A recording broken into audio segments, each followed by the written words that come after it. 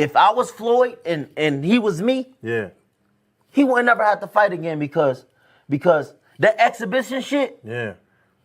As me being his little brother, hey, little bro, we finna do 10 rounds, and we both gonna get 100+ million for it, right? And we ain't never got to box again. Well, right. well. I already been getting these bets, but now it's time for you to get your just due, right? And you ain't never got to box.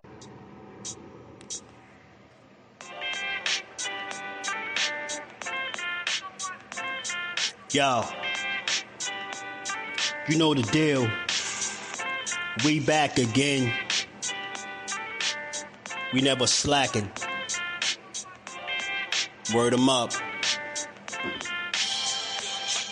Ladies and guys, whether if you drunk or you high, it's time to pay respects to the illest man alive. If you think you got a point, he'll shrink you down to size. And from there it's downhill like a slinky or a slide. Open your eyes. Got a deep connection with the rise, so you might see them jump in whenever they go live. Peep it. This channel blowing up now, it's not a secret. With tons of exclusive interviews to listen to. Them other channels I hate, but yo, they missing clues. They start narratives, sip the goose and twist the truth. It don't take a rocket scientist to get the proof. Just click the live at 4 p.m. Eastern time. But when you chime in, make sure you keep it kind. But if cowards want to debate, then it's feasting time. My man Just Do shine busy all the time. Grind 24/7, 365. Videos he might have 365. My rhyme's sick, they make you do a 365. You get a rich if you think you fit to survive. It's Just Do Boxing, time to click the live. Ain't no beginners, if you soft, you ain't down to ride. I crush you, respect too, it's Just Do. He got the illest boxing show on the internet. The boy been a threat and he ain't even had dinner yet. Word 'em up. Yeah. You know what time it is.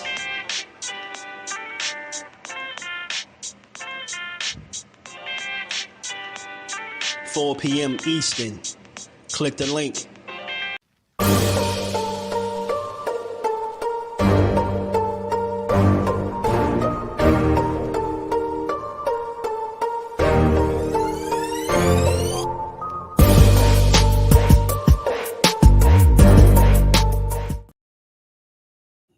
What's good? What's good? Salute to the family. How y'all feeling on this good Wednesday? We back to get boxing. It's Just Do how we always do. You already know. You catch this on the playback. Smash the like button, sub to the channel, turn your notifications on, all that good stuff. Because for some reason they ain't been sending notifications out. So if you don't got them on, do your boy a solid. Turn them notifications on. Lonnie Lee, my God, JBT family, and Mike Mazak. How y'all bros feeling? What's good with y'all? Y'all feeling on this good Wednesday, man? We got a little boxing to talk about today. You know, it's the return of some of y'all's favorite fighter, you know? It's the return of some of y'all's favorite fighter. And I know, I know y'all excited for that. Oh, y'all couldn't wait for the face of boxing to return, man. You know? No people excited, bro. No, I know D-Boy Dev come back, man. What they was calling him? The Water Walker, all types of stuff. Black Jesus, Hanos, all that stuff. I ain't heard a lot of that in a while, so I know it's about to, you know, we got to talk about it. We got a few things we're going to build on, how we always do. You know, we don't stay stuck on one topic, but we got to talk about what's out there. And look, regardless of what anybody might think, yo, that I always say this about that guy, man. He a top fighter, whether people want to admit it or not, whether they want to agree to it or not, whether you like him or not, you don't like his style, you think he can punch, you think he chinny, all this stuff, right? None of that matters. What matters is him bouncing back. You can't rewind. You can't redo anything. You can't, you know, undo any mistakes or anything like that. You just got to live with it. And that's where he at right now. And from the sounds of it, man, he sound like he, you know, Devin Haney sound like he back to it. You know, he like, hey, look, man, I'm getting back to it. I'm coming back. The boxing game been dead without me. You know what I'm saying? He told y'all. Big homie Dev told y'all he gave y'all 3 months now. Damn it. He gave y'all 3 months to shine. He gave y'all 3 months now. All right. He ain't gonna keep playing, he said. What's good with it, Reef? How you feeling? Verse Havoc in the building. Big B-Lo, my God. What it do, fam? Haney's Clan YouTube channels, they're about to get their numbers back up. Get ready for the insert figure name. It's Scared to Death live. You know it's coming, my boy. You know it's coming. I need to see, where is the Hanos clan? Nah, man, the Hanos, I need all the Hanos clan to report, man. They need to come holler at your boy, man. I know they're excited. I noticed the announcement they've been waiting on, you know. I'm hearing that he got a date and an opponent already. I don't know who that is. So I ain't, you know, we can only speculate right now because I don't have that inside track. You know, I'm not part of the clan. You know, he ain't let me know who we fight. So we're gonna have to talk about it, you know.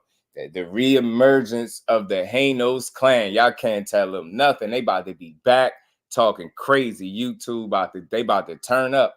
Do y'all know I ain't seen certain people since Devin Haney lost, bro? I did not know it was that serious, man. I ain't know that. I ain't know, man. And whole time I'm rooting for Buddy. Y'all, you know, his supporters. You see how they do your boy Just? I'm sitting here rocking with the boy, rocking with him, win, lose, or draw. I'm bigging him up. People just turn their back on your boy Just, man. I ain't seen some of them Hanos clan supporters yet, man. All this love going around, and my big dog Rolly ain't getting no love. Nah, Big Rolo is back. Big Rolo is back. Man, Turkey put that bug in his ear. You know it. Dad fighting in Saudi Arabia soon. Yeah, you could see the writing on the wall. You can see the writing on the wall. You know, all jokes aside, you can see it. You know what I mean? This was their interaction on Twitter. You get what I'm saying, Lisa Smith? Peace to the queen. How you feeling today? Big B-Lo said Buzz said it best. If he was Shakur, do it over again. He should do it like Devin Haney doing it. And what he means is, though, Big B-Lo, just to put some context to it, right? Thrill Hill, what it do, my guy? Just to put some context to it. Peace to the queen, Lisa. How you feeling? Just to put context to it, he means in terms of not signing anything long term and tying yourself down to any one guy. That's what he means. I get what I'm saying? When he talking about doing it the way Devin Haney doing it, that is something that, if you look at, is very smart on his behalf, because he hasn't really put himself in positions to not make fights. If you really, really look at it, you know, his flexibility and his willingness to work with other guys, other promoters, has kind of put him in that position, right? Where you can't really say he's taking fights off the table for himself. So I think when Bud spoke about doing it Devin Haney way, I think that's what he meant. You get what I'm saying? Aunt McQueen, the professor in the building. What's good, my guy? The only thing that can make it more official, an appearance from the Jackson brothers. Yeah, right, where they at, man? I ain't seen him yet, Aunt McQueen. I think they said hell with Just. I ain't rocking with Just no more. My man lost. I think I seen him one time after that. One time. Yeah, business. You know what I'm saying? Business for sure. You know what I mean? And I think, you know, that's something that's always made Devin Haney and his situation very unique. So outside of him being a hell of a fighter, you get what I'm saying? He been doing, you know, in terms of how he's moving, it's been beneficial for him in his career. So I think that's smart. You know, everybody's path is different. Everybody got to market and move themselves accordingly. And I think that's what Devin Haney's been doing. And I think, if you know, the fact that you know, he's been flexible is put him in some favorable situations, rightfully so. Doing good business is going to put you in good situations. And, you know, that's what I think he's been doing for himself, whether people agree to it or not. I think that's what he's been doing. Emmanuel, what it do, my guy? How you feeling? B-Dog, what's good with it, bro? I ain't seen Joseph or Jonathan, man. Dang. My boys was coming through every day. Ant, you know what I'm saying? They were coming through every day. I don't know what happened. I don't know. Dev Haney take a loss, man. I didn't do it, y'all. You know what I'm saying? I'm actually ready to see the emergence of the Hanos clan. I'm ready to hear them talk crazy.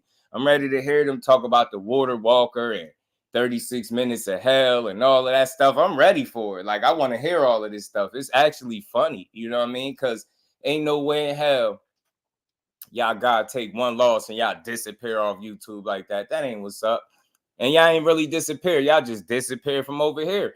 Y'all got to think you got a better chance of coming here and Devin Haney getting loved than anybody else after a loss.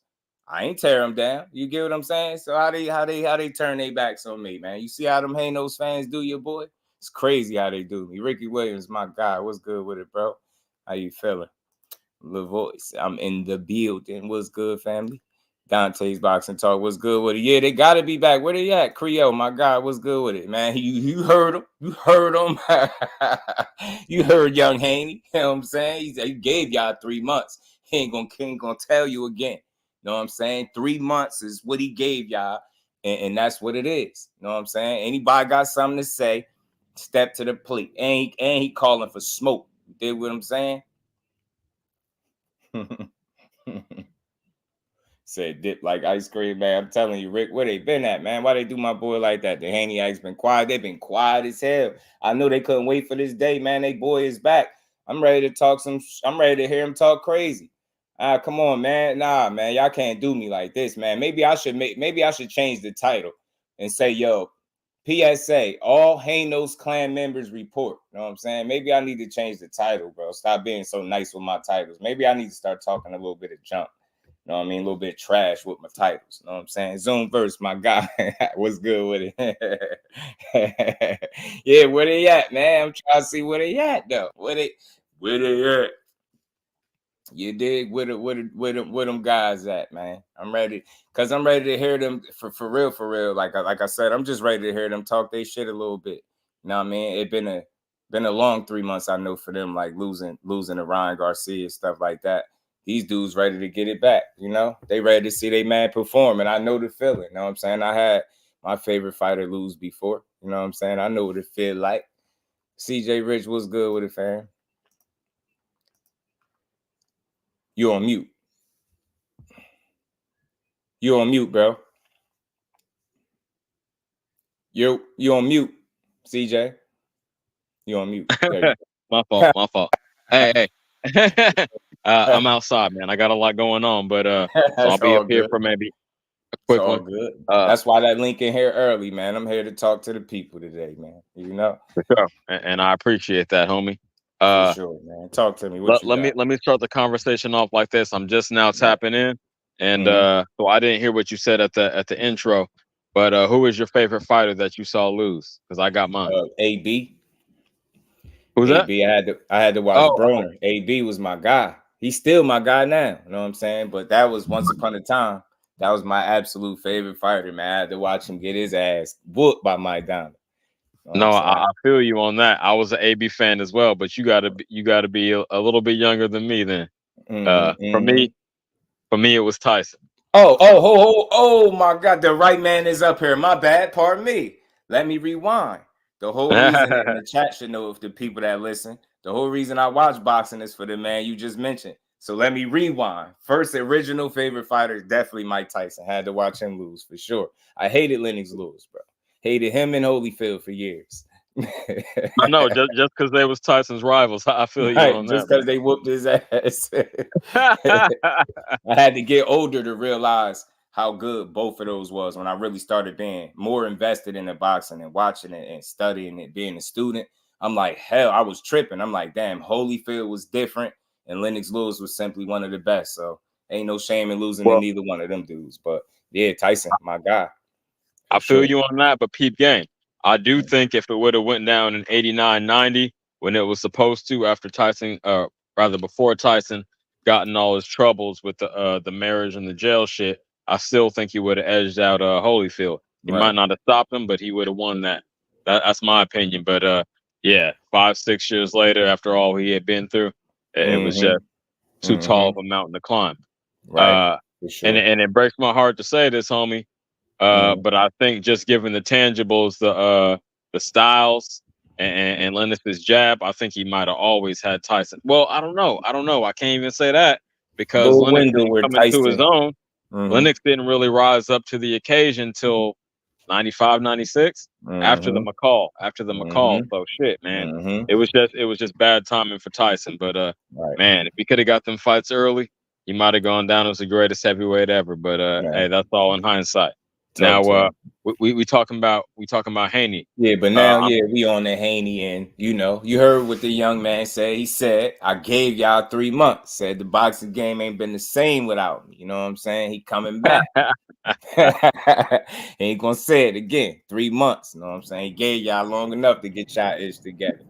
Uncle Rick, what's good, Rick? How you feeling? What's good, Jess? What's good with you, KB? What's Always a good day. Hey, what up, what's good with you, my boy? Like, hey, man, y'all talking about my favorite fighter, Roy Jones, man. Antonio. I knew that was another one was gonna come up. Speak on it. Man, that shit broke my heart, bro. Like, man, I lost so much money on that fight too, especially because everybody, the way we was looking at it emotional, right? We was like, oh, Tarver didn't really do nothing in that first fight, whoop de whoop, right? Man, Tarver came back and shut that man lights off, man. That shit was crazy, bro. Wave time, yeah. That's the first time we've seen him really look human, man. He was. Salute to the queen, Miss Jusdu. How you feeling? Salute to my baby. Look good, sis. Yeah, Roy Jones was looking superhuman up until that point, and we all felt that way too.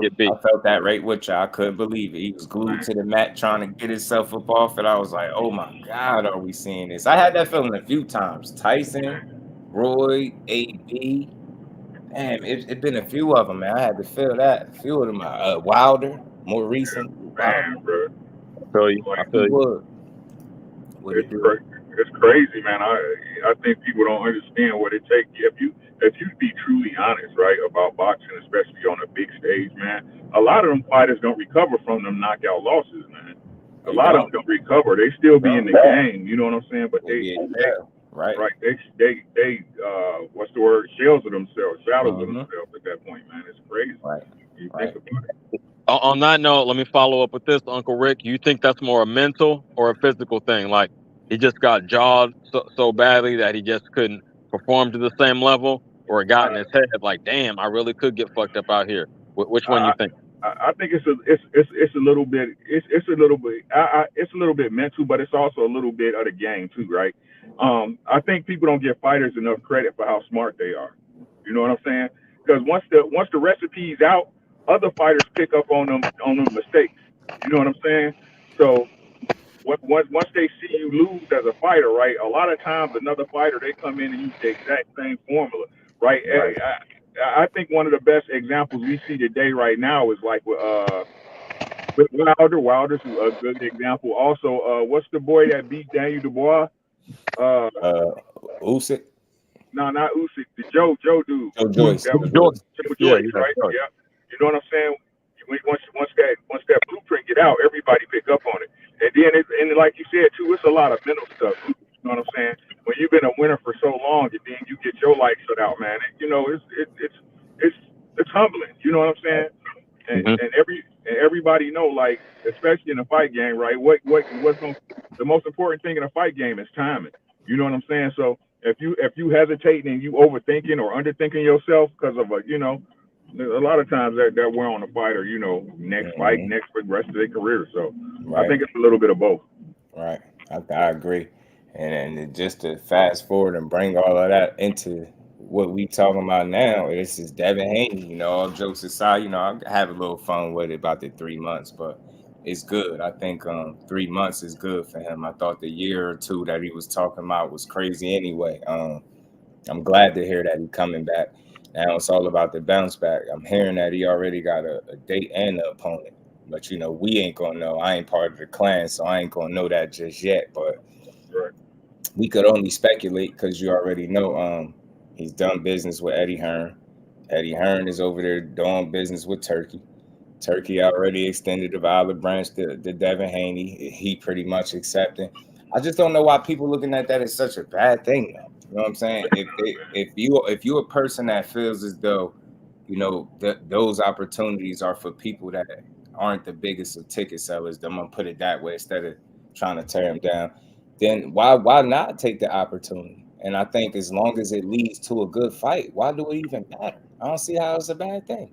Let these people that, everybody ain't Tank. Everybody ain't Canelo. You know what I'm saying? Everybody ain't like AJ and, a couple of others, man, that's you got to do what you got to do. But I feel like as long as it leads to a good fight, I'm cool with it. And you already know if Eddie Hearn is anywhere around the business, he already suggested Liam Parrow. I'm not saying he goes right after that guy, but shit, that's a good fight. I hear some people speculating 47 might be next for him. Barrios, they might be thinking that possibly former Tank opponent. Shit, Barrios ain't nothing to play with, so I don't know which direction. Barrios ain't nothing to play with. Coming back on the wall. Barrios been cooking too. Man, Barrios like running a gauntlet, boy. Like y'all sleeping on Barrios right now, man. That man running the gauntlet, and he's competitive in every fight, bro. I'm like Devin, man. Go again. If Devin, because I thought Devin was retiring, whatever, right? Whatever they take, on Twitter, right? But hey, shout out to Devin for getting back on the horse. You know what I'm saying? Get back on that horse, man. It's like I said, man, get you a couple of warm-up fights. It'll get Ryan time for him and his band to get lifted, you know what I'm saying, or whatever they're going to do to him, past that point. Man, they need to run that back, bro. If I was Devin, I'm running that back. I don't care what nobody says, bro. Running that back. Man, I even wonder, do he got that in him? That's the only thing I question. If I was questioning anything, I know you're going to come back, and I expect you to bounce back. But would you fight that guy again? You know what I mean? Given what he put you through, would you be able to put that aside and say, hey, man, I got to get my leg back in the ring? I just wonder. That I wonder. You know what I mean? All the other stuff, bouncing back, continuing his career, for sure, he's going to do that. I'm all with him. But wonder would he even revisit that? What other motivation he need, bro? But I mean, the only thing I could see that would really hold up the fight is his ego and not wanting to see Ryan get paid again off, being in the ring with him. You know what I'm saying? But otherwise, bro, what other motivation do you need to try to get your get back? That's what's killing me, bro.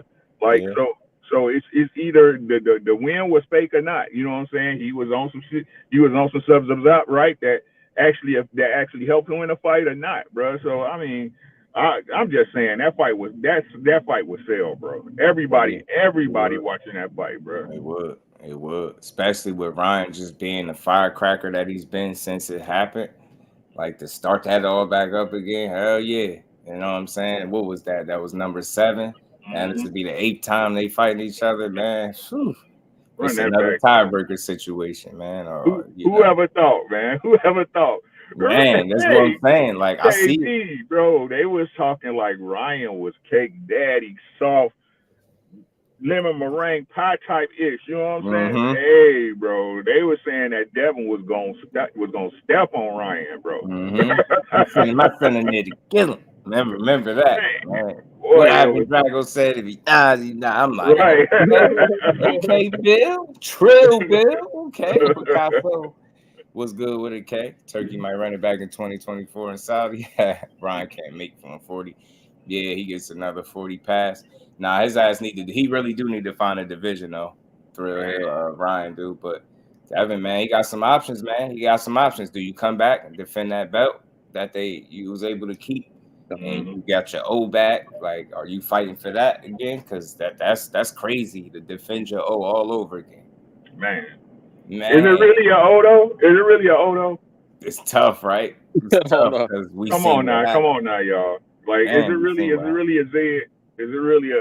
Come on now. Hey, I'm gonna give it to him because I think all the shit he was talking, he might have been able to back it up had it been an even playing field. I'm gonna be real with you, man.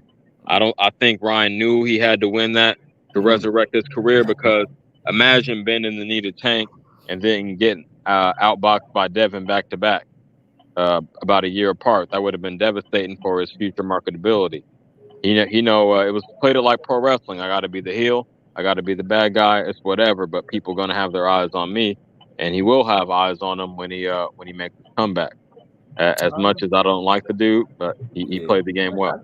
I could see that being an angle, but I still hate that whole situation. It was so sketchy, and the way they handled it was weird.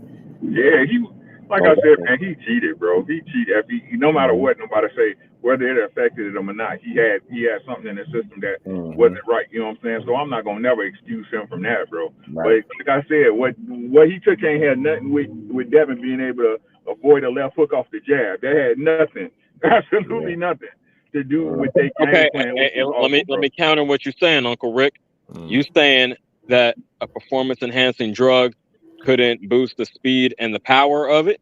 You know what I mean? Maybe if it was a split second that's slower a fair or point. wasn't That's as a fair point. powerful, maybe you could have avoided it. Yeah, I understand that Devin got to take responsibility for his preparation, his performance, and they came in there with the wrong game plan. But you can't say it had nothing to do with it. I don't like that narrative, man. I'm not feeling it. I hear you, and it's not a narrative. I'm just telling the truth about what is, bro. It's no narrative, right? As you see, our preface is that he got caught with some stuff in his system. But if we trying to be true boxing fans to be honest about the situation, did Ryan look exceptionally special to you in that fight? And you know, that's a good question, because the unique thing about this situation and the timing of it, people had time to assess the performance without the thought of performance enhancement, right? And I'm just going off of some of his diehard supporters.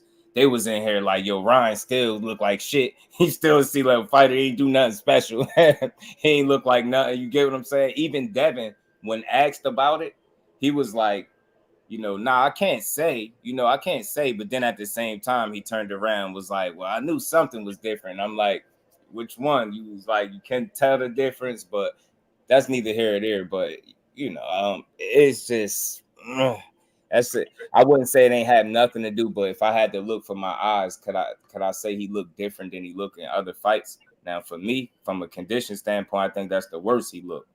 Get what I'm saying? Fighting in them little spurts, halfway kind of turning your back when you were tired. Like you were doing that for fatigue, and having to fight in spurts like that, I was like, damn, he looks shitty, bro. Like, he looked shitty. He ain't look like that against Tank. And people say he looked skinnier, but he wasn't fighting like that.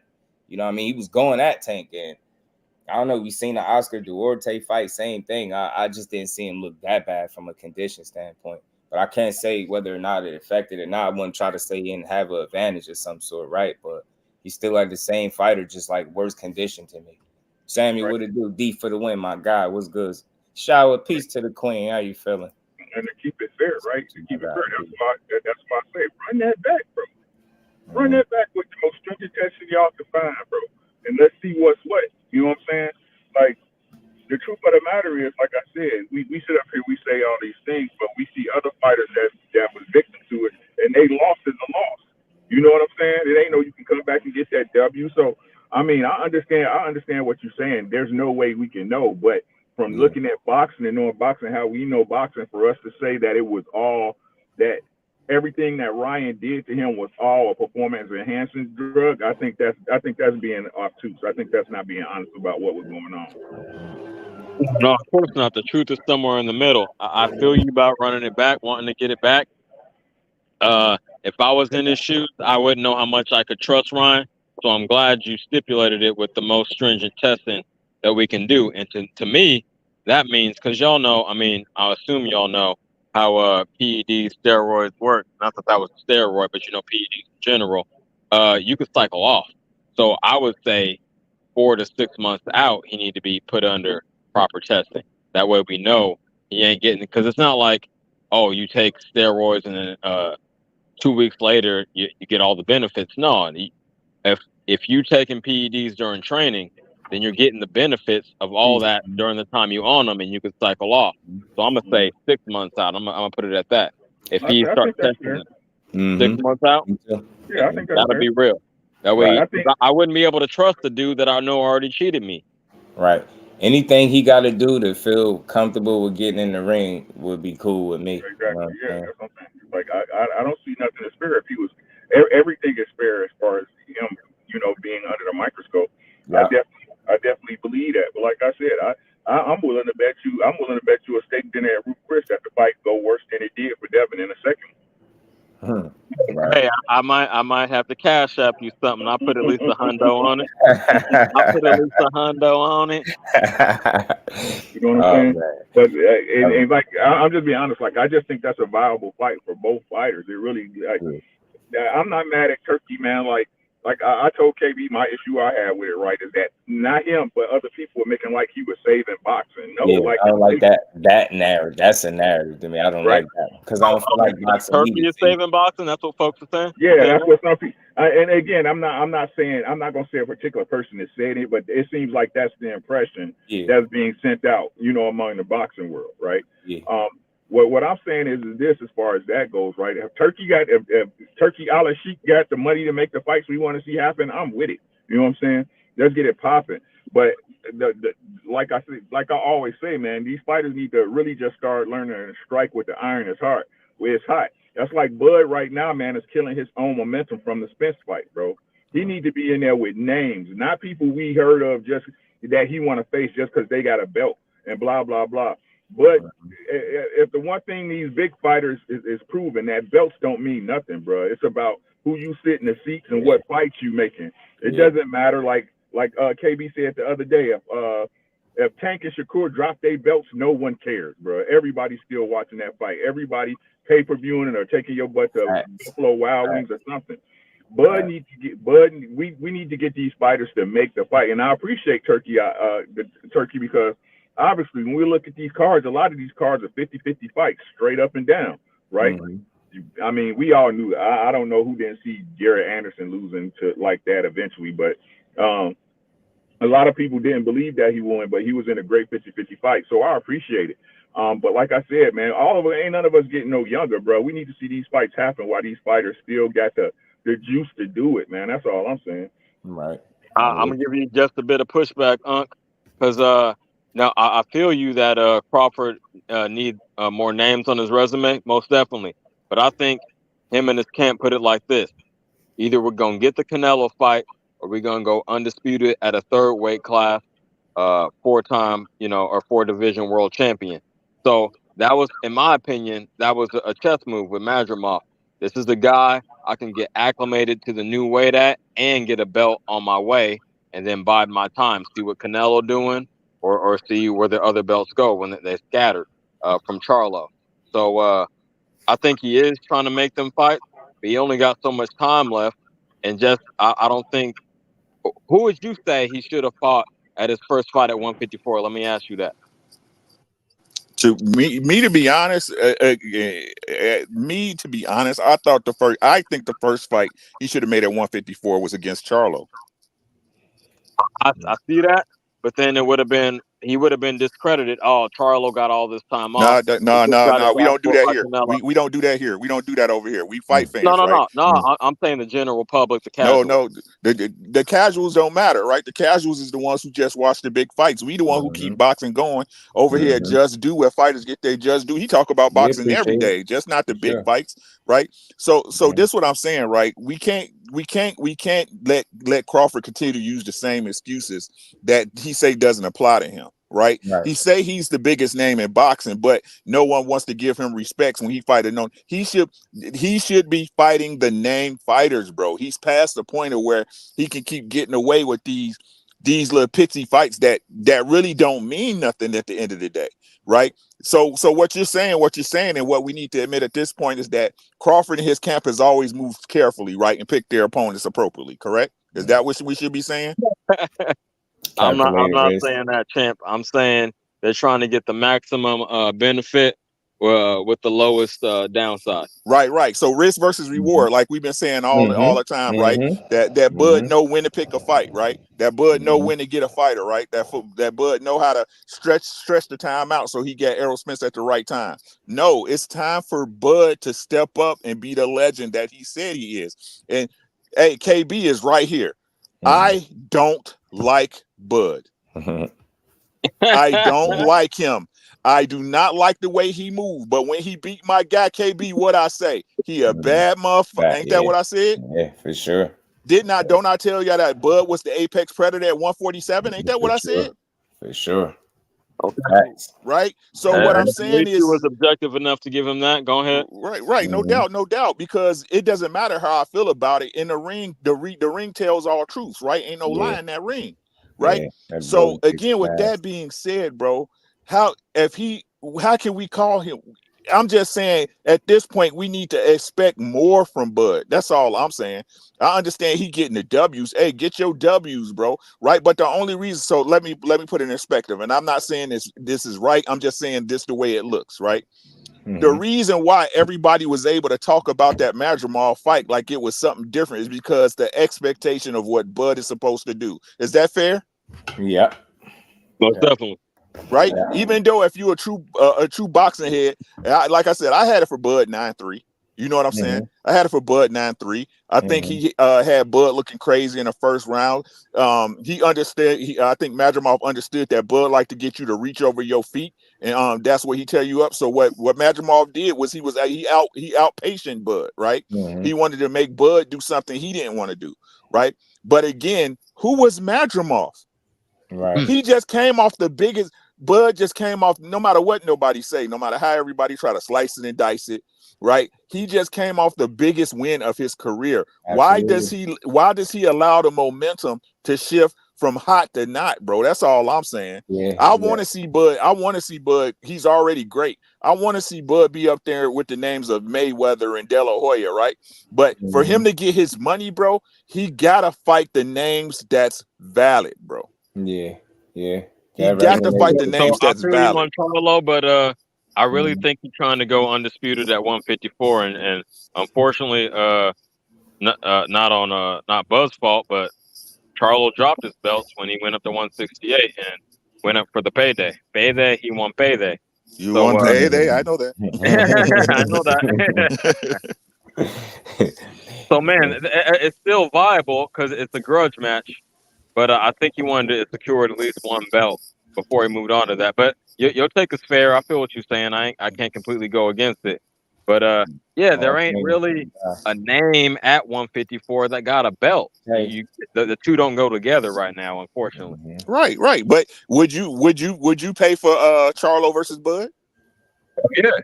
Hell yeah. That's what I'm saying. I said it's still viable. It's still viable. That's the fight that need to happen.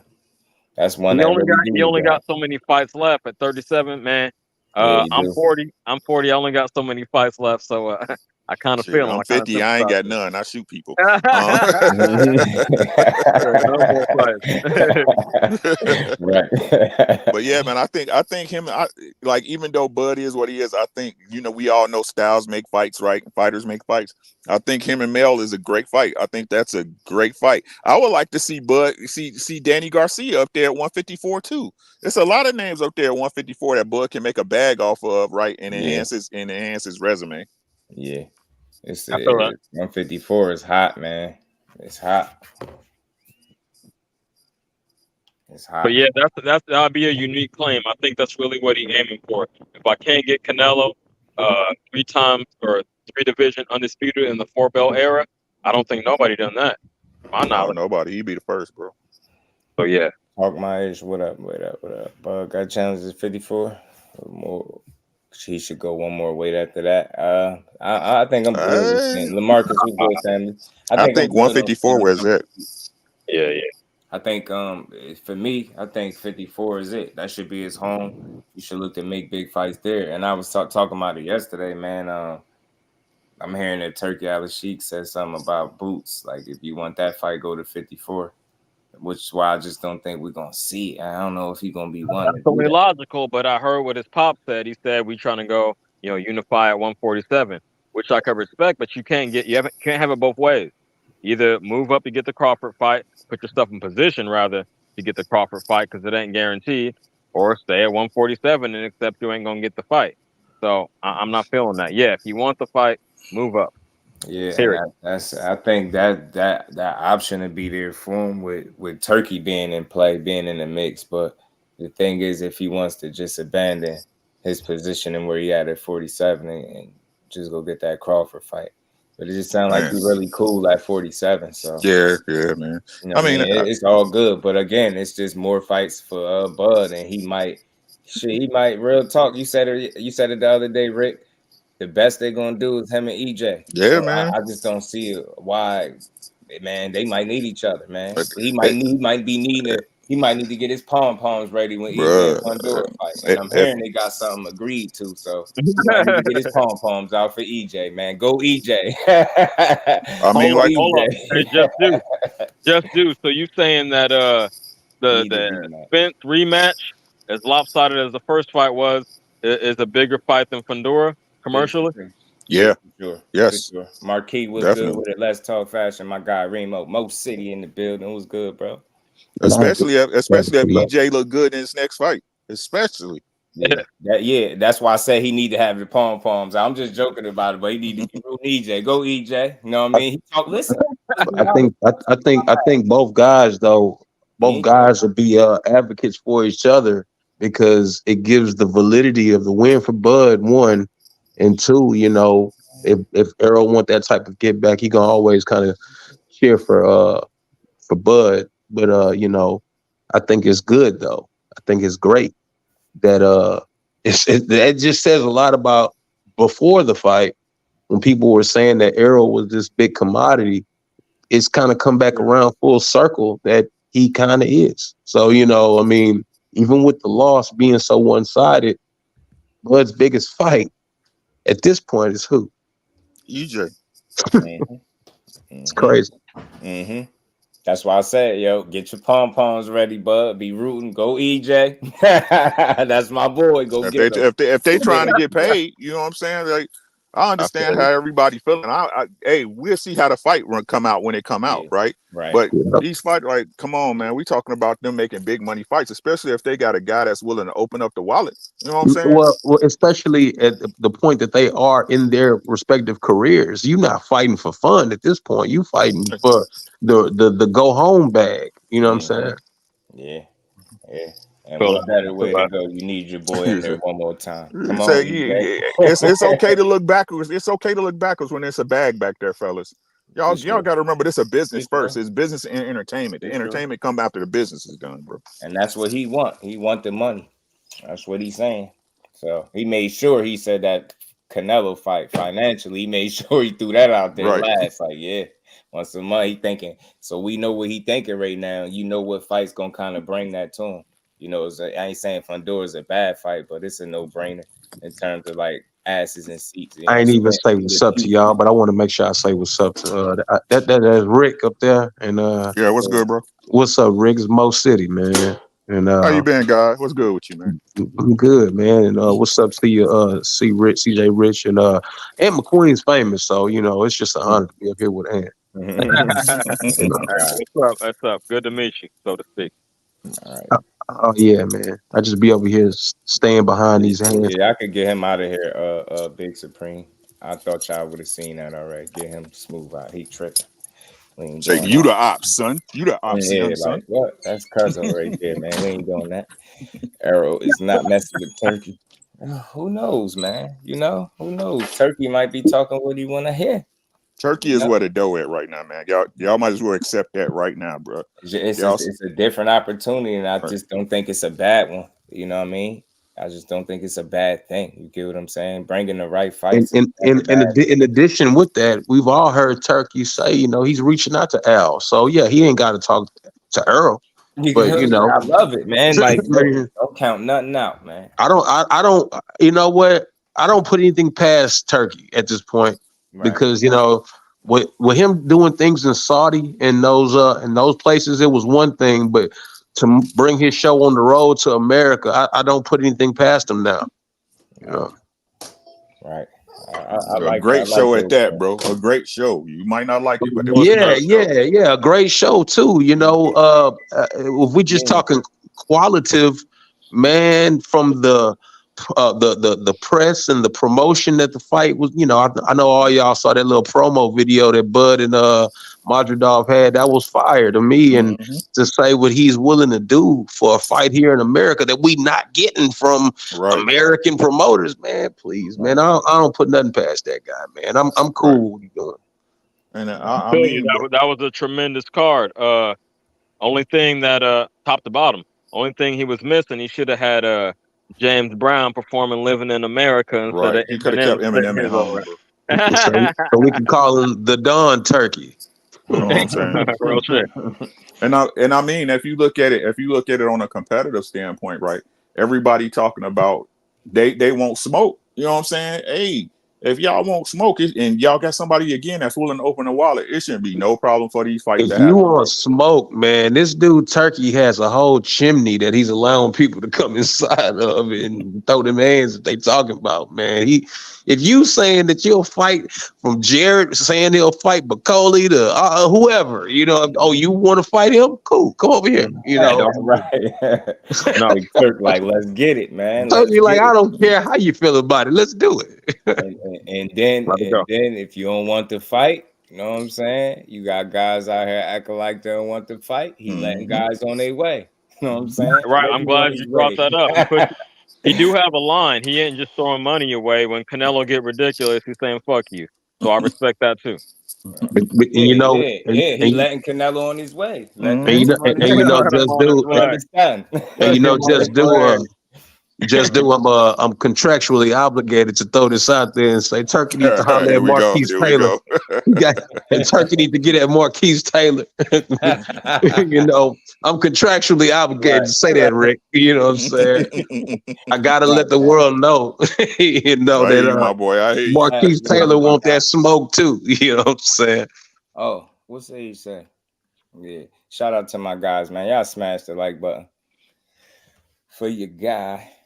Yeah, I seen some familiar real faces up here that I kind of knew. I was like, man, I know Rick, man. I know Ant, man. Let me see what's up with these boxing that had me heated for the last, man. Yeah. Boxing been on my nerves. Well, you know what, Rick? What I've always done, and not to cut you off, just do, but what I've always done when that high level starts to irritate me, that's why my channel is my channel, because I go to the bottom, like you know, I got guys throwing hands in a warehouse because I just like the sport where it's pure. No BS, no BS. See, Rich, man, you got my tell if you just want to see some hands being thrown, hey man, that's what I'm about. You know, when them pros become prima donnas and they start getting on their high horse and all this other stuff, and the crazy narratives start getting built, I turn my back on it and go to the bottom where guys is just trying to box, man, and they don't care about all that. That's what them hungry boys. Them hungry ones. It's something undeniable about watching it too, man. Them boys be throwing hands like their life is on the line, man. Sure. Hey, Mo City, is your channel the same name? Yeah, Behind the Hands TV. Behind the Hands TV. I'm gonna peep you. I'm gonna have to drop out. My phone finna die. If y'all still on in a half hour, I'll probably pop back up. But good I gotta get back to work, Jess. I'll jump on later, bro. Rick and CJ Rich. Shout out to my guy Jay Hardcore. What's good, Jay? Hey, man. They got Jay in the building. Hey, fellas, how y'all doing? I said, man, let me come. I'm having a horrible day today. And I said, you know what? I need to get around my brothers, man, so I can get my mind off of stuff. So what's up, Jay? Long time, brother. I'll talk to you in a minute. What's up, Mo City? How you feeling today, bro? Oh, man, you know, it's all boxed up, dog. I love it. I love it. Connor Ben, man. I just wanted to be around family right now, man. Just having a terrible day. So I just want to be around my brothers. That's all. Yeah, I'm fighting something off right with you, man. Don't worry about it. Hey, just do you know what I'm fighting, man? I'm Kanye West through the wire right now, baby. Right. I think Connor Woods Haney. Yeah, YouTube, man. Haney, he got to be smart when he come back. For YouTube sure, hit me with a 90-day, bro. Oh, man, I'm sorry to hear that. Yeah, they put me in jail for 90 days. Yeah.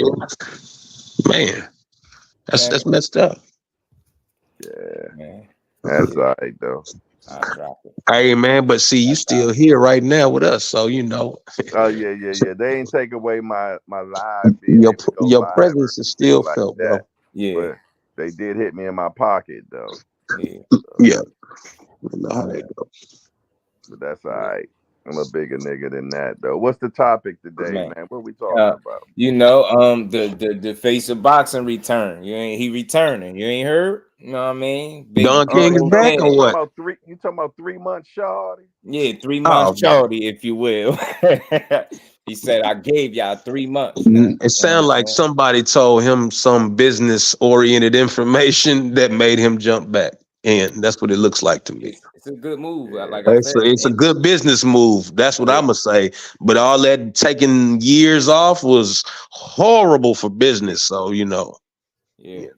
I'm just. I tell you what, he gonna take some light fights, so he don't mess up that money that he gonna get a year from now with Ryan. So all these touches that he Oh gonna yeah. get. Let me ask y'all. Well, I Oh got yeah. y'all here. Do y'all think he returns at 140? No. If he returns, like coming up soon, right now, I could give him 140, but it'll be against Liam Quigley or somebody like that.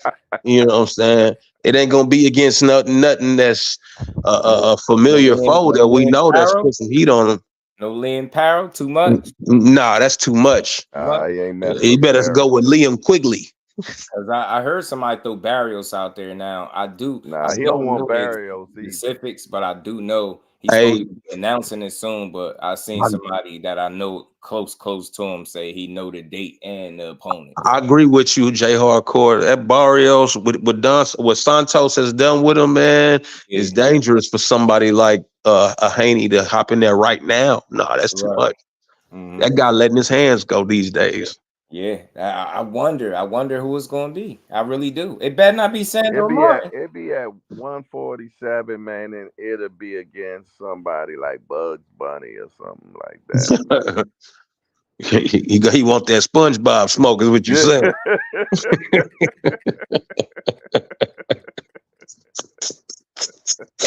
Yeah, you wrong. It's got to for be that, against Mo. somebody that's going to give him enough resistance, though. Like it's got to be.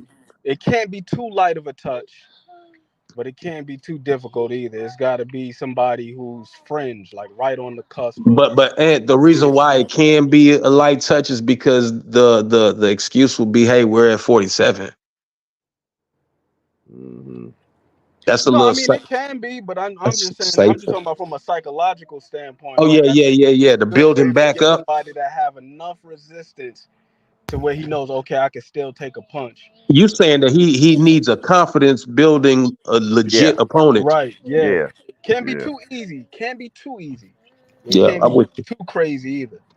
I'm with you Got to on be that. just right. I'm gonna have to look at 47 roster, man, because right now it's romper room down there anyway. So, I think who at 47. Maybe it's an oldie but goodie, somebody that's been around. Barrios. Nah. What J Hardcore is saying, you looking at probably like a Delorme.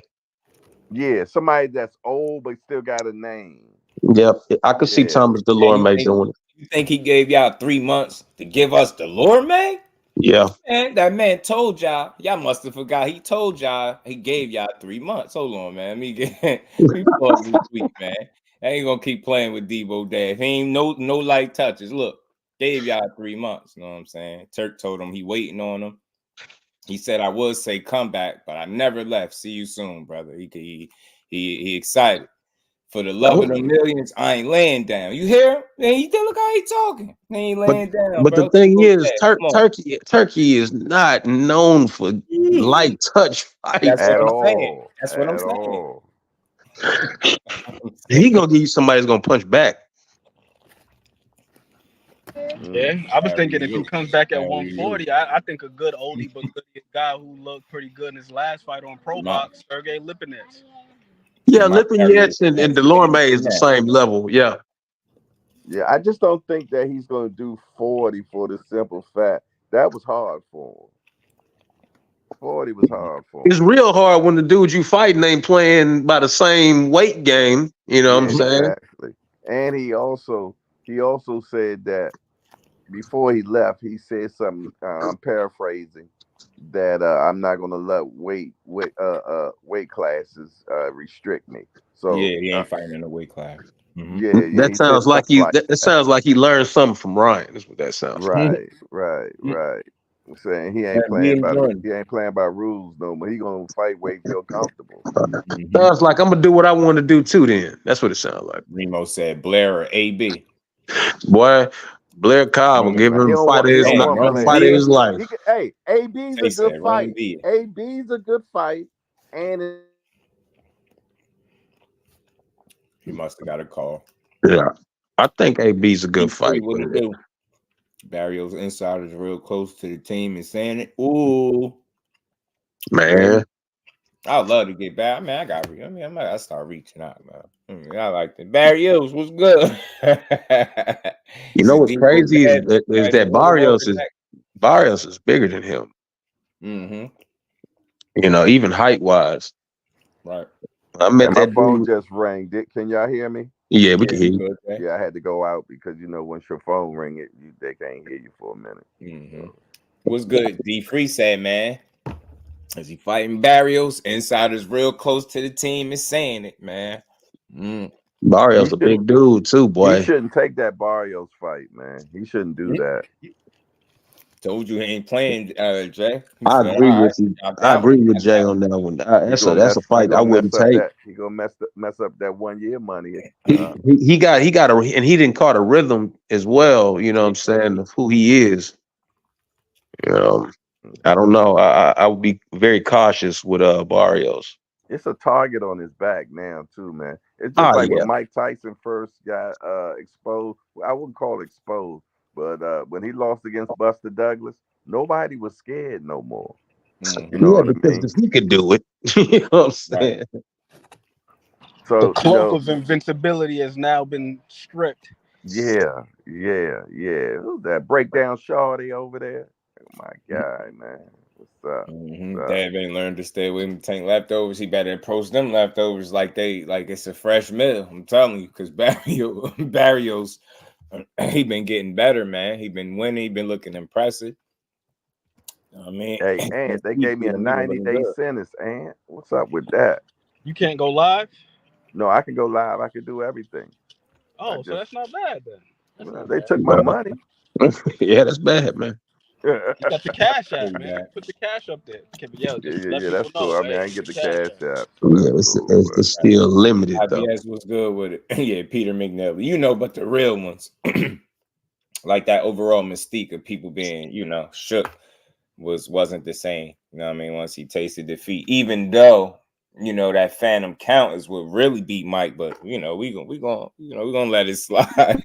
You talking about the 13 seconds on Douglas being down? Don't let it slide. I mean, Buster Buzz got my boy. Yeah, for real, because that was a long count, man. Long ass count. Remember Tyson did that story that's his breakdown and story on. Yeah, he counted it. He said it was 13 seconds. I love the way he broke that down, man. I love the way he broke it down. I didn't know Tyson was up all night with Bobby. Bobby B, man. But yeah, man, Big Hanos is back, y'all. I should have retitled this, man, something different, man. All Hanos clan report immediate. Immediate. You know what I'm saying? Report here. And don't get it wrong, we're not hating on Haney at all, man. So I know they can't wait to see him back, boy. I respect him for showing back up, but I also feel like he shouldn't have threw no dates out there initially. Yeah, big hydratos. Big hydratos. Oh no, that's crazy. Big hydratos is crazy.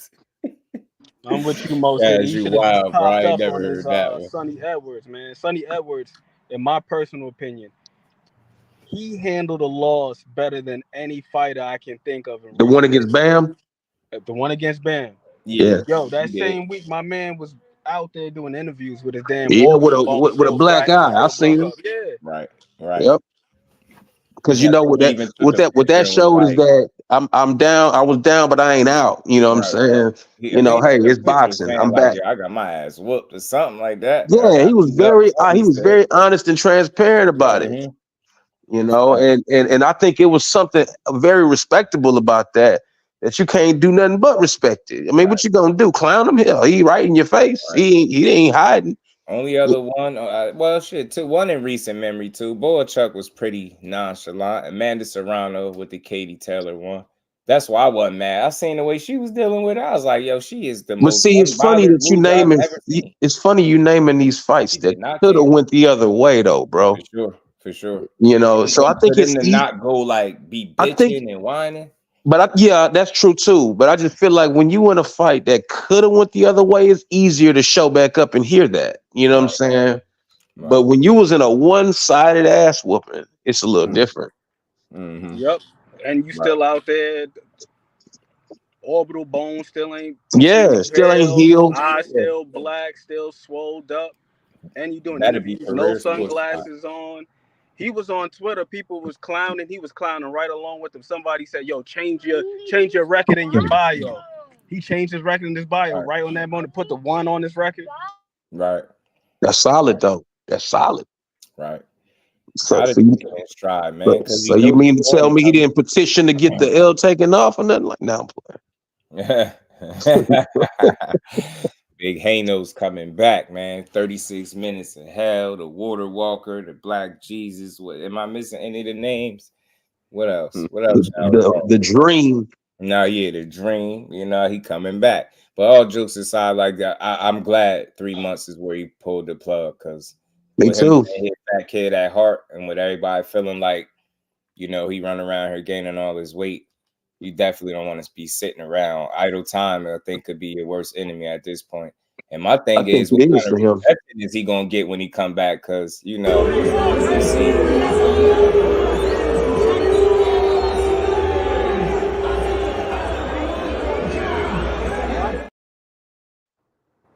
nah, but they booed there, but I did see some cheers for him too. You know, that's definitely the game for you. You know what I mean? But I think he got to be very selective. All jokes aside, when he do come back,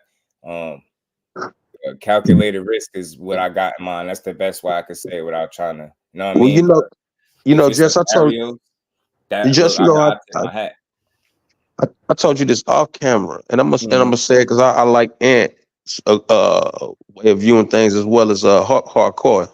You know what I said to Jess was that had he not set a date and time when he was coming back, a year or 2 years, and then when the camera hit him for that fight in LA, if he looked like he was somewhat in shape, that would have did him some good. You know, as opposed to when the cameras catch him, he's always a little heavier, you know. And I just felt like if he showed me that, hey, I'm still in the ballpark on weight, I could take it a lot differently. Like, oh shit, he might be a little bit more serious than I thought. But to throw out them dates, and then when I see you heavy, and then start changing it to, hey, I'm back. You know, that I don't see it yet. You know, maybe if you was, around the 145-ish, 150-ish weight, that dude looked like a super middleweight at that fight. And I just want to see him physically stick with it. So I don't know. I don't need to hear you tell me. I want to see it and say, oh man, he's clearly focused. That's just me though. I know a lot of people don't really care, but I want to see it more than I want to hear you say it. Right. Yeah, I definitely want to see the bounce back for sure. And man, like I said, man, you can only speculate. A couple names got through out there, but you just made a great point, man. Ain't no layups. There ain't been no layups with Turkey. And look who's opening arms and like, yo, I'm waiting on you. Do the job, champ. So I'm like, is he thinking lighter touch for him, or like, because it ain't been that? So is it gonna be something competitive, man? That makes me kind of.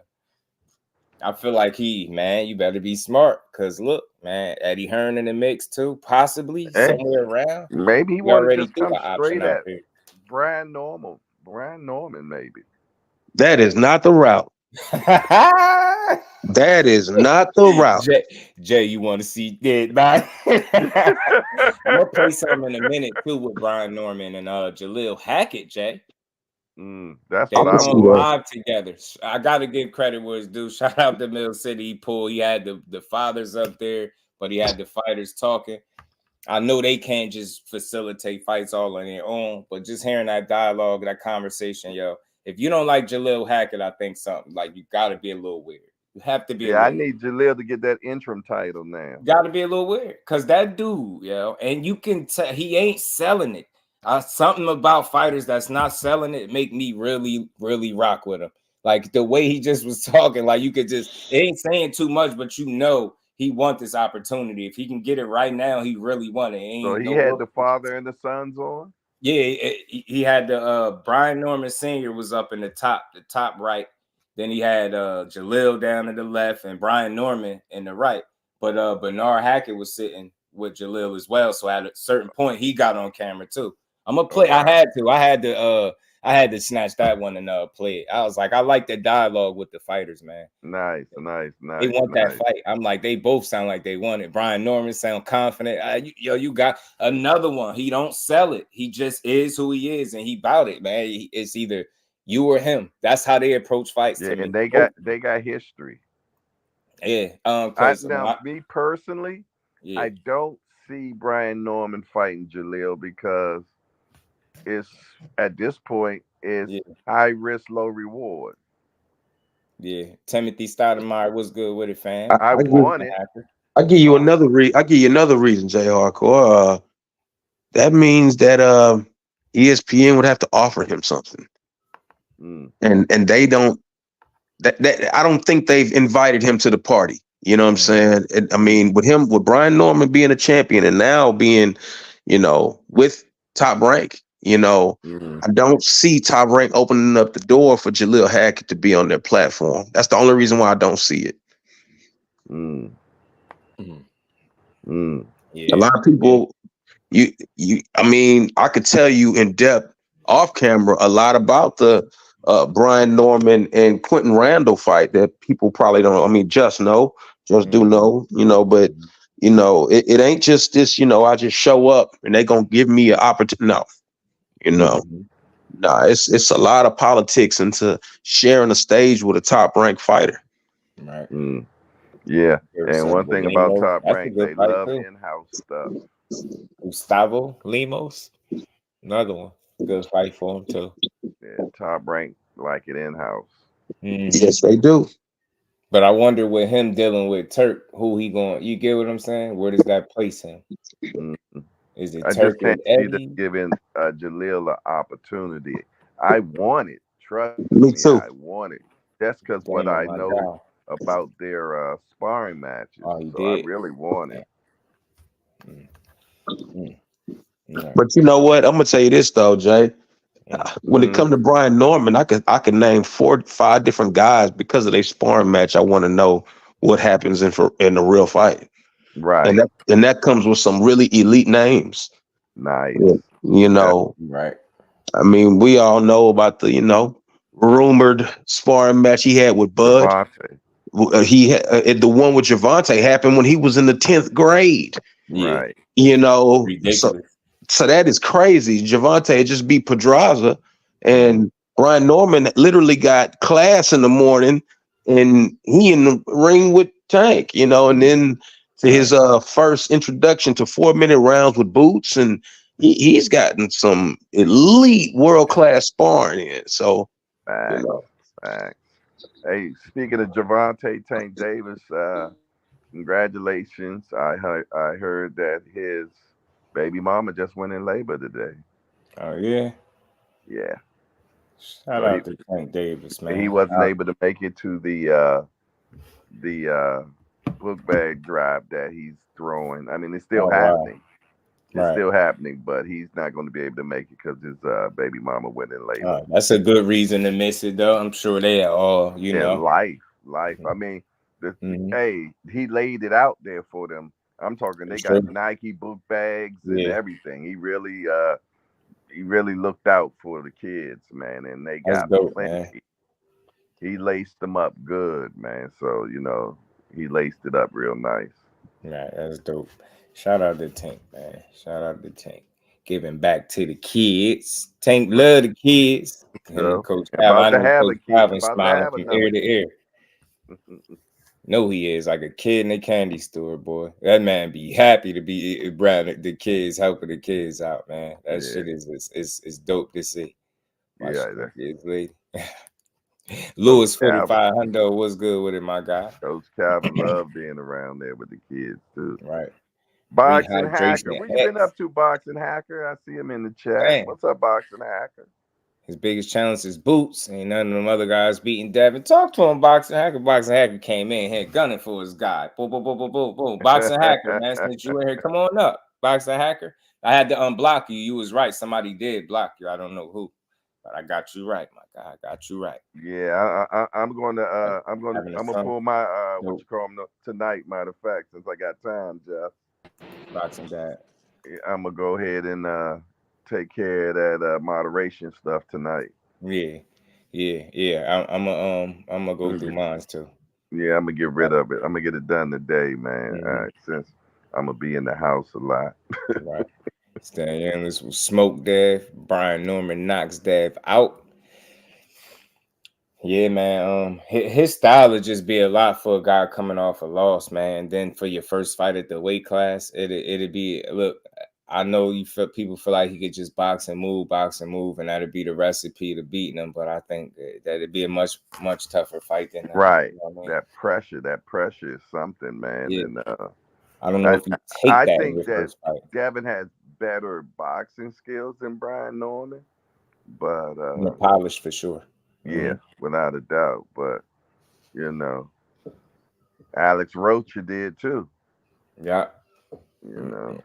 What's but his not name? Alex Rocha. I'm talking about Gervonta Stantillion. Yeah. He was nice because Gervonta just the beat Queen said, Alex "I love Rocha. Dad, but I love Brian Norman Jr. more." Yeah, man. I love his energy, bro. He's a good dude, man. Easy to root for. Gonna work hard, and he showed up when he needed it the most. It seemed like, or when people doubted him the most. So right, I like to see it. Now he elevated to the WBO champ, but he said he ain't satisfied though, not by far. So we got 3 more heads. WBO, right? He WBO, right? Yeah. Keith Thurman beats Dave. Yeah, that's an extremely tough Yeah, fight where too. the The hell IQ, is Keith Keith Thurman is smart, Thurman? man. People be counting him out, but they can't tell you more than one person that beat him. You know what I'm saying? And that's Manny. I haven't heard. Have y'all heard anything? He had the recovery from that surgery he had. Oh Keith, yeah, right? that's right. Thank you for reminding me on that. I was like, where the hell is Keith Thurman? Yeah, I mean, he couldn't make a fight if he wanted to. He had some real solid surgery to recover from. So right. Yeah, I'm sure we'll see him again though. Right. He won't. I don't believe he'll be what he used to be, but we'll probably see him again. Yeah. That's the same way I feel about Better Beef though. I don't think he's going to be the same. Keep.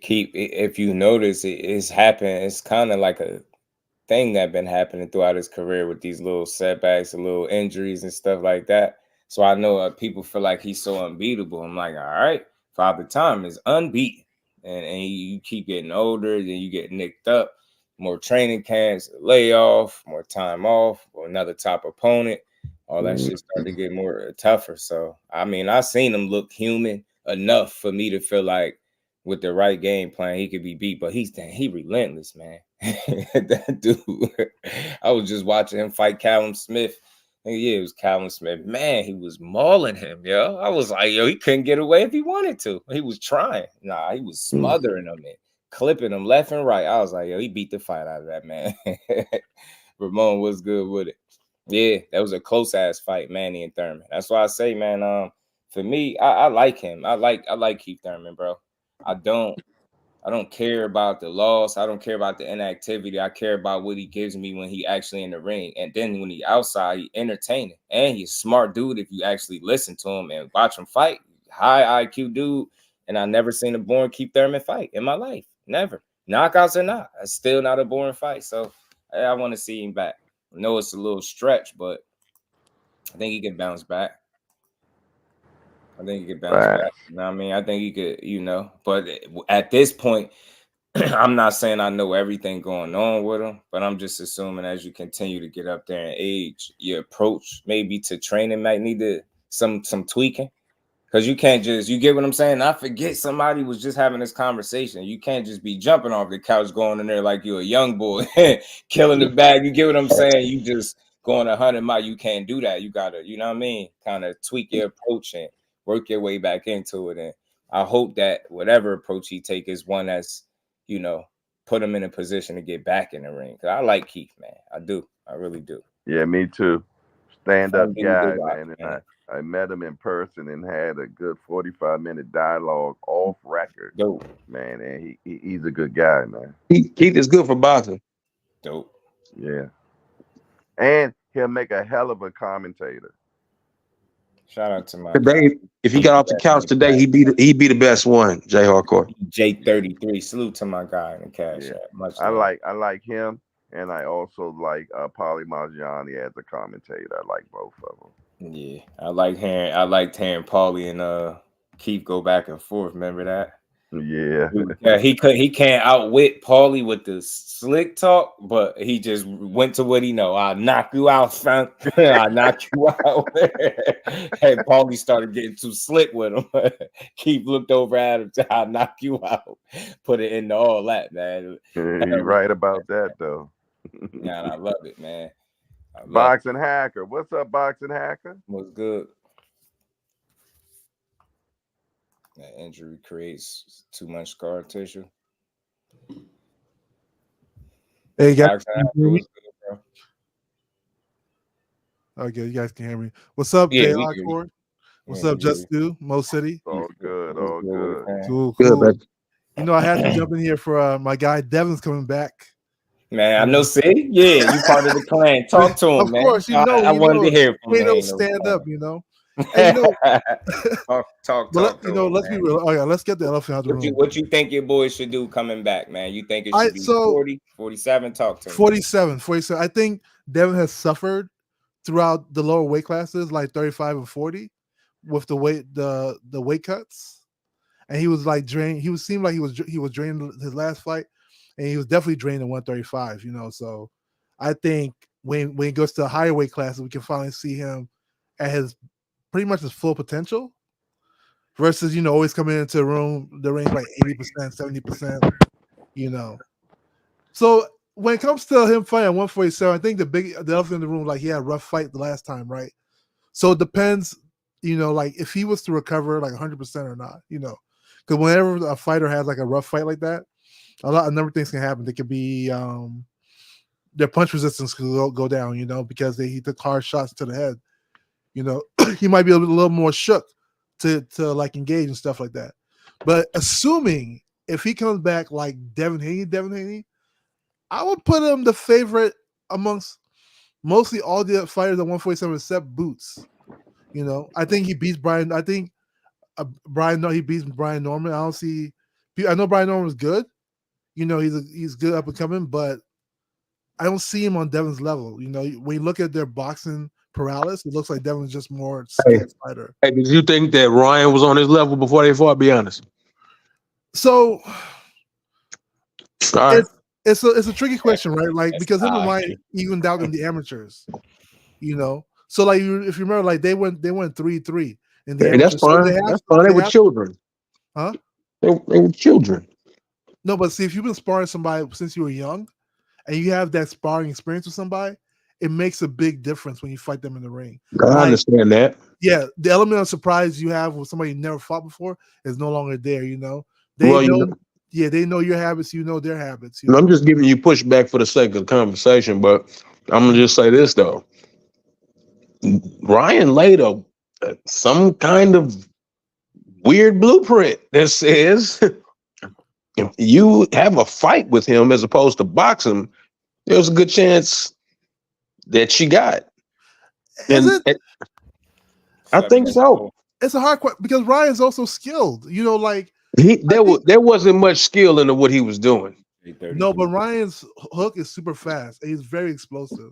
I'm with you. I agree. A lot of fighters aren't the same as Ryan. Ryan, he was like a national amateur champion, like 19, like 12 or 15 times. He's good. I think what happened is we always looked at Ryan as a YouTuber, and we didn't really respect what he was, what he was about. I knew Ryan was good. I kept trying to tell people, he wasn't no C-class fighter. Yeah, I wasn't looking at Ryan like a YouTuber. I knew he could fight. Yeah, he could fight. I don't think, and that's because Ryan can do something. Doesn't mean other people can do it. Because remember, Regis tried making it into a dog fight, and he got his eyes boxed out. So like, yeah, but Regis is also a very small guy. is a very small guy. Yes. But Devin was just coming into the weight class. I'm not talking about weight. He's a little guy. That's true. He's got small arms. It's a perfect matchup if you outboxer with longer reach. I'm not trying to take anything away from it. It's a great win, but I was at Regis's camp the day that fight was announced. The first day of camp. Just do what did I say was going to happen. You said, man, Regis is gonna get his ass whooped. And that's an absolute fact. This was way before the fight. This is the first day of camp for Regis. Yeah, he got. But Devin's been pitching shutouts before the Ryan fight. Like people, it's funny. Like when Devin had that rough fight with Ryan, like people were acting like he couldn't box or he didn't have. No, I'm not saying that he can't box, but Ryan, ironically, is around his height with around his reach. You know what I'm saying? And when you start doing that with guys that are around your parameters, it's different. You know what I'm saying? When they're not older or smaller guys, it's different. Yeah. Do you think Brian Norman will beat Ryan? Say it again. Do you think Brian Norman will beat Ryan? I don't know what will happen. I think being that Ryan is extraordinarily talented, especially with one particular punch, man, he could beat people. He's dangerous. And speed kills, man. Speed kills. Exactly. So with that being said, Ryan can beat a lot of guys.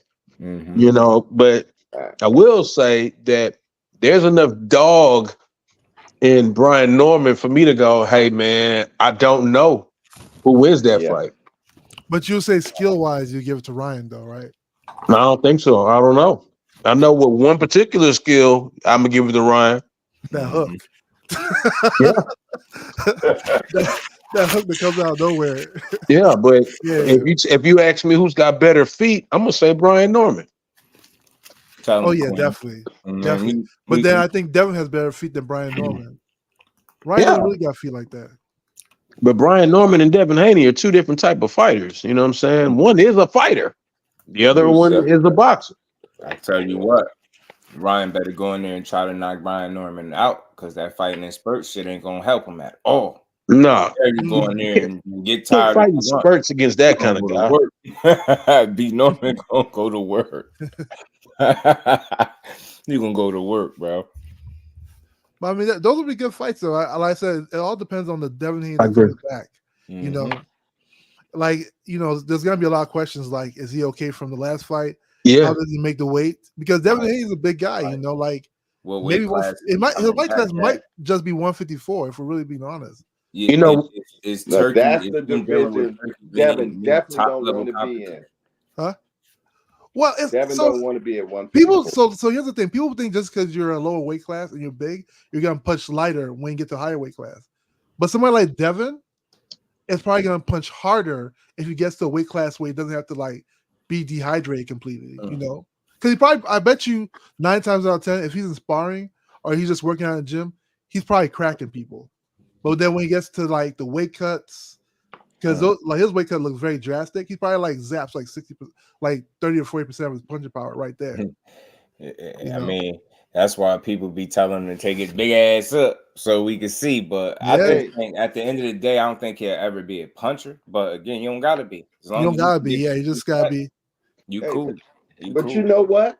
Ryan said in that fight, Devin hurt him. So he gave him his punching power props, man. He said Devin hurt him in that fight. Do y'all remember that? Yeah, I remember that. He said that. Just like when people say Ryan and C level, I put up resistance. When people keep saying all that pillow fisted, I put up resistance too. I just don't think you want to keep getting cracked. Now Ryan made it look a little different, obviously too. But just like you said, Jay, the punches that did land, he felt them in there. Oh yeah, definitely. One thing that worried me, not a puncher. It's cool, shit. Only a top level boxer. I feel like that's just gonna take him a lot farther than just being a puncher would. Amen. One thing that worries me about Devin, is his weight training. I feel like him lifting weights is sort of becoming a detriment a little bit because one, muscle weight is hard to cut, and two, it looks like it's affecting his speed because Devin before he used to be much faster than he is now. You know, in the lower weights, he was way faster than he is now. Like, I can't say verbatim, but I just really hope that they are really managing that weight training that he's doing well. You know, that could be a game changer for a fighter, right there. You know what else could be a game changer, bro? When you actually have a coach in your corner. Hey, but you can't be mad at Bill though. Bill made us undisputed, the youngest undisputed. You can't be mad at that brother, man. He needs a world-class trainer. His dad got him to become the youngest undisputed. Yeah, hey, for bro. sure. Yeah. Hey, bro. A lot of world-class trainers. Hey, when I was in middle school, the bus. When I was in middle school, the bus got me to school. But when I got to college and started messing with chicks and stuff, the bus wasn't gonna get it. I had to go get a car. You know what I'm saying? That's the game. You gotta step it up as you grow up. And you know, Wait. Let's put this in perspective, y'all. Let's put this in perspective. Devin Haney, prior to the Ryan fight, was pitching shutouts with Bill Haney in his corner. No, the Regis fight was a masterpiece. Like Regis lost every. Yeah, bro, but it didn't take much coaching to do that. Come on, man. Now talk to me about the Lomachenko fight. Lomachenko was a good fighter though. And did Devin pitch a shutout? He didn't pitch a shutout, but he was able to outbox. He didn't pitch anything close to a shutout. But check this out. Devin beat Lomachenko on top ranked card. You do realize? All right. Everybody realize that, right? All right, boxing hacker. I'm gonna ask you the question. Yeah. Did you not hear the man say he knows what I'm doing before I do it? Did you hear the response from that world-class coach? Talk to me, bro. Yeah, Bill was like he was short on answers. He didn't know. He didn't know. He didn't have Yoel Judah. He didn't have Yoel Judah right there to give him the answer. He didn't have Mickey Bay right there to give him the answer. That's where the answer should have come from an actual coach. He needed that. So you got Teo beating Norman right now. I hope he takes That's that a good fight. I hope he wants that fight. I swear I do. But for sure, man. But look, it's like this, right? I want to put it in perspective too. You know, sometimes you know, not that their relationship ran its course, but I think they reached the pinnacle of what that dynamic. And I think it's perfectly fine to add to what they got going on. You don't get rid of your dad, right? You started with him, right? But you damn sure add to it, and you become an even stronger team. You should know that. You know what I mean? What was the use of you working with all these different people? I mean, I get it. I think what it was your dad was trying to learn from all these people, and then y'all kind of try to take it in. And that's cool. You did damn good. But, you know, now I think after, you know, seeing that fight the way it played out, I think it's okay. It's perfectly fine to ask somebody, you know, till you can't. But I want to be clear. Hell no, you absolutely do not get rid of your dad. But cool to be a prisoner of your loyalty to the point where you think it's not necessary for you to bring in another set of eyes. You don't want to Kenny Porter yourself. Right. Black belt was good with it. Teo gets stopped by Norman. I'm telling you, I think Norman gets work Teo over. Something about it, I really do. And I ain't even just saying it. He's just so inconsistent as a performer. Yeah, he's very inconsistent. I'm telling you, he's the worst person to bet on. You don't know if he's gonna win against a journeyman. Then he gonna come in there the favorite. You know how that go for him. When he ain't gonna be no underdog situation. He gonna be expected to win. You know how he usually fight when you expect him to go out there and win. That would be a beautiful. Him and Devin would be actually a really good fight. You know, I think that absolutely. I hope they fight. But I think him and Devin at 47 is a great fight. Hell yeah, because Teo low key look like he hold on one second. Like he could be done with 140. Physically, he looks like he been done with 140 to me. I'm telling you, yo, he's a wide dude. Teo got some carry muscle and everything. That dude ain't a small guy at all. He just short. You know what I mean? Like all these boxers, it's funny, man. You see them dudes in person, they be small as in shape, little ass dudes. straight midget game in effect. I'm telling you, bunch of 5'6", 5'7", 5'8". I'm like, bro. Oh, you being nice. TV make y'all look big. 5'4", 5'3", I'm telling you. My cousin was like 5'2". Like, you know what I'm saying? Knocking shit out too, though. Know what I'm saying? That is crazy. Yeah. Boxers is funny, man. Yeah, TV definitely ain't the NBA for sure with them. You know what I mean? The regular people that can fight. Let me ask you guys something. So let's say if Devin beat Ryan, would you guys still say he should get rid of Bill Haney? Yeah, I didn't say he didn't say get rid of. No one is saying get rid of.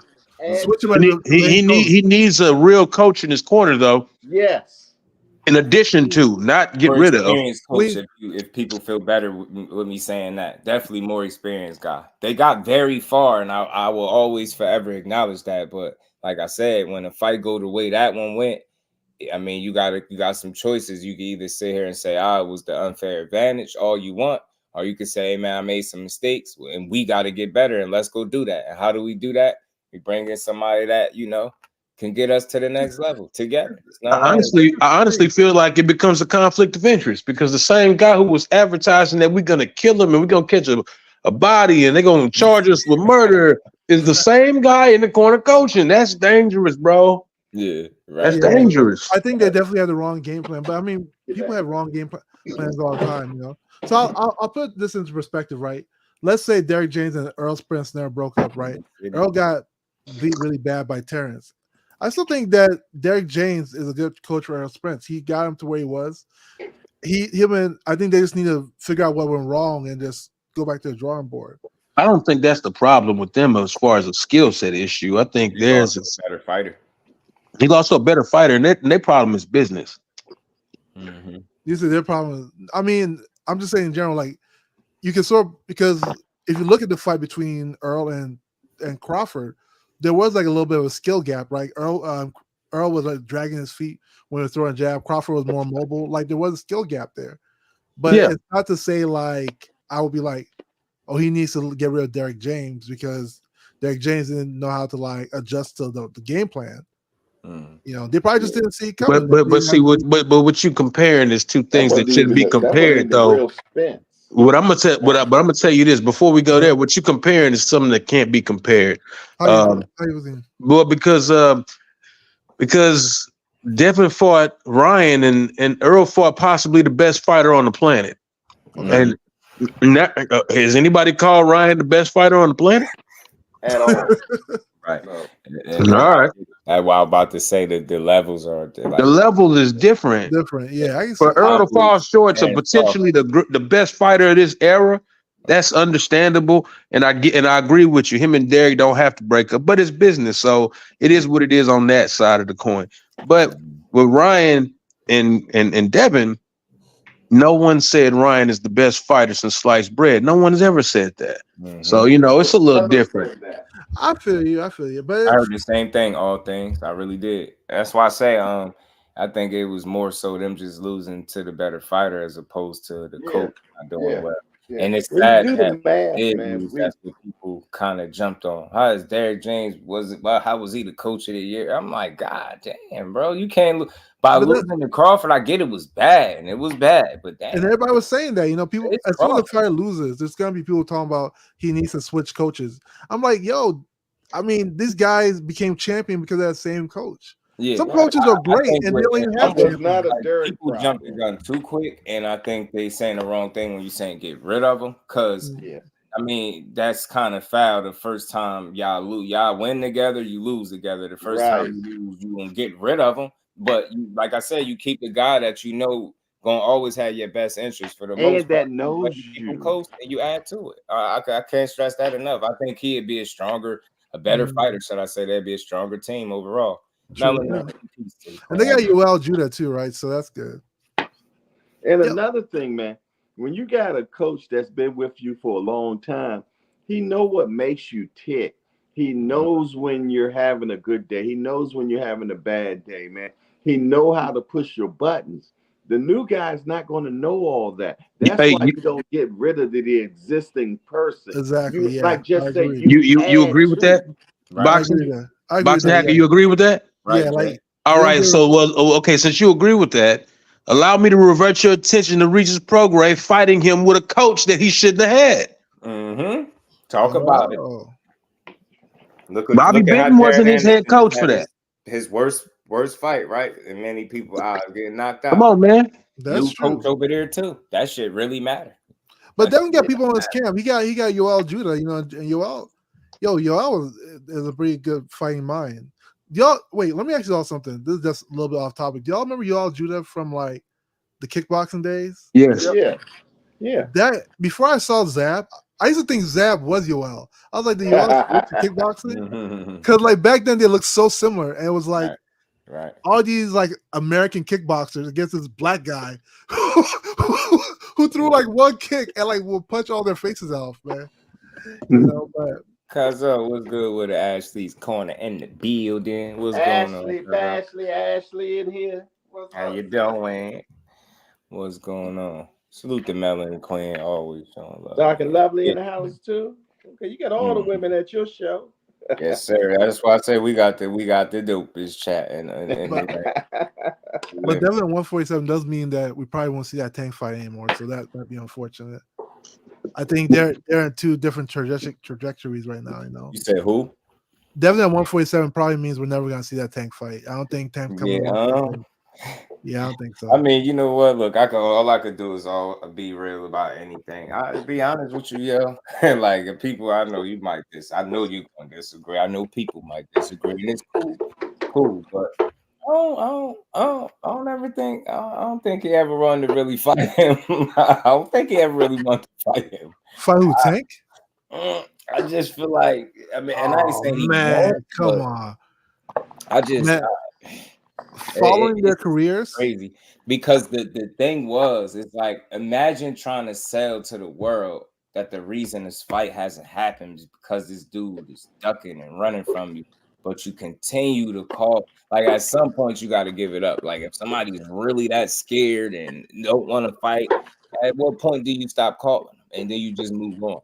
You know what I mean? And again, when it comes to Tank, and this is nothing against Dev, it's a more personal approach that's taken with him, and a lot of times it leads away from boxing, and that kind of tells me you don't really want to fight that dude. Like, and I listen, I straight up, I put a lot of that on his dad because instead of each and every time you get a chance to speak, like we know how much you're gonna praise his son, but keep selling him on what he actually is, and do your interviews without bringing up Tank. Like I done seen this dude personally go at interviewers and force them to be Tank fans.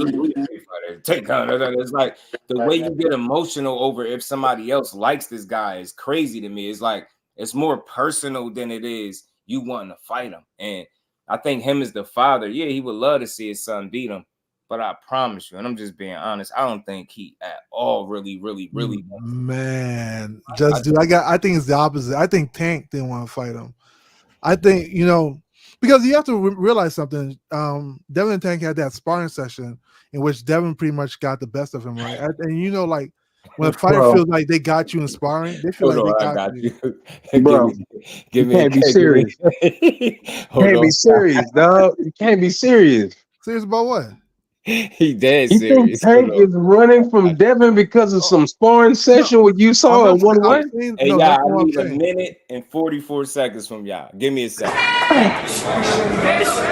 Don't do what the fuck you want to do.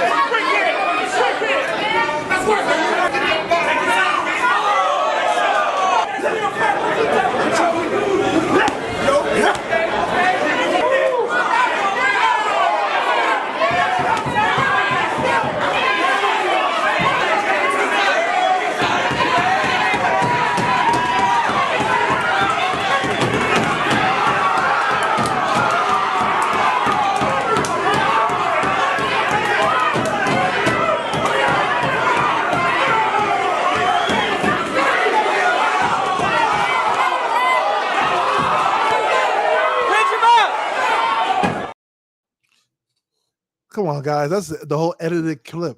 I'm talking about the full 19 I minute just wanted session. to mess with you. I just had that in the stash to be fun. Yeah, I'm talking about the full 19-minute session. So like I watched the full sparring session, all the way through. And like, yeah, Tank had good moments, but it's like Coach Kenny says always, like he trains hard. He deserves to have good moments, you know. But you know what though? But all jokes aside, the hell with that sparring footage. I just do that just jokingly. I support Devin 1,000,000%. But just all BS aside, when it comes to them two fighting, I don't like triangle theories much. But I had an opportunity to see both guys approach a fight with Ryan Garcia. People could make any, draw any conclusion you want, Osterine, whatever. I don't have a problem with it. But it was just a big difference in approach. And I just feel like and there was a big difference in Ryan too, though, right? No. Ryan fought both of those guys almost exactly the same way. But Ryan was stronger for the Devin fight than he was for the. Look, I get all of that. I'm just saying, like, and think about this, right? One guy in his team sends them in there with a game plan that 10 times out of 10 is getting the job done, right? They draw up their game plan. You heard a father go on a public platform and say a lot of what you seen Devin doing was based on what the fans said they wanted to see. That right there, and soon you can stop the whole entire interview right there and cut him off if you don't think that he needs an extra set of eyes with that kind of mentality. I don't even know if he should have said that out loud. Like the fact that you telling me you let the fans draw up your game plan. And think about it. Anybody that was thinking you was supposed to knock Ryan out, those are not Devin Haney fans. Those are people that want to see you get fucking smoked. That wasn't a good game plan. So yeah, exactly. I heard him say that. Like, I'm just like, it's something there that's missing. Like, and again, I always said this: the mistakes that he made in the Loma fight, even though Loma tanked different fighters, but that bending over to his right is something he continuously does. Just tell me what bending over his right would be for Tank. His left hand, like it'll be night. I don't see him. I would love to see him. Boxes him around the ring for 12 rounds without getting hit. And that's my thing. Like I don't see it. I don't see it. I think when it comes to Tank, I always say I think Shakur is the worst style to fight Tank. I think Tank's gonna have real problems with Shakur, but I also felt like Devin had a really good shot against Tank as well. I want to ask you something, Boxing Hacker. Do you think that Ryan is punching harder than Tank? Do I think that Ryan's punching harder than Tank? Yeah. So what I feel like what knocks people out with Tank is his precision. That's a yes or no, but I'll let you go ahead. Yeah. So I would say Ryan's a harder puncher, but Ryan is a harder puncher than Tank, is what you just said. Okay. His power punch, but what makes Tank so vicious when it comes to knockout is his precision, the leverage he throws a shot, and his Okay. Let me rephrase it then. Let's rephrase it. In precise punching, who's the more powerful puncher? Tank is more precise than Ryan. Okay. And you said Tank is more powerful because of the preciseness of it, right? He knocks people out because he knocks people out because of the precise. Okay. Yeah. You can punch very hard and not knock people out, No, definitely. I dig it. I dig all that. I just wanted you to tell me that Tank has a lesser chance of knocking Devin out than Ryan. Is what you saying? I'm not saying that. I'm saying that. Okay. I'm saying Devin has a good shot. I gotta rock with Box Hackett. So here's the thing, right? And one thing we have to remember. Haney's plan, I love it, bro. I mean that's cool. I'm just trying to figure how his mind works right now. That's all. That's cool. It's cool. I like you poking holes, man. I mean, Paul. Man, it's always a good comment. Yeah, it's cool, man. But it's how can I say? It's a different fight altogether, right? Ryan and Tank are two different fighters. The way the approach they take will be too different, So what worked for one person may not work for the other person. Who's to say? But I do think because they had sparring experience, and because they know each other, like I think it'll be a good fight. I think I would have gave before. I don't know what Devin is now. So that's applicable. I'm listening to you talk now. Okay, that's applicable when Ryan can beat Devin because they got this sparring experience. But when it comes to Devin fighting Tank, you're like, well, Devin's got this sparring experience. Yeah, I said the same thing for Ryan. So that means Tank does too. Yeah, so they all have sparring experience with each other. All right. Yeah, I'm not saying it's not, but I'm saying that just like stylistically, I do give Devin a shot. Devin's a really good boxer. Yeah, he is. If Devin can keep Tank out on the outside and not like overshoot his shots, he has a really good shot, Devin. But he has to be. But the one thing about Devin, one thing about Tank The same thing with Deontay Wilder back in the day.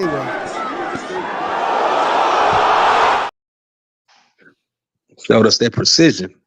Yeah, that was that Austrian precision right there. You know. Hey, boxing hacker. Hey, boxing hacker. Can you what's up? Can you tell me what Austrian does for you?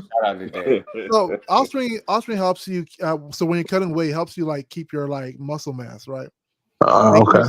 Yeah, and it helps you. So like it's good for people that like don't want to be drained, basically. You know. So if I look it up, that's what it's gonna say. I mean, I don't know if it's gonna be quote word by word, but I think okay. I'm just curious. I was just curious because a lot of people don't even know what that stuff is used for. Yeah, I think another thing too. I think Tank got more tools too. I really do.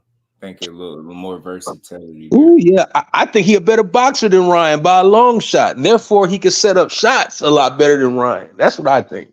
His IQ to me, we all know by now people kind of underrate it, overlook it a bit. That dude very smart, controlling the lead hand, setting traps, understanding when to attack, press his guy, like all that, playing possum. I don't think he played possum. I think people just need to call it what it is. It's okay, you lose rounds, but if all you can do is win a couple rounds against him, man, I ain't impressed. You gotta do something different. That shit, Frank Martin won rounds too. I ain't never not seen Tank lose rounds. He gonna lose some rounds, but then when like right now, like Tank's on a contender.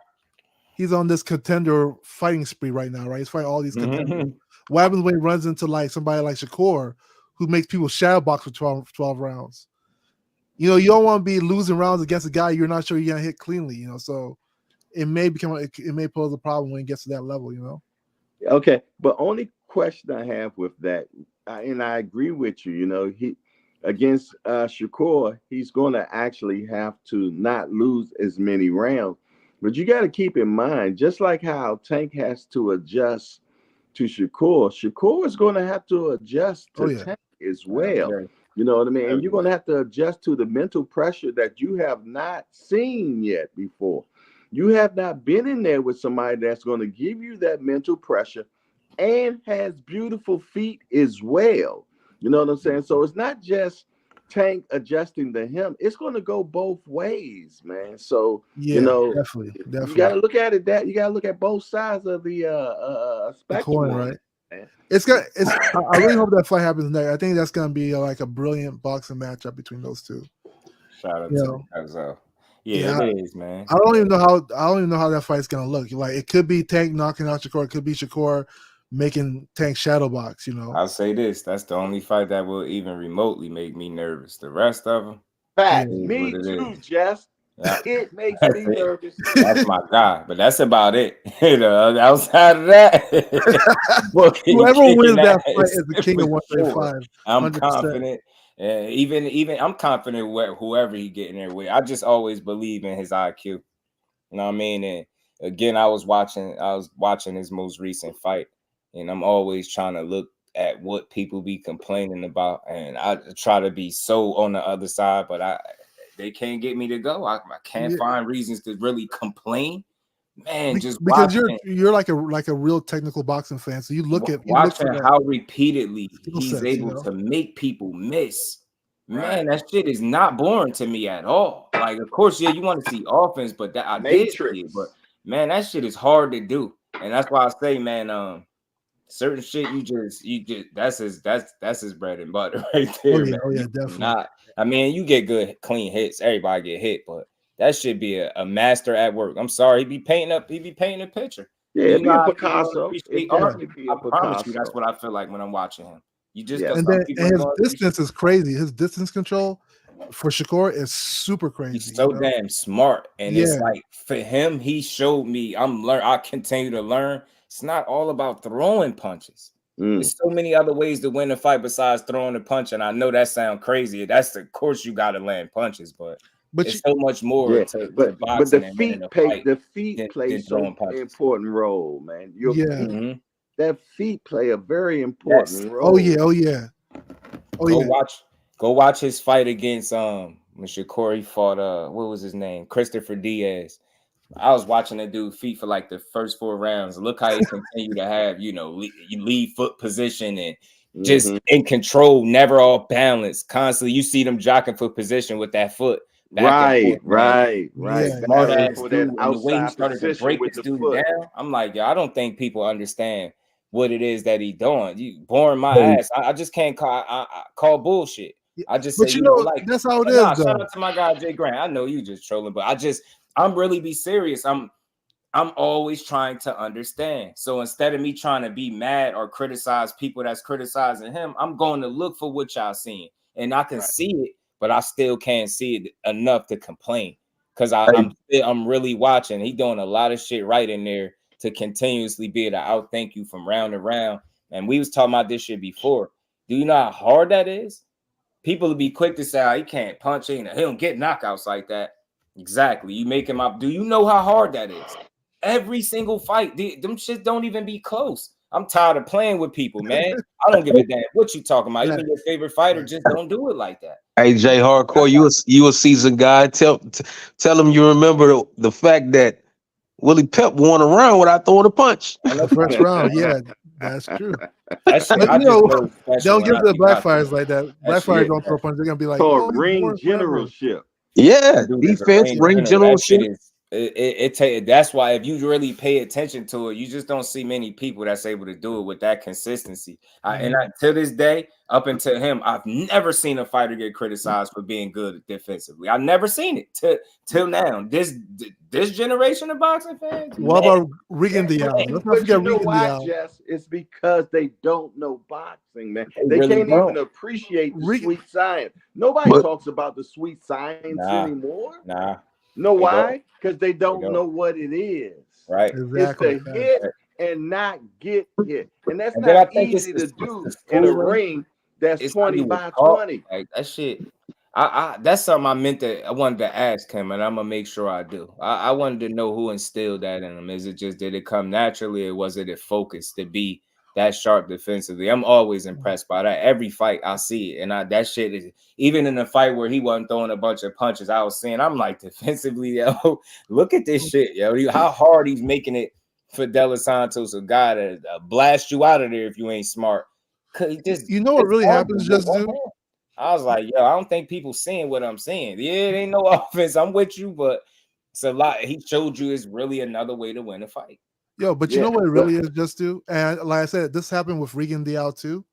It's like when a fighter fights in those kind of styles where it's like they're so elusive, they're hard to hit. People start to hate them because they feel like they're gonna beat their favorite fighter, you know? Right. And like the media, like some of these, even like you hear like even ringside, they'll start hating on a certain fighter. I remember Regan Dial was the poster child for both racism in boxing and that boredom hate in boxing, where it was like this guy was fighting beautifully, like nobody can even touch him. Everybody, oh my god, he's boring, he's terrible, you know. And I'm like, what's going on here, you know? And it really is because like they know Regan Dial was such a threat to the other fighters, you know. Like remember Regan Dial beat who's this guy? Nonito Donaire. The same year Nonito was becoming fighter of the year. Back then, where everybody's calling him the Filipino Flash and all that. Regan Dial beat him, right? What happened? He got blackballed. Years later, what's his name?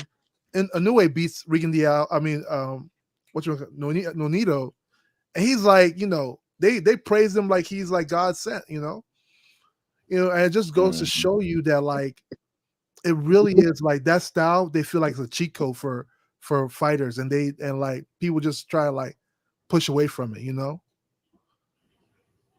You know, they rather see you be like a rock'em sock'em robot because they know you can get hurt too.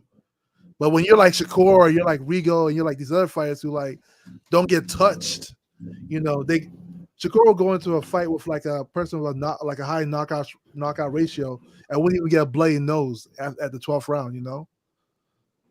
You see what I'm saying? Yeah. I don't think people just pay attention. That shit ain't easy, man. That could be a part of it, but I'd like to add this to the conversation. And I always say this, man. You could be a defensive fighter and still be entertaining, like Sweet Pea was. Like people weren't saying he was boring because he was a showman, but if you just defensive, straight up and down, no special effects, no type of flair, then that's what people are going to say, especially if you leave a lot on the plate. Because you got some guys who were defensively sound, like but no offense. Wilfred Benitez, Salvador Sanchez. But with these guys, it's like soon as they make you miss, something is coming back immediately. They're not playing keep away. We've seen fights with Rigo. I think it might have been that fight with Casemiro, I think it might have been. Mm-hmm. And he was on his bike the entire time. Mm-hmm. Yeah. So, but there's a difference between Sweet Pea, because Sweet Pea was also getting hit sometimes, you know.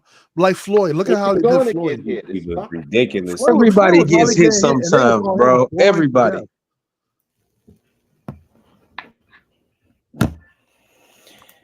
I don't know why. I don't know. I think we be all in agreement about the De Los Santos fight. I don't know what y'all be wanting me to say about that.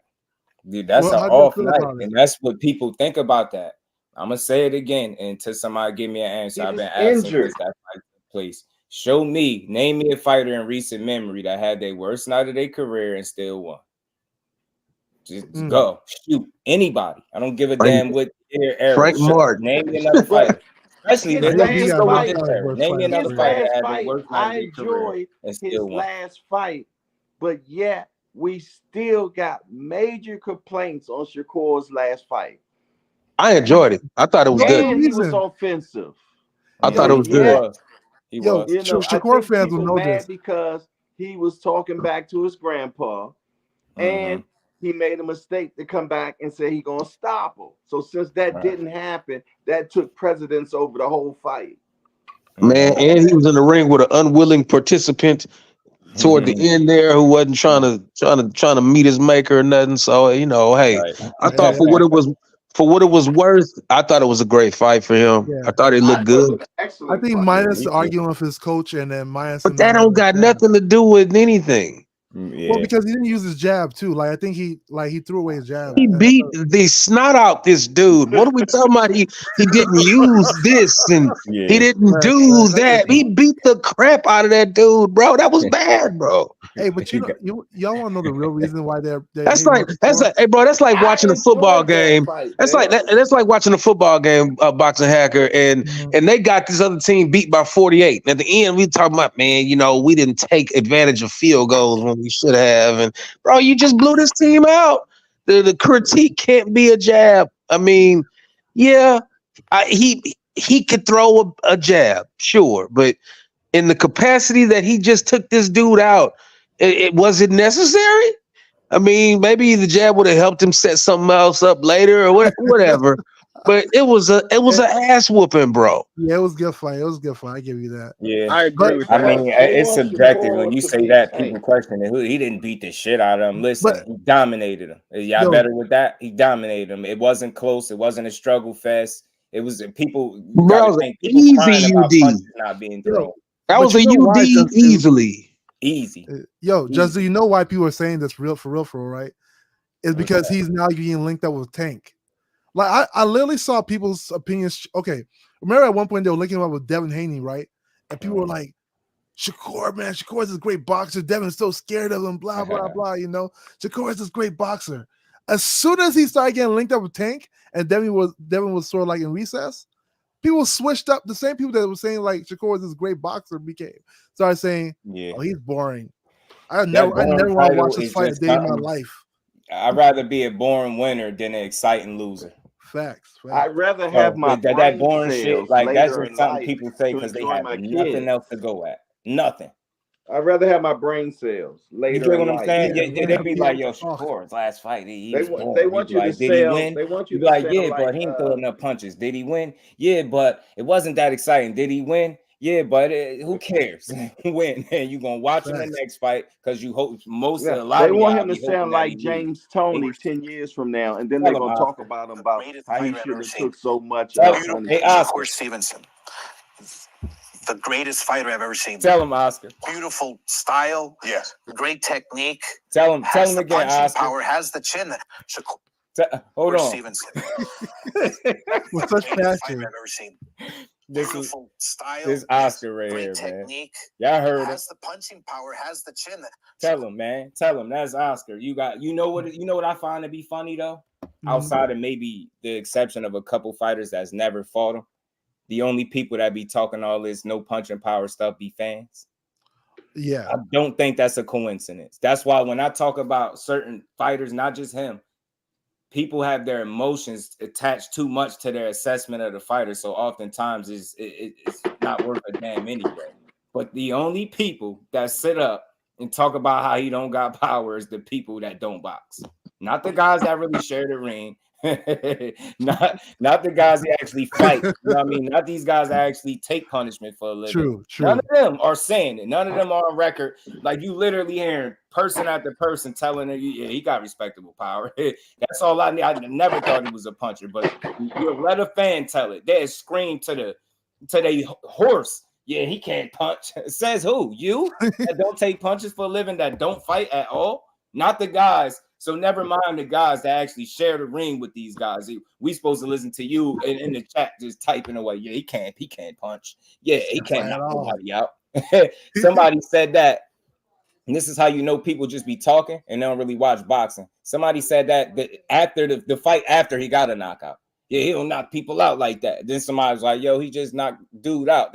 Oh, well, nah, don't move the goalposts. Nah, you said he don't knock nobody out, then he do it. Then it's he was supposed to do that. I can't rock with them type of fans, bro. Right, but in some of these gyms, it is do what you ask them to do. You complain, and again, it was fun to see Boots fight right after that. Right, it was fun to see that because you seen the master at work there. He pushed the fight, didn't really get hit. The other guy pushed the fight, got hit a little bit, and all people did was complain and say he got hit too much. So which one do you like, the exciting fights, or do you like the guy pushing the fight and not getting hit, or the guy pushing the fight, getting hit and get the knockout? Either way, people are complaining. You don't know what people don't know what they want, man. They don't know what they want. That's why you can't listen to people. You know what I'm saying? As long as he's lined up to fight the fair fighter. My guy Senior, what's good with it, bro? Richard Pass in the building, CJ in the building. What's good, family? He said, I don't believe Oscar though. I think all this stuff with for what it is. Listen to this. What Oscar is saying, he's not alone. He ain't the only one that said I done heard the same shit from Floyd. I done heard the same shit from Andre Ward. I done heard the same shit from Terence Crawford. My thing is, the biggest criticism is coming from people that don't box at all. The ones that do it, that did it, they're the ones praising them. So when people be mad about why they keep praising, to argue with people like Oscar, argue with Floyd, argue with Andre Ward, argue with Terence Crawford, argue with the people that actually do it, because that makes sense. You know what I mean? Your opinion is more valid than the people that actually do it. Nah, I think they all see something. They know what it is. They know what they see. That dude is a difficult guy to beat. That's all I'm gonna say. Ain't everybody's beatable, but if he was easy, how some people make it seem, if Bourne was the reason people wasn't fighting him, yeah, all right. That's not the reason. People know what time it is. What's good with it, LJ? But Justin, you know the worst excuse is worse than that. The same when they power? say he doesn't sell.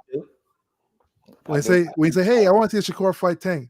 He doesn't sell tickets. Anybody watching a top ranked fight saying somebody doesn't sell is an idiot. And it's especially when it's a lie. And when you saying that about Shakur at this point is just saying you like missing. No. Because what I'm saying is, if you're watching the top ranked fight and you're saying, "Oh, he doesn't sell," what were you at the fight, dog? Like, I mean, because you got it with your cable subscription, bro. So what are you talking about? Hey, that's funny. That's a good question because I've never heard it come from a person that said they was at the fight. Yeah, you had to be at the fight to be like, no one was there. He doesn't sell. Somebody told me that at a fight that I was at. And I'm like, bro, I was there. But ironically, that particular fight became the highest viewed, top ranked card of the year, and all that other stuff. But people will tell you that somebody's not selling. And that's remember, weird. I ran through the list of all the different events that took place. All these quote unquote exciting guys that box and throw punches. That shit don't matter. The most viewed fight is the guy everybody call him boring. Miss me with that shit. Tell your favorite fighter to strap him up and beat his ass. They call him the outlaw simple now. and plain. We push the worst narratives in boxing. Yeah, he's boring. Do he win? That's what I want to know, man. I ain't trying to hear all that shit. Bore my ass, man. Beat him. That's all I want to know. But back to your question, bro. Do we have the same power? The thing is, he's not a power puncher. And I've said this since I ever seen him. And I just don't think that's, punchers are born, right? They say this all the time. But could he get your respect? Have I seen in 22 fights, have I seen any one of them any of them fighters, including De Los Santos, a guy that sparked Rael, right? Did I see any of them dudes run through his punching power? I haven't seen it yet. So if somebody gonna show me it, it's gonna be the first time I've ever seen it. Hey man, ain't Jamil hearing a Marine or some shit, man? Come on, man. Never seen it. You know what I'm saying? That's the thing, man. You got to ask De Los Santos why he ain't blitz him in there. You know what I mean? This is a power puncher guy, right? Strong guy. You get what I'm saying? He should have took advantage of a guy with one hand. That's why I say, man, we acting like he fought his damn self. I'm tired of hearing about the Santos fight. Do y'all know Edwin De Los Santos had the same 2 feet Shakur used to run? He could have used them to cut the ring off. How come he's a runner when it's De Los Santos, but then when he making the fight against Artem, is he need to cut the ring off better? Why wasn't that the case with De Los Santos? Why is it Shakur's a runner? Why is that the narrative and not the case with Artem? Because that makes too much sense. And the man clearly admitted to having his running shoes on. I had to, man. He admitted it after the fight. You can't make this shit up. People talking about, what fight did you watch? He wasn't running. He's in survival mode. I don't like to use the term running, right? I know survival mode when I see it.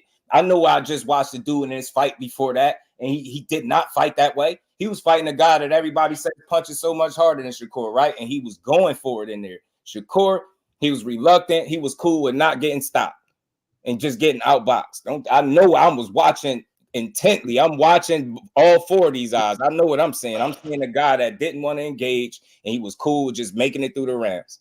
And he still almost got his ass stopped. I'm proud that Shakur's not trying to change his style either. I think that's really good for him, Facts, he's staying in the top. That's why I say a lot of these narratives got to stop. Y'all made me do this homework. When people started saying no tickets being sold, I start looking this shit up, and I'm like, damn. Do they show you diagrams too, like and then I go to the fights that I'm at, and I'm like, damn. I'm like, I don't know what people talking about. So they really cool with pushing narrative. So you don't like them. That's what it is. Okay, so we gonna push a narrative because you don't like them. Not over here. That man do pretty well with it. Even the promoters will tell you that. You got the promoters to tell you that. Yeah, he do good with ticket sales. Don't make me pull up the receipts, man. You know what I mean? They don't make me pull the receipts. I say he's scared to get hit. I sort of feel like that's why people have problems with Turkey, because now with Turkey in the picture, some of that stuff don't matter no more, Hey, yo, the problem is more of these fighters need to be scared to hit. Maybe they stop getting their heads spun around. You know what I'm saying? Let me show you. And see, I ain't even got to play. I ain't going to roll the clip. You see what happened when a guy don't fight, they fight. That's all I'm going to say. Fight your fight. I'm going to always appreciate Shakur Stevenson because he understands that. I'm going to fight my fight. You got to beat me at it. If you can't, good luck. You get what I'm saying? Too bad.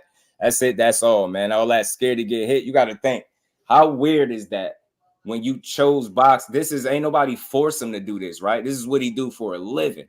And you telling me like he don't think he'll ever get hit, so he just scared to get hit? That shit makes 0 sense, man. It don't. Naeem, my guy, the only dream that matters in boxing. We real Muslims, not build Muslims. Oh my goodness. I like that though. That shit is as we live. ain't never got a box again. Well. I already been getting these bet, but now it's time for you to get your just due. Real Muslims, not build Muslims. I like that. Everybody in the chat, y'all smash the like button for your boy. Does very well in Jersey. Shit, most people don't even have that to say. You get what I'm saying? I think overall, period, as a ticket seller, he do very well, not just in Jersey. You get what I'm saying? At that he does exceptionally well there, but that's a good thing. And again, the goalpost with him gets moved when he don't knock nobody out. Then you be like, well, he knocks such and such out. Well, he don't do it all the time. He don't do it enough. Not a knockout artist. Why are you saying that? Why should that be an indictment on him? Oh, he don't sell tickets. Then you pull up the receipts. Oh, well, he only sell in Jersey. It's like, yo, y'all gonna conveniently keep moving the goalposts. Either you sell or you don't. Either people are interested in you or they not. And again, for the people that was here when I did the live and ran through all the events that took place on Top Rank before his, and all these guys, these more entertaining guys. It's funny how these more entertaining guys were less viewed. I just not making sense to me. So, I mean, keep the hate pouring in. Y'all just blowing the man name up. I'm telling you, that's what y'all doing. True. Salute to my guy. He just needs to spit like Floyd did. That's all. He don't got the same power at 135. He's not a power puncher. I don't know what you really going off. I mean, You had one bad performance, one off night, one knockout, and then you had another guy that you pretty much beat handily and had him hurt too. So when y'all, I don't know what y'all looking for. Y'all looking for him to be who? You get what I'm saying? What y'all talking about? That's some casual way of thinking. Y'all still talking about this man power at this level? Power ain't winning the fights for him, man. Most fighters that are movers aren't power punchers because you have to like place more pressure on your back foot to be a power puncher. Yo, damn, man, y'all dragging me here today, but we gonna do it. That's why we here. Hey, LJ, gotta put you on the spot. Can you just run me some things that lets us know that he jealous of him? Please, and like you gotta fill me in. Got to. Cause remember, if you telling me cause he wanna fight him or like what, you gotta give me something. I'm busy. What's good with it, bro?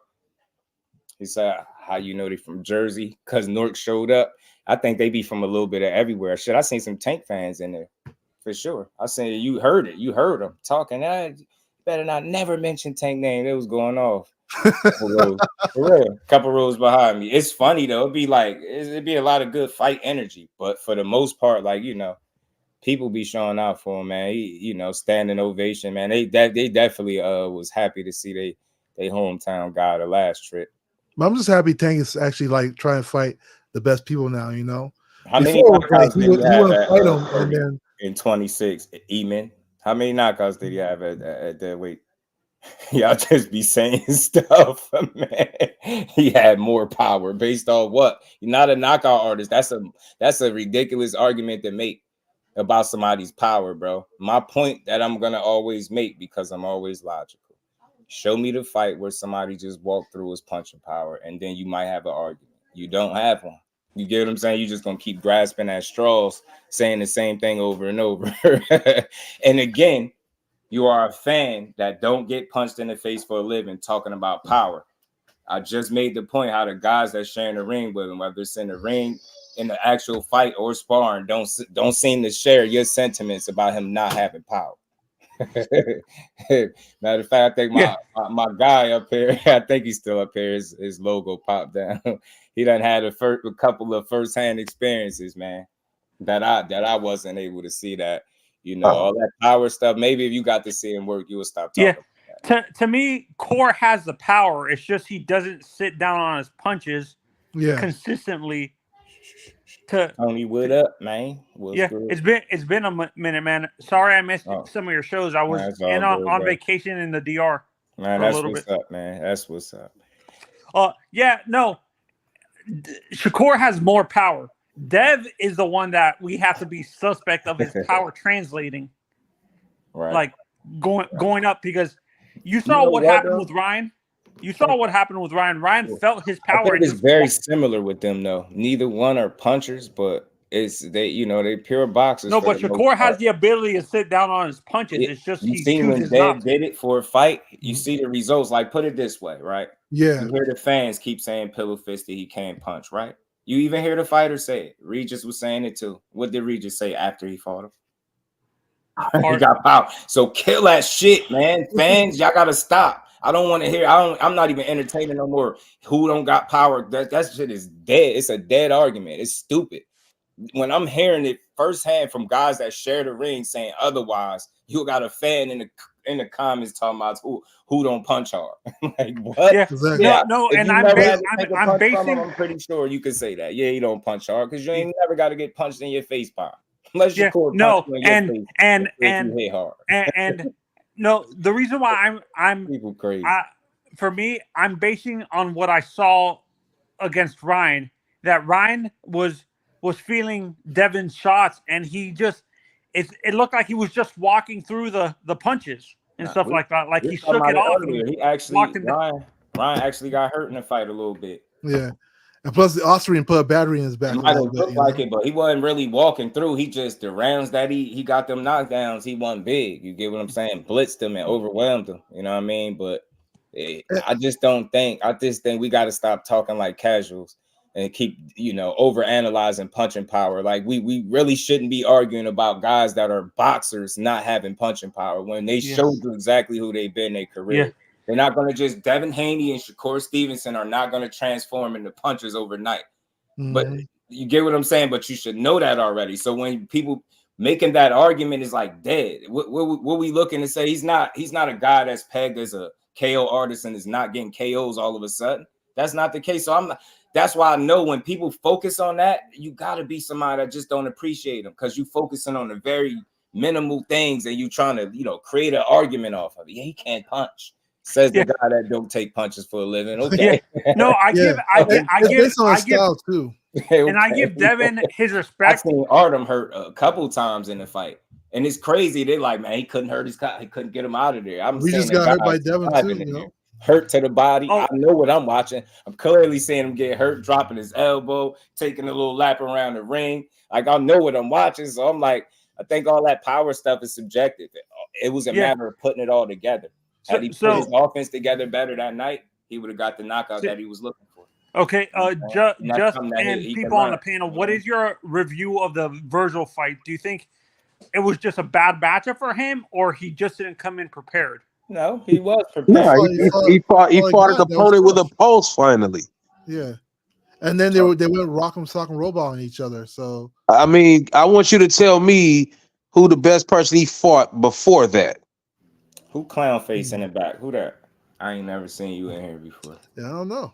That's all I'm saying, Boxer Hacker. Like, I just think it's just been a minimal elite competition or high level competition. He's been in rings with guys like Mike McKinnon or whatever that guy name was. I mean, I'm just saying he's definitely has some nice little set him up fights, and that right there was against a live matchup dog. Would have happened if he didn't like. His biggest matchup would have been what's his name, the Usyk fighter at 147. If he didn't pull out because of his medical issue, Stanionis. Yeah, Virgil Ortiz. But I'm gonna just say that Boachuk and Stanionis is almost pretty similar. You all right with that? Yeah. All right. Yeah. So he didn't fight one guy and he fought the other guy. Back to my original point. Who has he fought before that? That's all I'm saying. Yeah, and whenever you step up in competition, it's gonna look like that. It's gonna be different. Yeah. 100%. No. And I've always said, like, for me, when I look at Virgil, Eric Gomez, the matchmaker, the two matchmakers at Golden Boy had learned from one of the best matchmakers in history in Don Chargan. Don Chargan always said you can't throw in your prospect way too soon. If he can't, that's what happened to Victor Ortiz. Victor was pushed into the fire way too soon, and then he got knocked out, and that screwed up the rest of his career because he was thrown in the fire way into the big time way too soon. And Eric Gomez is learned from that mistake.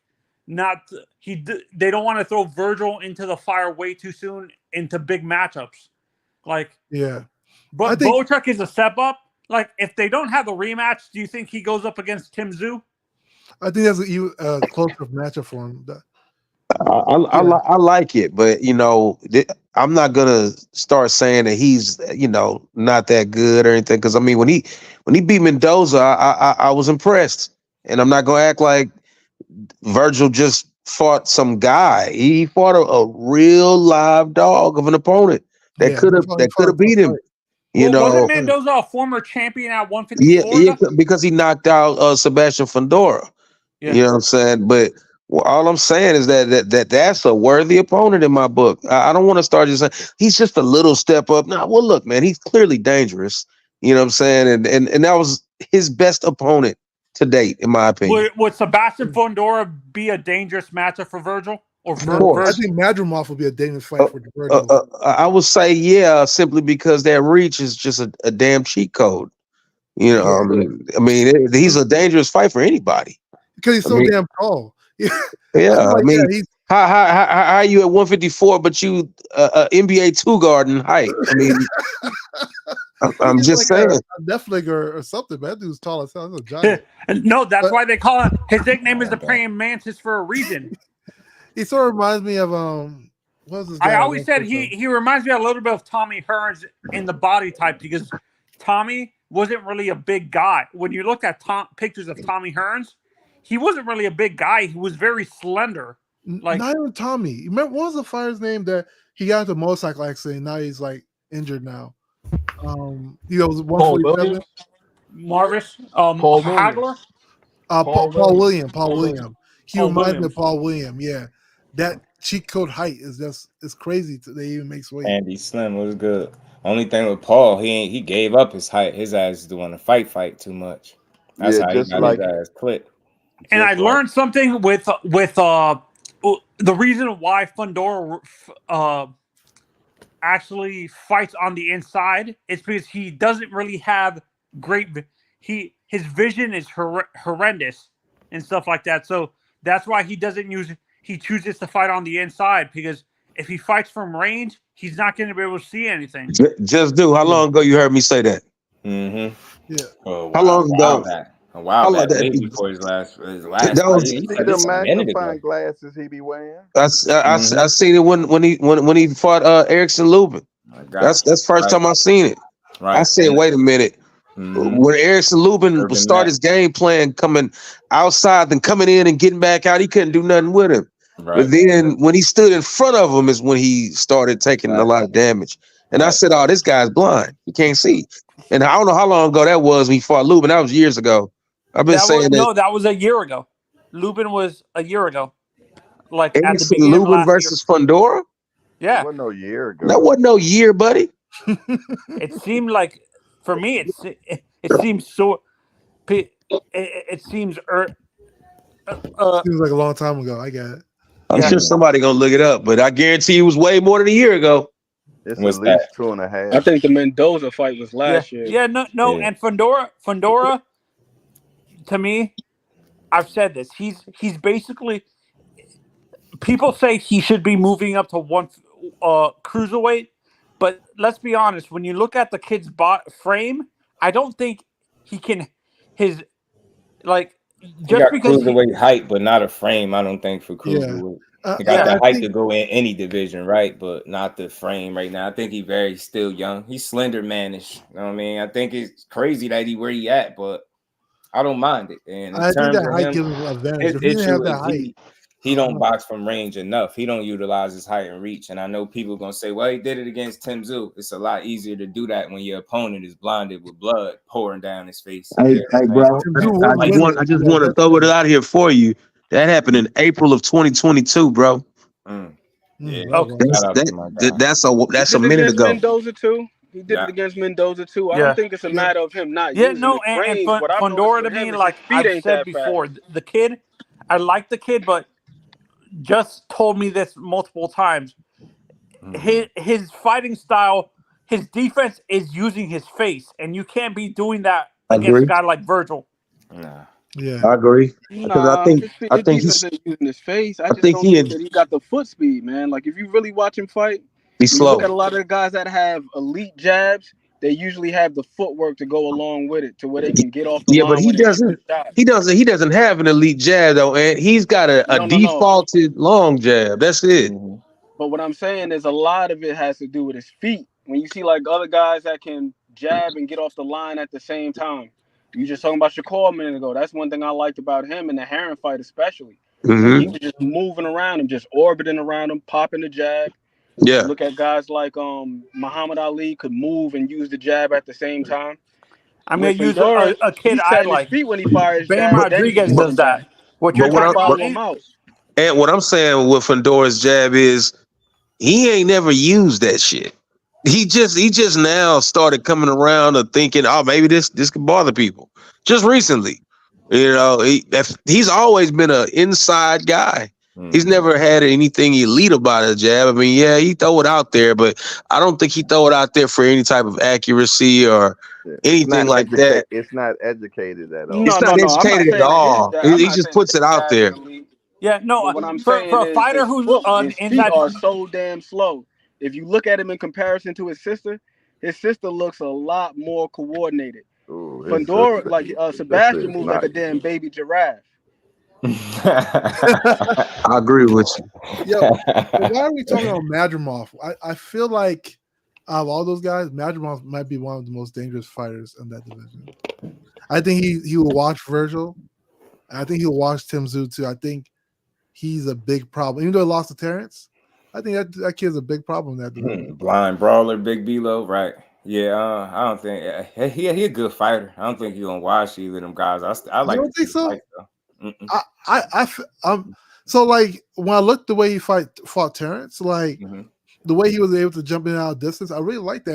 And he did some things very well against Terence. I think against somebody like Terence, he won't fight anybody else like that ever again. I don't think so, and I think the same thing is weird to say, right? The same thing that made him successful in the fight is the same reason why he didn't win. Why he didn't win? He tried to outpatience Terence Crawford. He was fighting his fight. You already showed me that somebody can. You can't do that with Terence, is what you're saying. Terence Crawford. Yeah. It was. He should have been all in against Bud. I'm gonna do everything I gotta do. If he's gonna knock me out, he's gonna knock me out. Charlos have great jabs. I think so too. I would love to see him. Educated. I think Jamal has. I love his jab, bro. Yeah. I love Maul Charlo jab. Maul Charlo's jab is a lot different than Mel. That joint, heavy How about Boychuk versus Madrimov? Hey, fun fight. Fun fight. I think that'll give you a very similar fight than what you just had. And if he's smart enough to line up fights like that, Boychuk's gonna be a highly viewed guy because those fights are fun to watch. He's very fan friendly with his style. Shotgun jab, right? Opulent was good with it, bro. And I'll bring up a fighter that nobody really talks about. What you guys are talking about. Bam Rodriguez is like that, where he has the power. He when he moves, he still has enough. He produces enough power to hurt his opponents, which is rare for a good boxer like that, like a great boxer like that, like a boxer in general to produce that. Is that just a freak thing with Bam that he's able to produce that power when he transitions really well though. Like he'll sit down a little bit and then shoot a shot. So I think he does the transitioning when it comes to great technique, schooled. Like he's just one of those dudes. He's polished, man. I think he's a little ahead of his time. When you have to transition your power from the back good young fighter seamlessly, man. That's what happens. And he's fun to watch. He's fun. Yeah. And he's smart as hell. Yeah, and they're saying his next opponent. My God, they're saying his next opponent might be Monster. No, it's not. No, it's not gonna be. You don't go from 118 to 126. 126. Well, I'm sorry, 115 to 126 in a matter. 122. I'm sorry. You don't go from 215. Yeah. You don't go from 115 to 122 in a matter of fights. It just ain't gonna work like that. I just disagree. Who will win that fight though? That'd be a fun fight to watch, but I got to check. You have to check this man's gloves and drug test this man twice. Not in Japan, buddy. In Japan, all that goes out the window. That's what I'm saying, man. You gotta. You know what I hope doesn't happen with a guy like Monster is they find out that he's not doing the same thing that I forgot the fighter's name that they caught with the plaster in his wraps. Margarito. Yeah. Let's hope Bender was good, fam. Let's hope Monster's not doing that. That's why he's producing all that power. He double stacked, but like I said, like what people don't understand, like a lot of it just comes from the boxer's like positioning. Like Monster has really good balance. That's why he's able to shoot those shots like he does. Like is Margarito like that too? If you're like a Margarito's like that? Shakur, you're not gonna generate that much power. But if you're like somebody who is like a position fighter, like you sit down, your punches a lot, you'll generate power. Mike Kirkland, my brother, was good with it. Mike Skills was good with it. How you feeling, bro? Yeah. Would you say Margarito was like that too, like a Monster, where he knew how to position his body? No, absolutely not. Margarito had plaster in his gloves. Margarito was a brother that got caught and started getting his ass. That guy had bricks in his gloves, man. But you talking about a guy with like but Margarito, he's like maybe a 64-65% career knockout ratio, bro. He's nothing like Monster, even with plaster in his gloves. Man, look, Monster just Margarito fought special, Cotto the special first little time. guy. Cotto looked like a hot Right now. mess. When they removed that plaster, all that power disappeared, man. All that cracking he was doing, he wasn't able to crack nothing with Cotto. Yeah, no, and people say Monster might be able to do what Manny did. No, like he can't.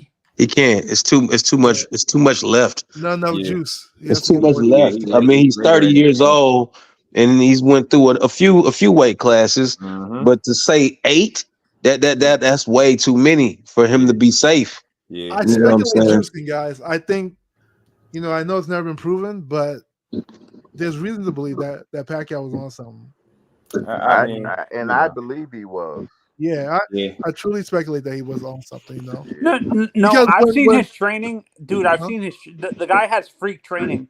Yeah, but he was coming from 118. Or he was coming Everybody from, could train like a freak when you power everybody pellet. trains at that level crazy, Monster have to go to 35 or 40, and I don't see that. Olympic. He didn't want to take the Olympic drug testing, and his reason was Because he don't like tattoos, J Hardcore. Come on, man. Tattoo needles scare that man, bro. We got to be understanding, dog. No, and I'm not making excuses, but I have friends. What happened? I missed that. I missed it. What you say, Mo City? No, just I have friends who have tattoos, but they have an irrational fear of needles. There's people that but look can at all have the tattoos he got. Pacquiao. What about all the tattoos? That's what I said. That's what I say, Jay. That's what I said, Jay. Something, man. Right. I just think they'll Floyd brought that stuff to light. He highlighted some things very specifically, and if you want to be blind, then you can be. If you I'm not blind. I'm not blinded. I'm just but you said you got friends people that are ignore afraid of needles. Do they have tattoos? Yes, they have tattoos. Well, they ain't too afraid. So That's what I'm saying. Here's the thing. If y'all remember when Floyd and Pacquiao actually fought, Pacquiao couldn't hold that muscle mass like he was doing before. Like Floyd forced him to do all that testing, and like the way Pacquiao used to come into fights, it was completely different. He was like a smaller guy. He looked like a smaller guy in a bigger weight class. The intensity wasn't the same either. I was at that fight, man. Pacquiao was not the same when Floyd forced him to take some drug. Right, Mike. Very speculating. So I'm not gonna say he is verbatim. Yeah, we can't say we for can't sure, accuse him, but we can give our own opinion. Yeah, we can say some stuff was red flaggish. I'm gonna say that. there was never red put the flag jacket on him with Pacquiao. I'm gonna use what Floyd said. Look at how his head just became huge. Yeah, come on, man. Like a heads don't just grow. That boy had a Rottweiler head, J Hardcore. Come on, man. We're talking about. He went from a Chihuahua-headed little dude to a Rottweiler. I'm like, God, and I know if y'all seen him when he first hit the scene, y'all could understand Floyd is not reaching. If you emotional about it, then you think he looked like a little Chihuahua. Go look. Go look. Body, go look at his frame. That's why, and again, it's not to knock him, but that's why people are so enamored with what he was able to do. And then what Freddie Roach said, that was also a red flag. Out here getting knocked out, getting clipped to the body early, all that. So, and then you have what Freddie Roach said about him, his strength and conditioning coach gave him special substance that he didn't know what it was. There was a lot of questions. I'm like, how are you the coach? You don't know what your fighter is drinking. Right. So there are I'm not gonna put all that on the coach. I mean, it happens. It happens. So you think Manny might be the Kool-Aid man? No. Taking away the steroid allegations, do you think Manny might be the only guy that's going to be able to do that? I caught some of it, Ace. A nice little piece. That in itself is gonna take steroids to do, bro. I'm just being real. Yeah, you talking about they say 8 weight? Tank might be able to do it, but Tank is way too small. No, he won't be able to do it. Hell no. He won't be able to do 108. it. Right now Think we're trying about how to he see got to go Indio can fight like weight classes. No.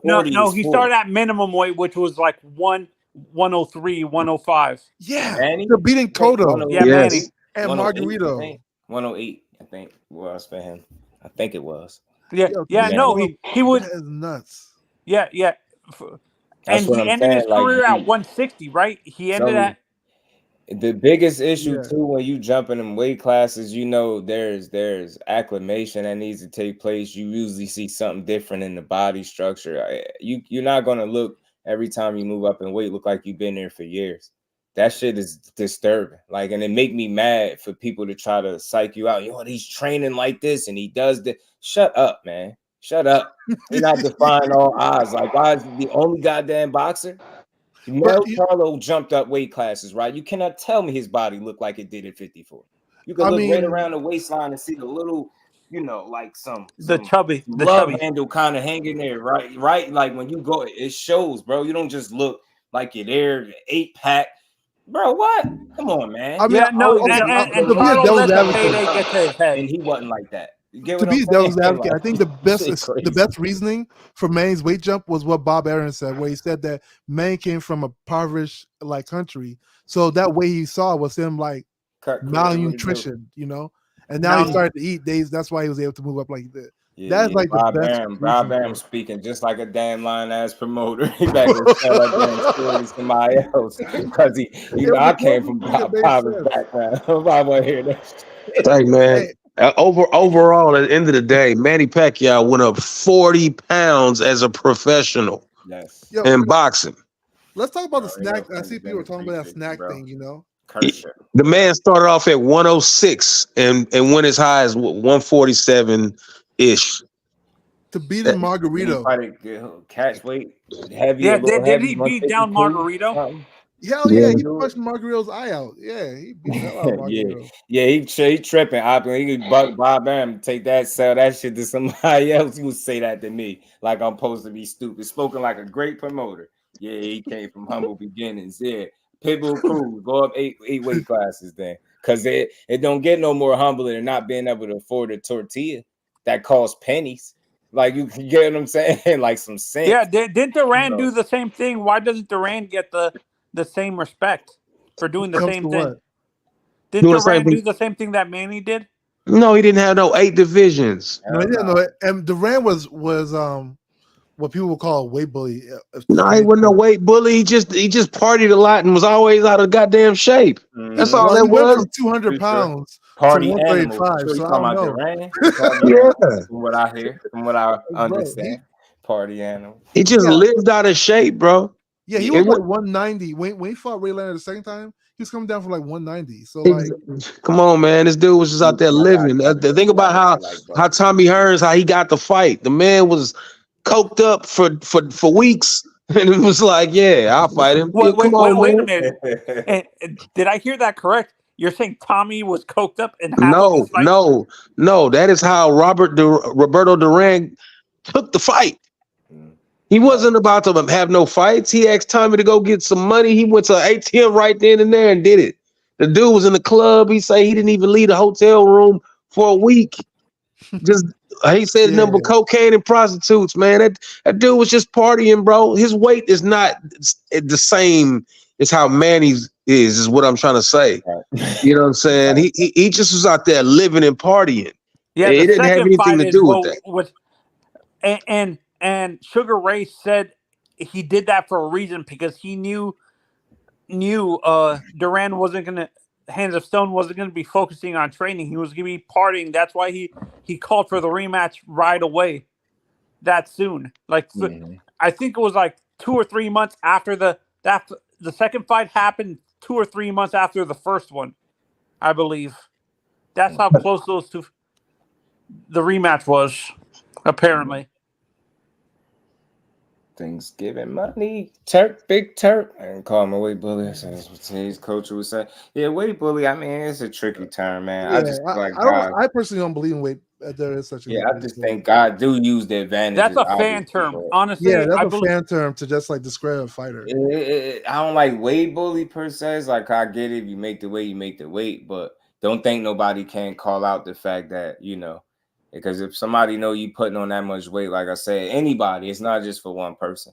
Like I had covered like a 40-minute little documentary, and it was about the weight cutting in the UFC, and in the opening, first few minutes, it talked about how a guy lost his life over this weight cutting. So it was fitting to play that, because people, when they hear you say weight bullying, which I never use, but when they hear you say that, or you highlight how people is blowing up, rehydrating after the weigh-in and stuff like that, they think you just singling out one particular fighter trying to downplay it. But when you see the documentary. It's like 40 minutes. You could look it up. It's UFC weight cut. Type it in, you will see it. You will know what I'm talking. It'd be one of the first options. You see that, and you'll see how a guy lost his life. 23 years old, I think he was. Lost his life, had to call off the weight cut. Forgot he started going into stroke. Something, they had to rush him to the hospital. He ended up dying. No health issues and none of that. All from that weight cut. You had to do, what's his name from the UFC? TJ. That's why I don't believe in rehydration clauses. He cut weight, and good ass fighter. He cut weight. He already was ripped up at a lightweight class that he was at. They had him go down an additional weight class. The man looked like the Walking Dead. He gets in the fight and gets knocked out in 20-something, 30 seconds.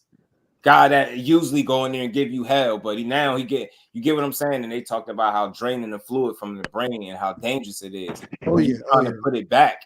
And it was like, yo, it's tough to get it back. So you really playing with your health when you do that. So it's deeper than trying to single out a fighter or take credit from his wins. It's like, bro, you playing with fire when you kill your body like that to make any of these weight classes. It's just not smart. See, for me, and I watch both boxing and UFC. We think there's fighters don't fight at their weight classes in boxing. Look at UFC. When you look at John Jones, he shouldn't be fighting at middleweight or light heavyweight. He should be a heavyweight and stuff like John Jones. I mean, shit, he started at what? Light heavy. He started at light heavy movement. That transition to heavyweight was like that was a process though. That was a process, and that's what I mean about acclimating and get your body prepared for that next level. That's what he was doing. You get what I'm saying? That's exactly why I don't believe in weight bullying, because shrinking down and then blowing up. So what I'm saying is, like, I played the weight cut thing. I think I deleted it. I had the one for Devin Haney. No, actually, YouTube deleted it. They had him, damn burritoed up. Then I played Salute to Ant McQueen. I think it was him that sent me a clip where he was walking, doing like an interview, and his speech, like he couldn't even get his words out. And you can see how skinny the face is. I'm like, yo, if y'all paying attention, the fact that he's doing that and people are justifying it, you really not a fan of him, or maybe it's a chance you don't understand what that weight cutting is doing. Yeah, these dudes getting away with it because they're young, but even that's a risk, because you seen it with a dude with 23 years old, lost his life, like over that weight cutting. It just ain't worth it, yo. See, dude, like I said, TJ Dillashaw ripped up. I think he was at like 120 something. Then they had him go down an additional weight class. He looked as sick as hell. He like strong. He looked emaciated. I know what you're talking about. You get what I'm saying? I was like, damn. Then he goes in there and gets knocked out 20-something, 30 seconds. And I'm like, yo, just at what cost? Like, I'm not, hell no. Don't kill yourself to make no weight. It's been a dangerous practice in combat sports for years, you know? But that's what I'm saying. That's why I don't believe in weight bullying. Because if you're so far away from the weight, you're going to end up weight drain. You know, that's the thing about it. Like, it's more drastic for you to make the weight than it is for you to be my brother Mike Kirkland, always supporting the grind for the good boxing. So I appreciate and we ain't never got to box again. Well, I already been getting these, but now it's time for you to get your just do. I'm gonna use Tyson Fury as a perfect example.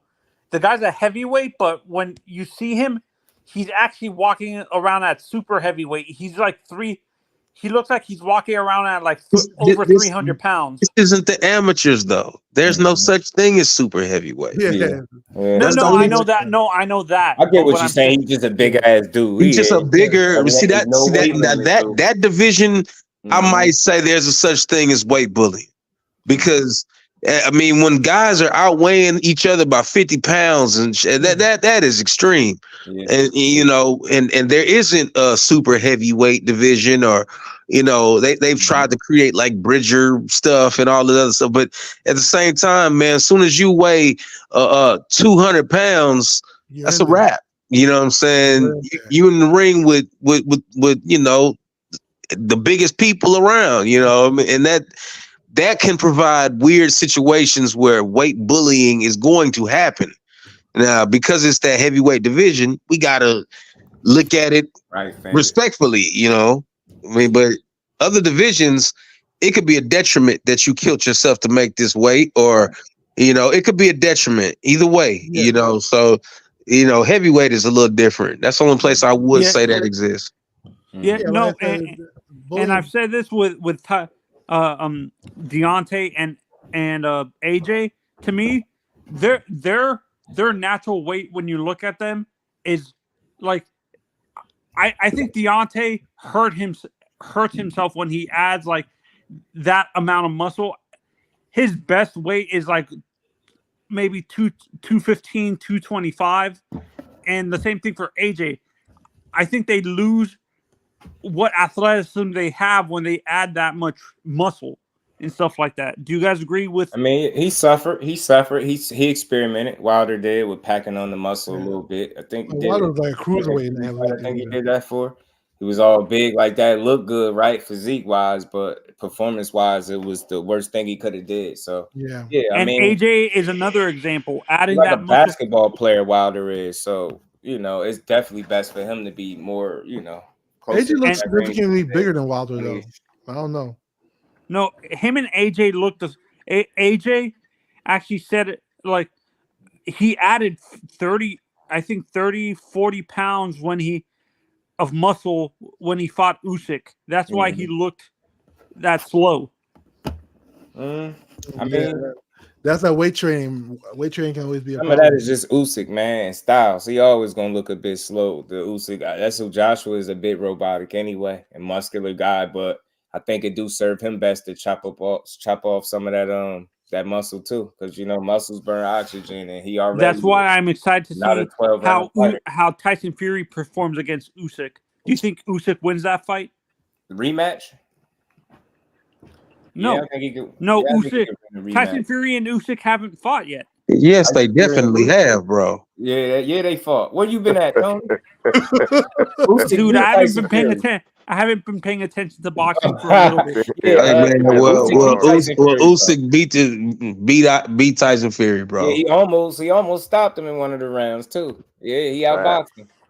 It was a good fight though. It was if the rematch happens, do you think it plays out the same with? I like the way you changed that question around. That's crazy. Right. For sure. We'll see, man. Yeah. Look, I believe in Usyk, man.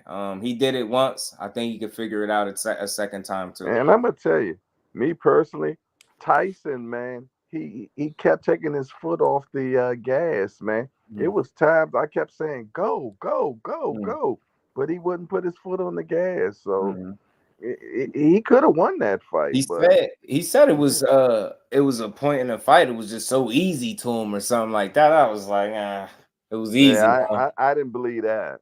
Yeah. Maybe I think that's that skill level, man. Something with the level of skill that stopped you from just going all the way. You get what I'm saying? How you would, because he a dangerous little guy that could punch. Yeah, but he definitely kept taking his foot off like he was hesitant. I don't know if maybe he was afraid to letting combinations go or what, but it was times where I felt though that Fury could have won that fight, but he just didn't take it to the. Like he was stuck in gear or something, The trilogy he had with Wilder took out a lot from both of them. But you know what?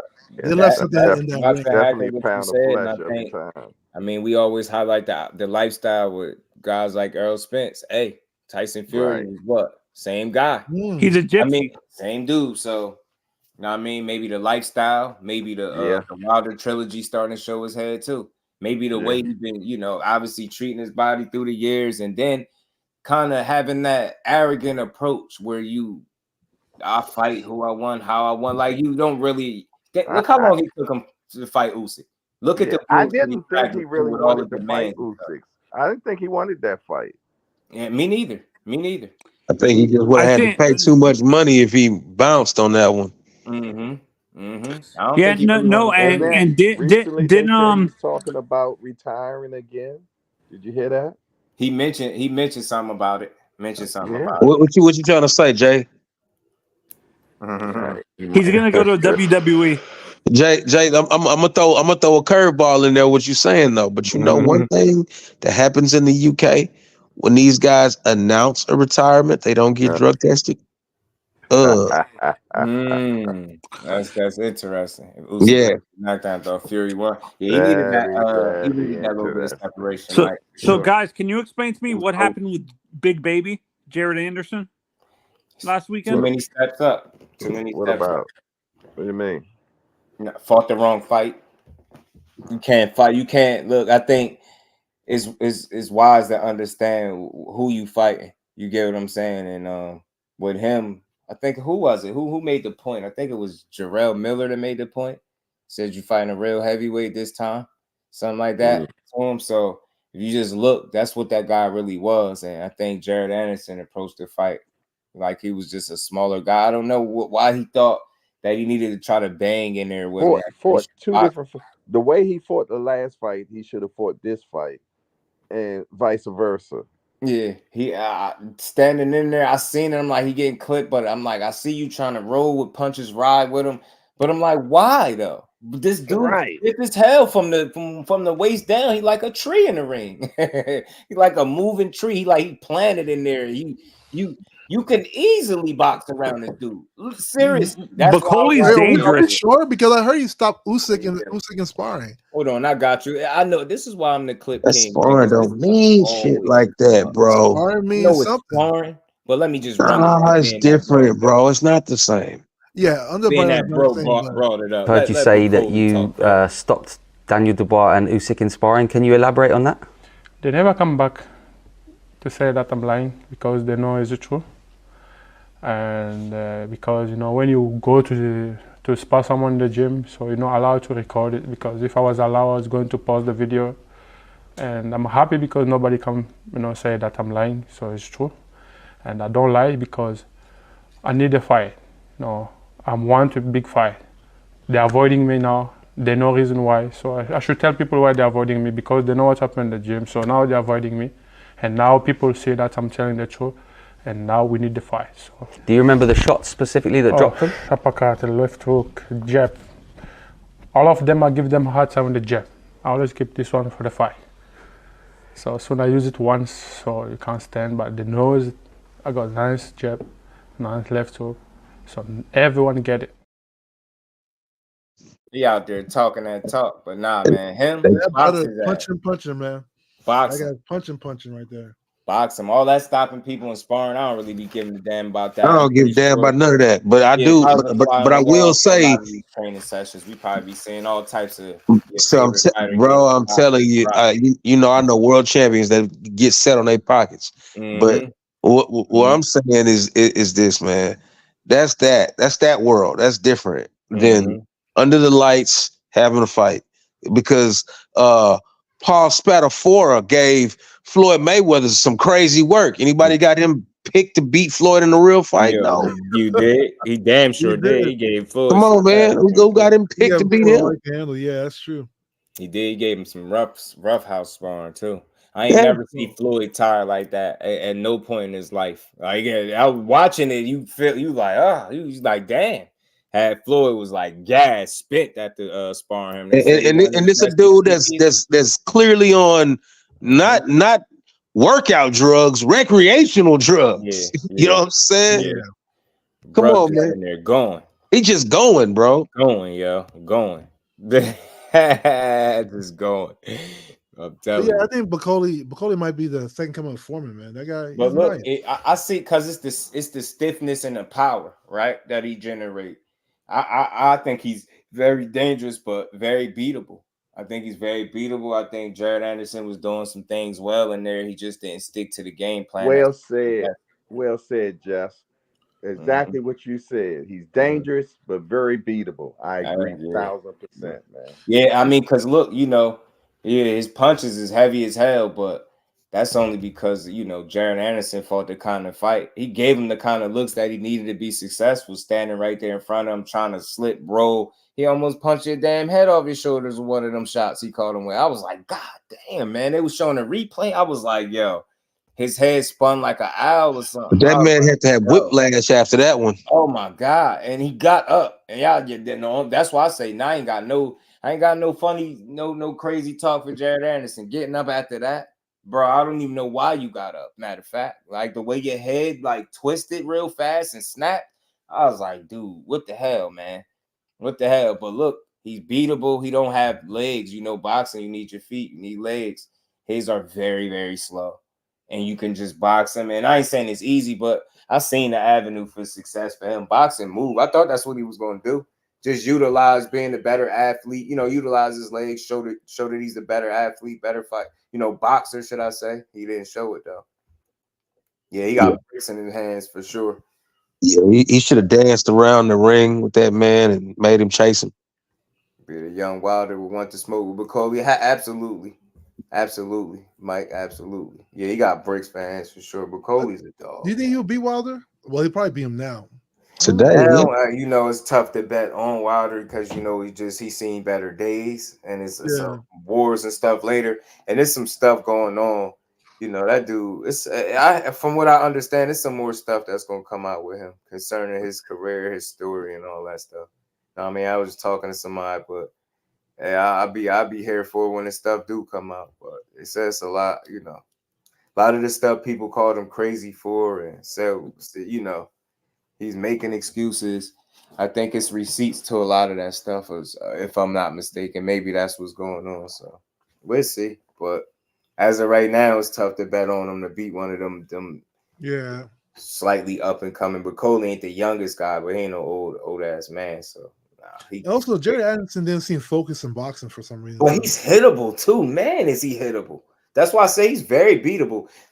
When he lose again, all right, put it this way.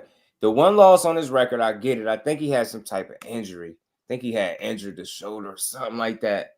And it ended up being a knockout loss because he couldn't finish the fight, if I'm not mistaken, against Michael Hunter. But if you look at the style of Michael Hunter, what do he do well? He box and move, man. He ain't no, you don't think when you think of power punchers, the biggest hitters, you don't think of Michael Hunter, but he got respectable. Probably a real heavyweight, but he box and move.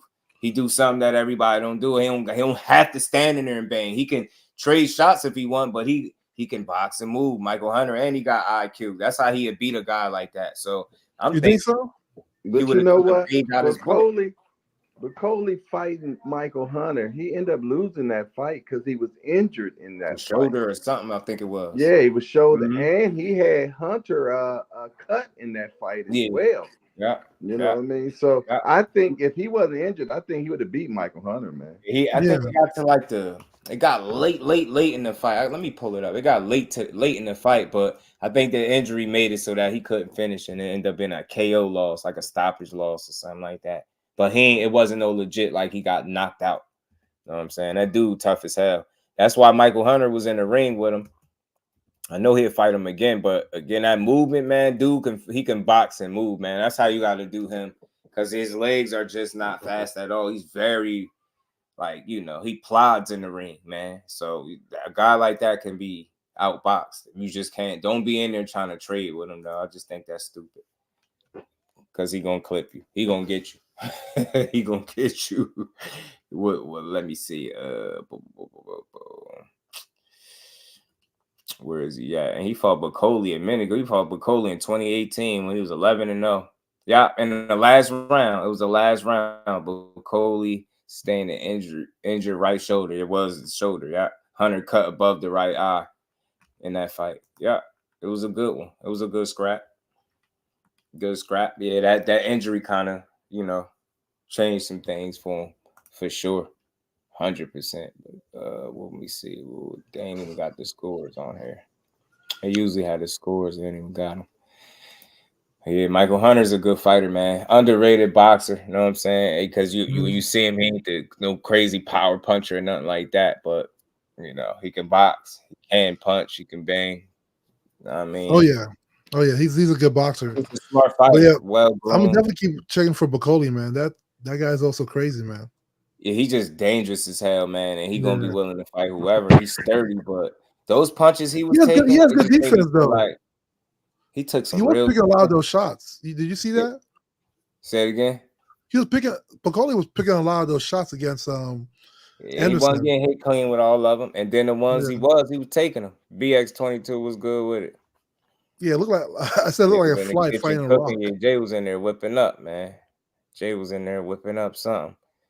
Man, it's always a good build, man. We gonna rock. I'm gonna touch on a few more things. I just wanted to let the fellas come up here and build with your boy.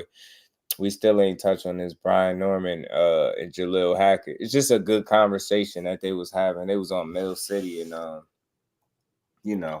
Who do you think wins that Talking about fight? fighting, a potential fight with each other and stuff like that. And then the fathers exchange some good dialogue. And it's always good when it's mutual respect between teams and you could get an honest conversation and you could really see that both parties involved is confident and they will actually take the fight if the opportunity is presented. Both being Brian Norman and Jalil. Yeah, that'll be a good fight. Who do you think will win? It'd be fun. I know it's early. I know it seemed like it's all down, but shit, I just like their energy. I like that these dudes is thinking about like delivering the kind of fights that's why you support fighters like that. They already talking about fighting each other. I'm like, dudes don't be wanting to take them type of chances right now at all. Exactly. I be hoping these young fighters will fight each other. Yeah, I want to see like another fight that I would have liked to see.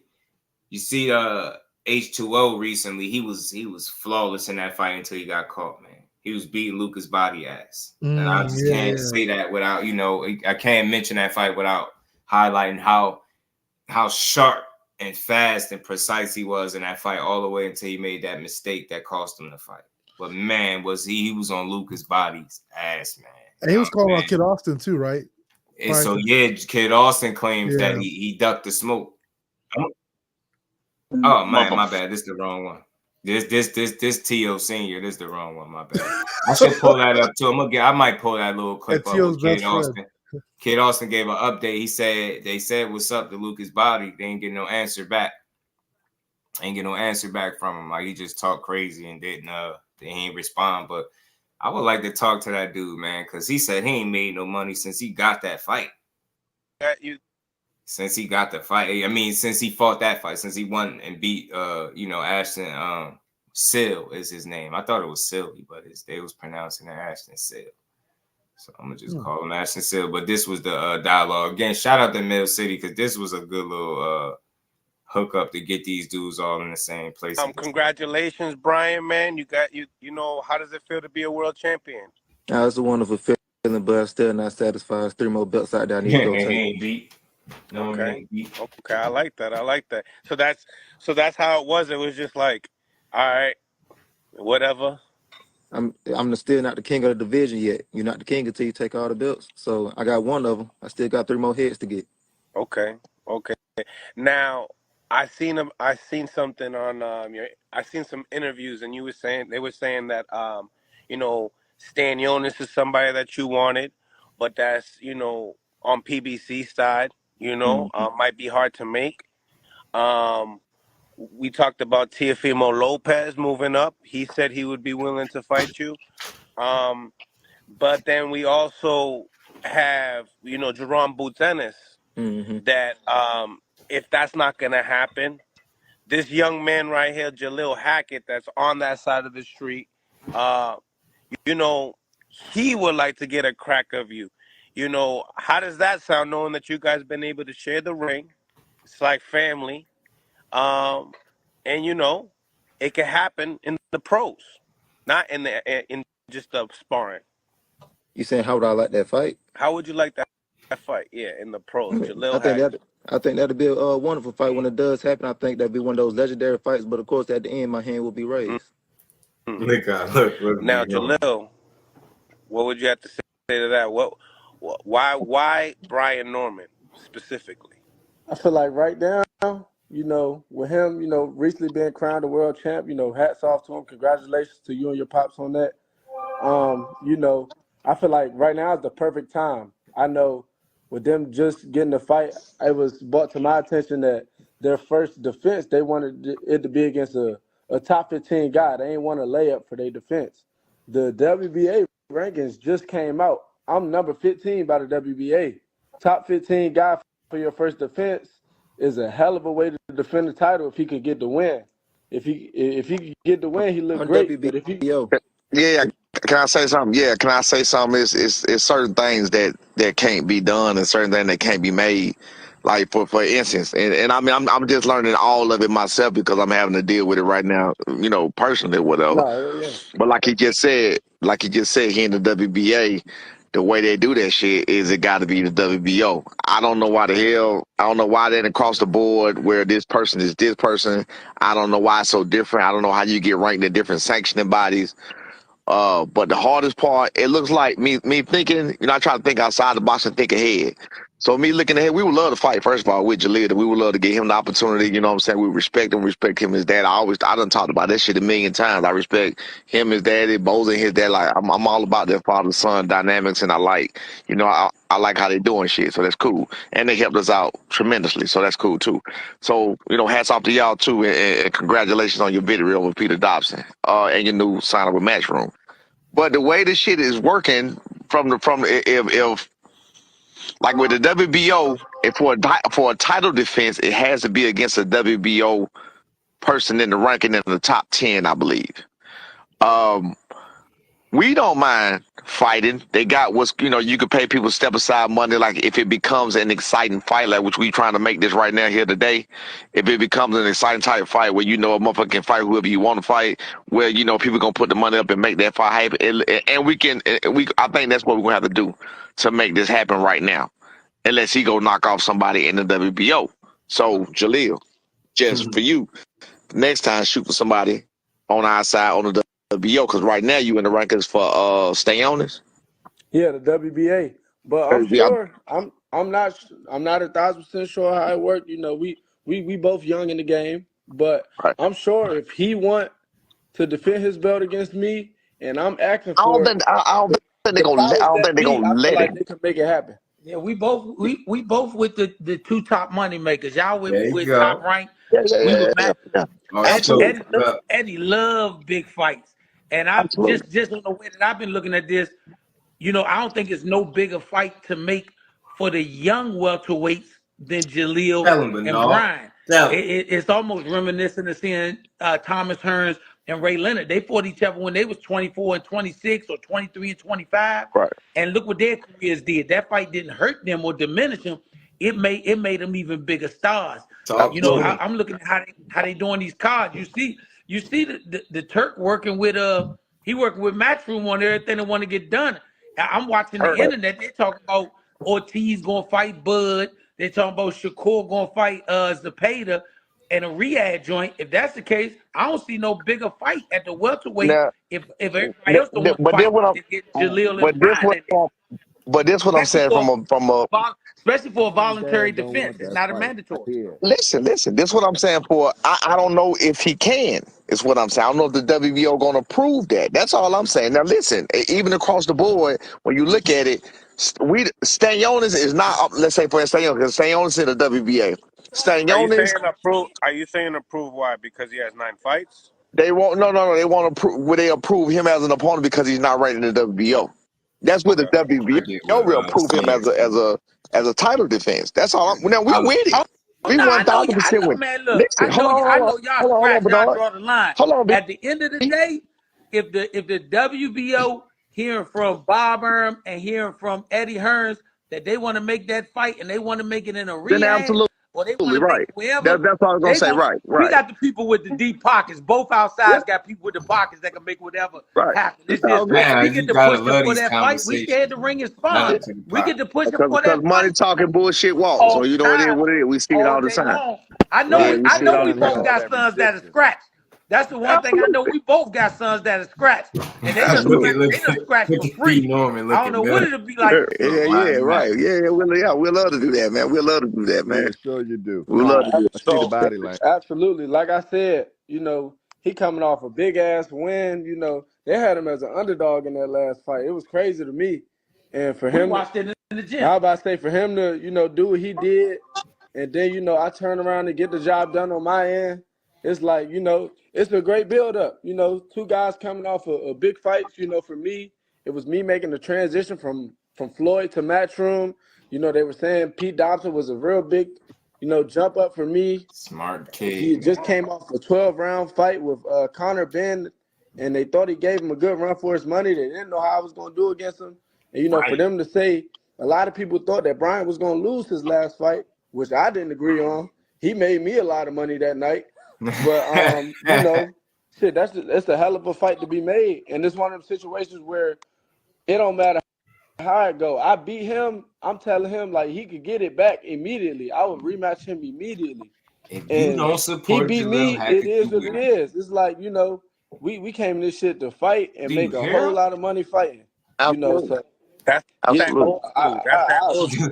Again, man, how many young fighters you hear talking like this? Not Oh only is he man. talking about fighting him now with 9 fights, he talking about, man, if I beat him, man, he can get it right back. That's what's missing. Yeah, he got heart, man. Rematches, rivals. We don't got enough of that. What we got is fake ass drawn out bullshit rivalries with people that really don't want fights that they say they want. This Yo, look kid, at the weight gain of his ass. See, right? look how This big his kid head look not like a selling pit it. bull right now. Beat Norman, don't sell it. The fathers is real. Like I see every reason. I love to see this. I know it might be some working out, but I like the energy, especially from Team Hackett, man. They like, hey man, it's a way. They like, man, our people got the deep pockets. Look, we got some money behind us, man. We could make this happen if they want. But man. will he They get wanna credit make it though? happen. So the problem is, will he get credit because Jalil Hackett only has 9 fights, and he needs to fight top contenders if he's a champion. Right, Tay. That's how you got to do it. When is the next WBO convention? You said, say it again. When is the next WBO convention? Because that's all they got to do is show up. The Hackett's got to show up at the WBO convention, and that's how they end up getting ranked. I'm finding that out. Is all you got to do is go to these conventions and put your name in the hat, and trust me, next thing you know, you're being ranked in their division, man. I see it happen too many times now. Wow. Those conventions is where the smoke happens, man. Wow. I didn't know that. That might be something that It's the they might need to conventions, do. man. It's the For sure. conventions I like is that where that you old get that rating. For sure. They need to do that. Fender business. I'm gonna get his man's Just Do. I've been getting this. I've been giving his man's Just Do for real. For real. Got to, man. These dudes right here, they throwback fighters. They fathers is really there. This shit is as real as they get right here. I'm telling you, this is a fight that need to happen. These two real I'll right here. rematch you immediately. So listen, I Brian like them both. I support Jr., them both. I you've want to been get awfully Jalil up here quiet. too. I had beat You have Norman this on twice. 21-year-old, fighter that only has 9 wins, only 9 fights, right? Calling you out. What's your thoughts? What's your reaction? You've been real quiet. First thing first, it's the 9 fights don't mean nothing. It's all about what what the work you put in. So really, I don't care about the 9 fights part. Of course, like me and my daddy just said, I do want that fight for a guarantee. If we can make that happen next with I think I'll call it Riyadh or whatever, Yeah. we can definitely make that happen. Then if you got to take over WBA first and then we fight for unification, we can do it that route as well. But whatever route you want to take it, I'm right here with it. Like you said, it will be one of those legendary fights, one of those legendary moments. Like Bernard said, we both love to scrap. We ain't finna dance. We ain't finna do none of that. You saying right that we finna throw these things. And Man. I love that kind of fight. I know you love it as well. So I feel like me and you right there with it. Gotta And love. we both gonna be prepared to do what a man got to do that night. Yo, I'm telling you. I know it's just talk, but it's the reason why I love it because he's not selling it. You get what I'm saying? It's what it is with him. Look, when you get in there, we gonna throw these things. We about to do a bunch of dancing. Hey man, whichever route y'all want to take. Look, y'all want to involve Turkey, we go over there do the Riyadh joint. We go do a card over there, or hey, look, you gotta beat somebody in the WBA, clean that out, bro, get a title, something, unification. Look, they with it. But that only thing about that down the line shit is you just never know what'll happen. Will he still have the WBO title? Will he even win the title? Right. So I mean, look, I ain't in a rush, but I appreciate the energy, the attitude, and their willingness to get in there right now if they could. You know what I'm saying? I like it. Gotta love it, yo. Face of Boxing, Dragon Ball Turkey will make it happen. That was a motherfucking classic, man. Either way it go, whether if I gotta go get that WBA and then we run it or we Whatever run the it case right now, may be, it got to happen. however it go, you already know. If I get at you, you know you could get it back immediately. I got you on that. Hey, that shit ain't. Me and my son talked about that shit earlier. He talked about it when he first heard it. That shit ain't even about money to us. I'm gonna be real with you. All these young Love of the fighters, these game. fathers be coming on here talking about if they make the money right. Man, we came in here to win straps. We ain't worried about that. These niggas in their 20s. Yeah. Y'all worried about being millionaires. These youngers still live at home, and that's a blessing. So we trying to fight. Man, Brian a bad young dude. I've always said that. He got heart. He'll fight. I know him personally. He's not no guy that's going to duck no scrap. And we both are in a unique position. You see PBC, they keep the ball. They want to be like the kids at the playground. We just want to play with our ball with each other. We don't want to play with y'all. So we can count on Stanionis and Barrios. Then you got Yeah, I Boots. like it too, I got man. to be honest with you. Right now, he is the king of the welterweight division, but he's going to go to 54. We the future of the division at 47. We the future. 21 years old versus a 23-year-old. Yeah. I got Everybody wait. got to come up to them. I got to interject right there a little bit though. Now wait a minute. Move up. That don't matter. That don't matter. Listen, I got to interject right there. Of course, as much respect as I got for Bozy and Boots and everything else, but no, we're gonna have to get that one day too. So we got to get that too. You know what I'm saying? One way or another, we got to get that too. I'm gonna tell you in all honesty, and I'm a fight fan, and I'm a fan of fighters. When you just look at the landscape, and me and you talked a bunch of times, I'm worried about the landscape that makes sense for my son. I'm not worried about the landscape that makes sense for somebody else. Bud and Earl, they was the generation up. They was one up. The current, I got to respect the spades for what they are. Boots is right now the best welterweight in the world, but he's going up to 54 because he just happened to catch the tail end of them. Brian and Jalil, they actually are that immediate future. When I say I can't sit there. That's what we disagree. I can't sit here and say he's the best welterweight in the world because the best welterweight in the world in the front yard over there. I feel you. Hey, I feel you on that. And if they make that fight happen before us, then you get to see that. But for me, I'm looking at our generation. I'm looking at the Hearns Hagler, the Hearns Leonard of our generation. That's Jalil and Brian. And after that happened, if we get that strap and we got to go back, ain't no guy you want to run that back because you think you got shorted. We gonna give it back, but then we looking for the people we gonna get, the Teofimos, the Devins, the Shakurs. We want all of them. So I love our generation, but it's just like, hey, we the country dudes at heart. Just like you love that dog you raised in your yard, I love this dog that I raised in my yard, and I bet the farm on him. I bet the farm. Fuck the paycheck. I bet the farm on him. Absolutely, yeah. We just, man, we want the best. You know what I'm saying? We want the best, whoever the best may be. If they, we don't like all respect to them, but we can't sit here and be a equal champion as Boots. Again, nothing but respect. I've said it on every fucking interview every time. No, man, that's Bozy, my dude. Helped us out tremendously. You know what I'm saying? But we can't sit here and just say, and we be on the same fucking playing field, and we can't sit here and say that somebody's the best welterweight in the world. That shit ain't finna happen.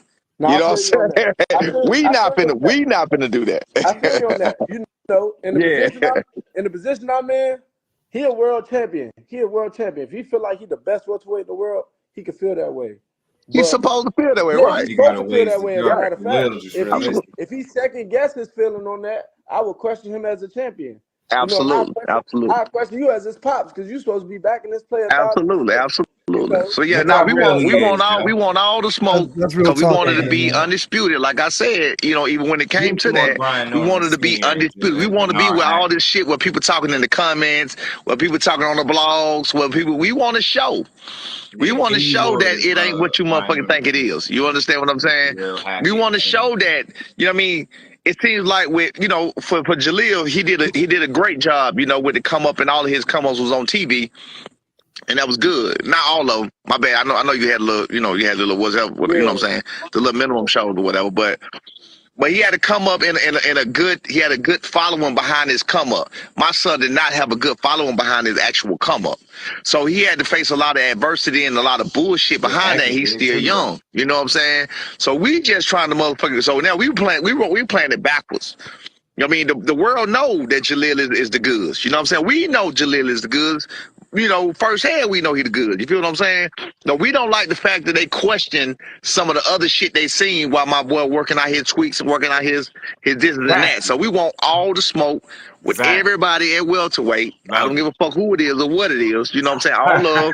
If you are people, we gonna eat with you. Just like Bernard always say. You feel what I'm saying? We gonna eat with you, whatever. But then we got to kick your ass and then we gonna eat with you later. You know what I'm saying? We eat it. Hey, I'm telling you. We can make that happen. It can happen sooner than later. Right.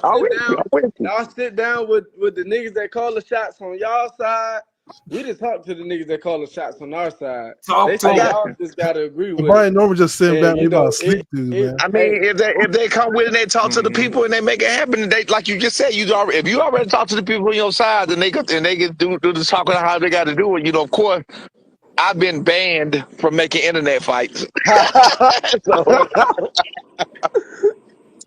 I can't make no internet fights no more. You know what I'm saying? Whatever. You got to go through our manager Jolene and fighters Hey man, first and top hey, rank. make sure you call Jolene and tell her, look, man, Jalil came up like you said, mostly on TV, and people know him. If you want to make sure people know you the good, all you gotta do is beat this Listen. nigga. They gonna think you good. If Jolene you know don't me. beat this Jolene know nigga, it's me, not man. a motherfucking problem because they say he the goods. Jolene know me. Jolene know I don't do nothing but talk shit. You feel what I'm saying? Jolene know that I'm going to speak my mind. I'm going to say what I got to say. I'm going to press for what I got to press for. But I'm going to be real with you. At the end of the day, it's really going to go off of what makes sense to them. Now they I got pitch it back to us. Yeah, they pitch it back to us and see what makes sense to us, and we talk about it. What makes sense in the middle? Okay, well let's run this, let's run that. But that's just the honest truth of it. You feel what I'm saying? Hey, so at the end of the day, the original dog fighters was gentlemen. I'm gonna wear my suit, you gonna wear your suit, but I'm taking the leash off this one. Exactly. That's what I keep saying.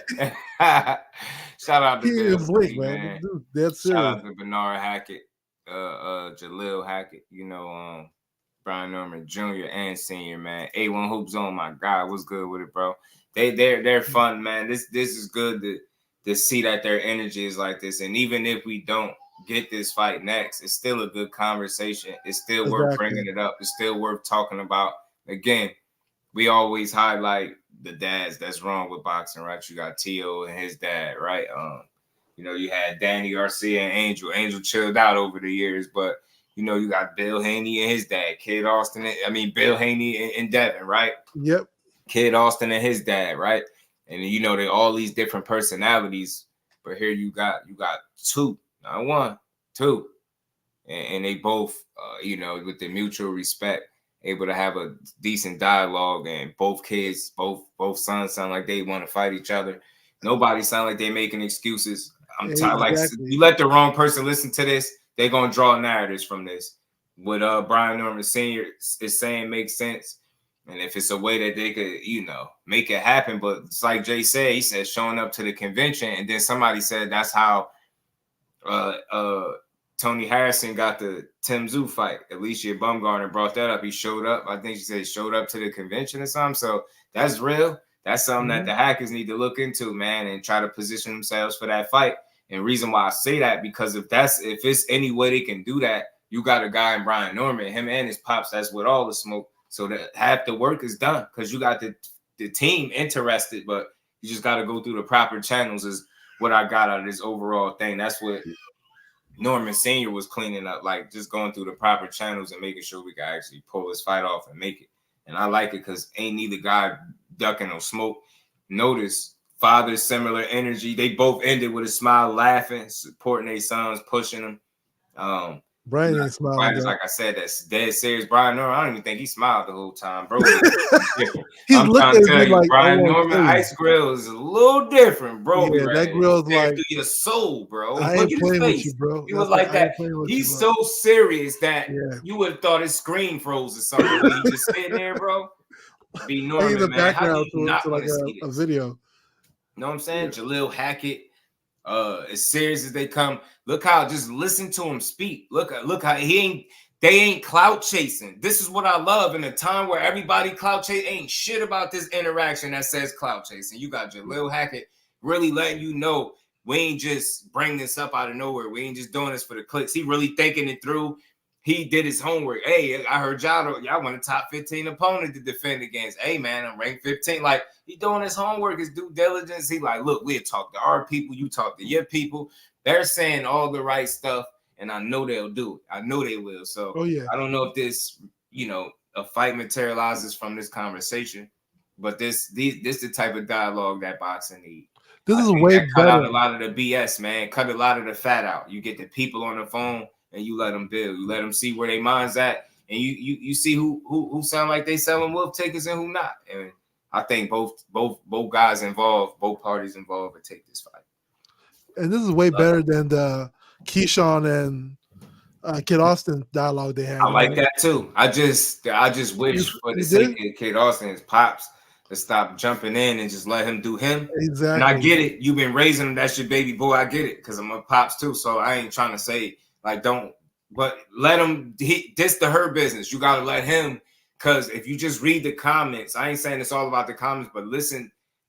Some people actually say stuff of substance. Let that man be a man. Oftentimes when it's a back and forth or it should be them two talking, you interjecting and then you come in with this different energy that is weird. Like where is this energy coming from, bro? Like that wasn't good. You get what I'm saying? Like you don't damn near borderline threaten Keyshawn. Like it just like he was the one fighting. You would think like he was about to fight his dad, you know? You get what I'm saying? Like because Kid Austin, he ain't backing down. I don't know how everybody see him. I know I don't see him as no clout chaser, none of that. A lot of that stuff that be getting posted, that be his dad promoting and doing what his dad's supposed to do. So I ain't mad at that either. But Kid Austin don't pass me as a guy that's looking to avoid people. I don't give a damn. I like him. I don't think he's gonna be that kind of fighter. Now, time will reveal all, but right now, I don't think he's trying to avoid nobody. I think he'll fight whoever they give him an opportunity to fight. I think he's capping. I sort of think he's capping. I say because, for instance, like he'll call out Shakur Stevenson, right? Yeah. And Shakur Stevenson is the current champion.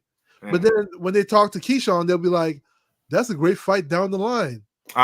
You know what that is? I get it. I get it. Yeah. I get it. Some of that is like, yo, we could strike because you got to listen to him, right? Listen to him talk. You listen to him talk enough, they'll start revealing themselves. Shout out real quick to my guy, Candy Slim 501, becoming a new channel member. That's love. Appreciate you growing the platform, man, helping me reach my member goal. Much love, much appreciation to my guy. And we ain't never got a box again. Well, I already been getting these bets, but now it's time for you to get your just do. When you listen to him talk, you hear his pop say something like the financial opportunity that fighting Shakur will provide him with, right?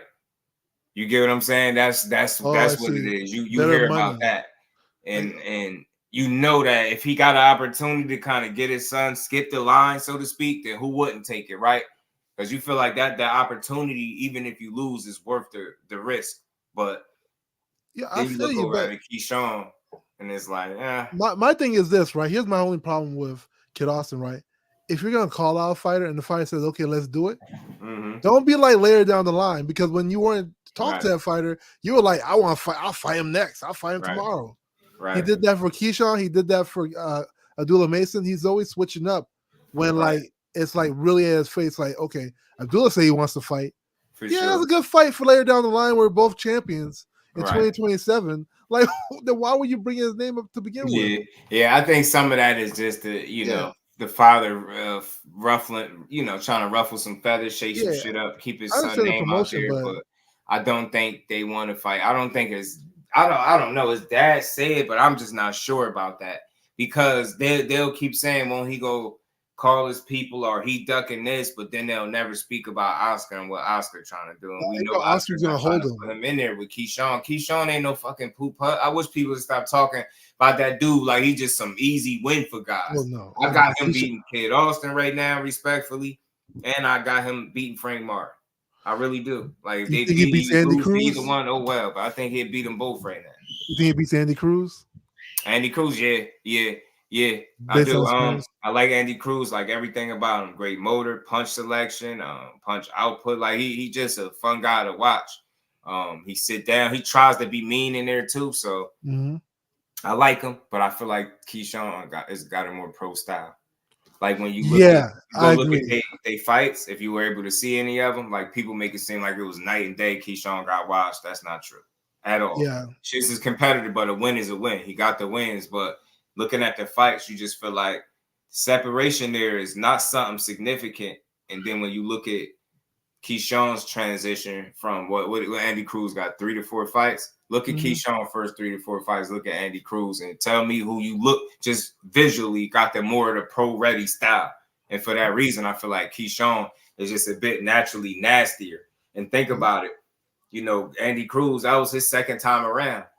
in the Olympics. Isn't Andy Cruz fighting better opposition at this point? I think they fast forwarded his career.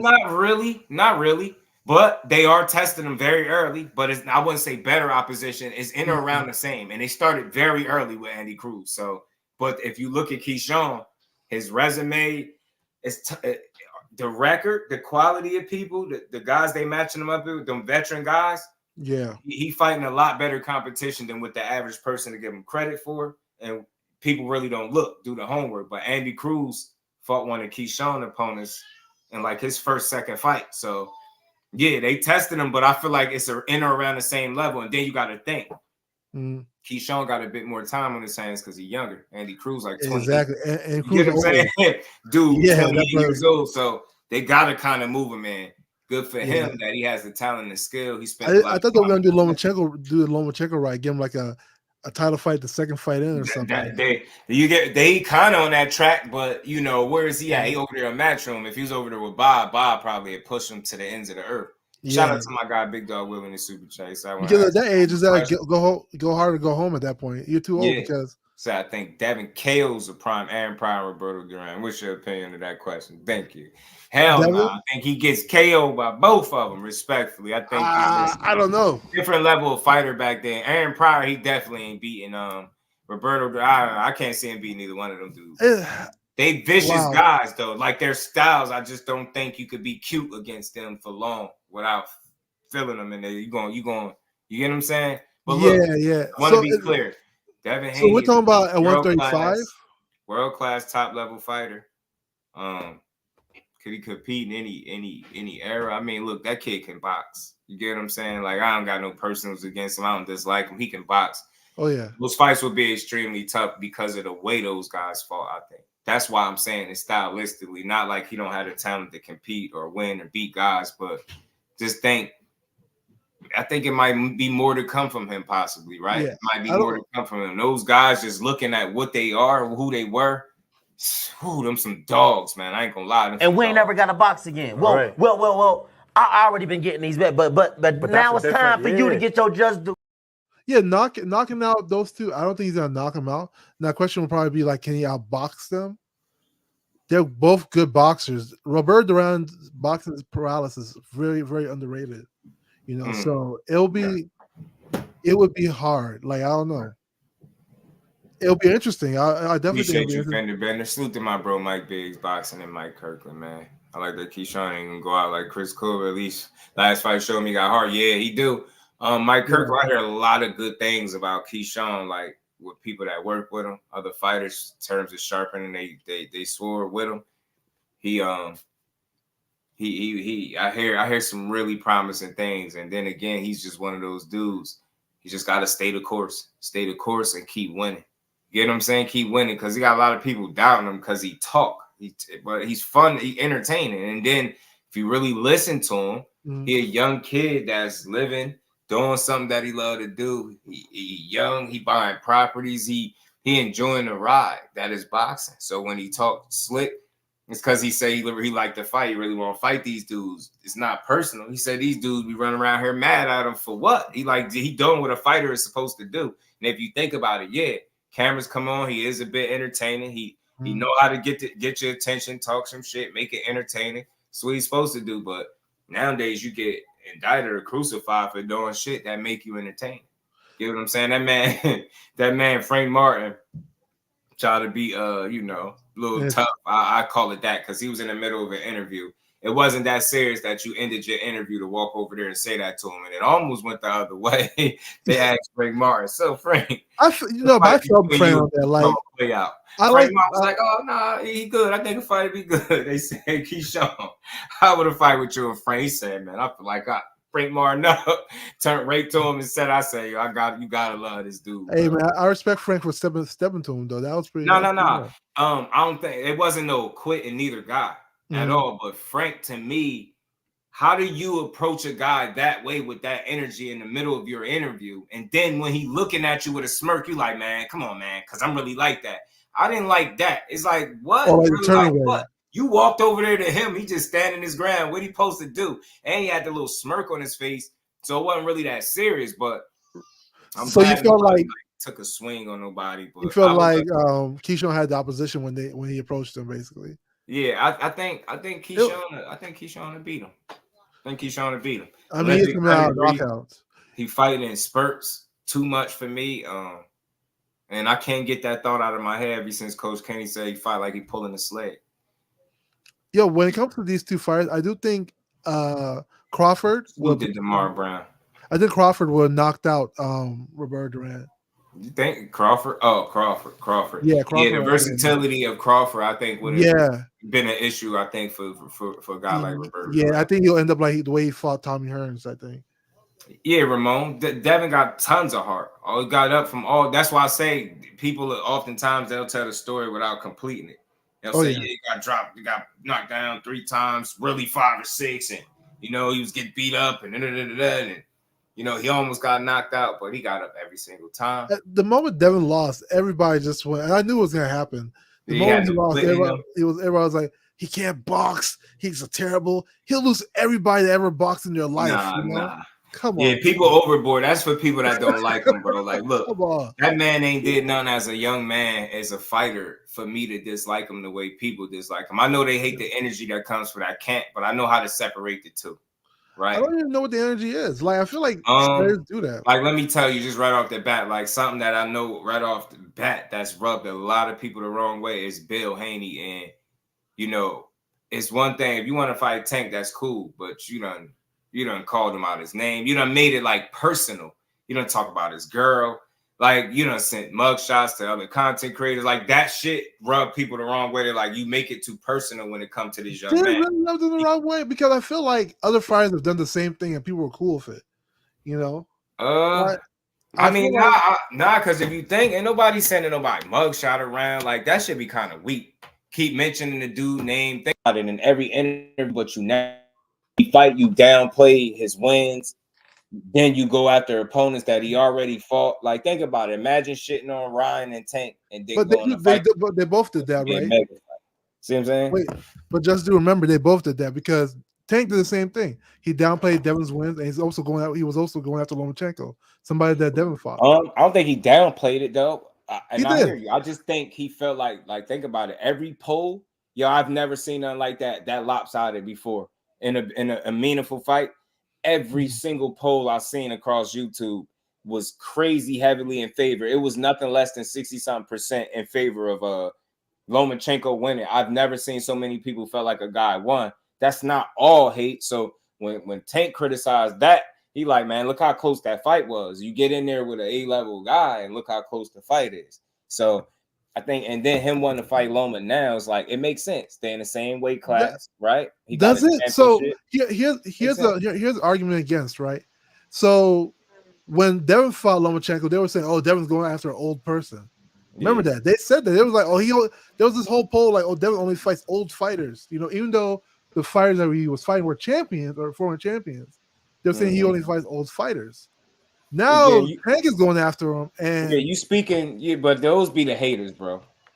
All that going after old, like, look, I don't look at age in boxing and determine, how old somebody is by the age, right? If that makes sense. I look at the performances. Lomachenko has never been blown out the ring. He's never been made to look old. Nobody's ever made Loma look like he don't belong. So it's a narrative. Like, Loma's a little longer in the tooth, but it's still a world-class top-level fighter. So anybody fighting him is respectable, whether that be Devin or Tank. But some people going to try to find any reason to take credit from the win. You know what I mean? And I tell you, a lot of that stuff comes from the pops and the energy he put out. And sometimes because he often is the mouthpiece for his son, it hits people's ears the wrong way, right? People don't separate Bill Haney from Devin. They just lump them in there together. They be like, yo, maybe that's why I don't get it. Represent you. It's you. But for me, I separate the two. Devin is just doing what a fighter's supposed to do. Yeah, and Bill is a promoter, so like I expect that kind of shit. Like I expect the same thing from when what's his name was promoting. Hey, what promoters talk crap about other fighters? Right. Yeah, man. So look, over here they gonna always get Big Dog. Big Dog Willie was good, bro. Hey, man, I'm just trying to put my 3 cents in there. Your volume is low, Big Dog Willie. Huh? Your volume's a little bit low. Can you turn it up? Yeah, you kind of low. Yeah, hold on, give me a second. You're better. You're better. I want to turn this shit off. Norman has sense. Or you trying to fight that right now? Yeah, it's still a good Can you hear me fight. now? Yeah, it's much better. Okay. Good, big dog. Hey man, boxing hacker. I was joking, but you need to give up, man. Bill Haney is horrible. Horrible. Horrible at what? Horrible at everything, man. He's horrible. I don't get it. What's he horrible at? Huh? What's he horrible? Tell me one thing he's horrible at. Let me know. What is he wrong at? What's he horrible? Are you serious? Horrible. No, what's he horrible at? First of all, he sit there. He one of the biggest liars in boxing. Biggest liars right now. He lies a lot. Like what? Okay, explain. What? Like, come on, man. Are we serious? Yeah, we're serious. Explain. Are you? Man, hold on, man. Hold on. This is going to go. Hold on. This ain't going with my sound. Hold on. Yeah, I'm still serious. Why are you serious? Because you said you made a claim that I want to understand where you're coming from. He is one of the biggest liars in boxing. Bill Haney is. I like Devin fine. But Bill Haney. Wait, before you move forward, why is he a bigger lie? What did he lie about? What did? Oh my God! In boxing, you had to be playing devil's advocate or just sitting there just lying to yourself or lying to me. You made an accusation. Say what he lied about. So we can understand it. What did he lie about? 40 mil bill. Remember that one? So what's that in reference to? Explain. I'm gonna come on over and mess with you. You dig what I'm saying? Now, right now. Let's think of another one. I get that. No. Go ahead. Yeah, explain what you mean. I want to understand. No. I'm gonna let that one go. That's just one of them. I don't even know what that one was in reference to, but yeah, go ahead. Remember the let's see what else.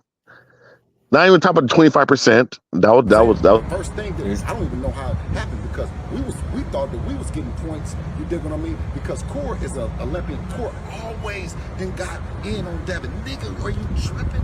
You niggas, y'all. Nigga, the whole shit started because it was live that we're in there with Core. Not Core is getting out on us. Like, he's the big nigga. He's the big homie in the shit. It was never. Big homie Core. I mean, he was big homie. He was the older fighter. But yeah, go ahead. What were you saying, Big Willie? Y'all know I be playing with those little clips. I just be trolling. Hey, Big That's Dog. the only time I troll, just a little bit. Shout out to Dad, though. All jokes aside, bring it back to the real boxing. He received some mixed, kind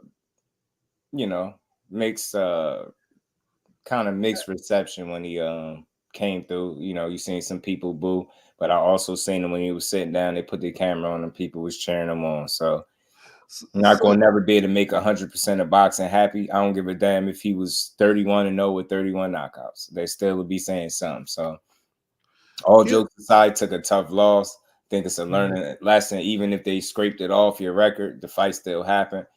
But I do think it's kind of like a second chance to get it right. And a lot of people don't get that. I think he deserved his O back with the presence of Osterine and any PD period, right? So he's always said he signed on. Yeah, he accepted Ryan being overweight and all that, but he never signed up to fight a guy on Osterine. So that's where I level with him. I'm glad they gave him his O back. I'm glad he only took 3 months off, not a year, not 2 years. Think it'd do his body some good. Had he stayed out for a longer time, I definitely think his career at 140 would have been done. I think the 3-month sit out might give him an opportunity to still stay put where he at because he still has a title there if you want to kind of chase some legacy there at 140, some great fights to make. Or you can go to 147. And like I said, bro came through earlier. He mentioned that some sources close to the situation is saying he could potentially be fighting Barrios next. That's not no gimme. And if you think about it, Turkey welcomed him with open arms, right? And he extended the olive branch and Dev accepted. Turkey ain't put nobody in an easy fight yet. Get what I'm saying? So the fact that he working with this dude and he like do the job, champ, deliver the job or do the job, whatever he said, and Devin is all with it. I'm like, bro, I don't know, man. he might be putting you in a tough fight. It might not be easy on that side of things. So we're gonna see. Cal Cooler, what's good with it, my guy? You can talk to the stuff about get rid of these pads inside. I don't know what's wrong with these guys, man. They hear Devin Haney, they get so the blood starts. Shout out to my brother Cal Cooler staying in the shadows. I appreciate you as always, my guy. Hey, Boxing Hacker, I know you're playing around. I know you're playing around. You've been on this. To be frank, I am a Devin Haney fan. Because they seem not to know if somebody's full I'm of not shit. playing. I'm not playing around. No. Bill 40 mil bill. Like I said, look, it. I don't think it is any malicious intent behind what he be doing. One of the big reasons for that, like one, Jay Hardcore ran into him in real life, face to face, and he told him like, he be promoting, bro. Like, you know what I'm saying? Like, he really genuinely told him, like, and I don't know about everybody else, but once I hear it, I know what you're doing. So when he's a promoter. That's what he's supposed to do. No, but you know what? Hold on. Before you guys go on that route, Before you guys go on that route, he says shit that's unnecessarily not promoting. He sits there and put down people. Oh, and the personal stuff, like, I don't like. Yo, fight promoters do that too. No. Not like yes. No. He makes up. Then he'll go buy it for days. Just like when he said his son didn't get almost down and stopped by tanking and sparring. Did that his son Devin almost get stopped by tanking and sparring? You say he stopped tanking sparring? No, I say he almost stopped Devin in sparring. Tank quit in the sparring. You remember that, right? Okay. See, are you going to hear about?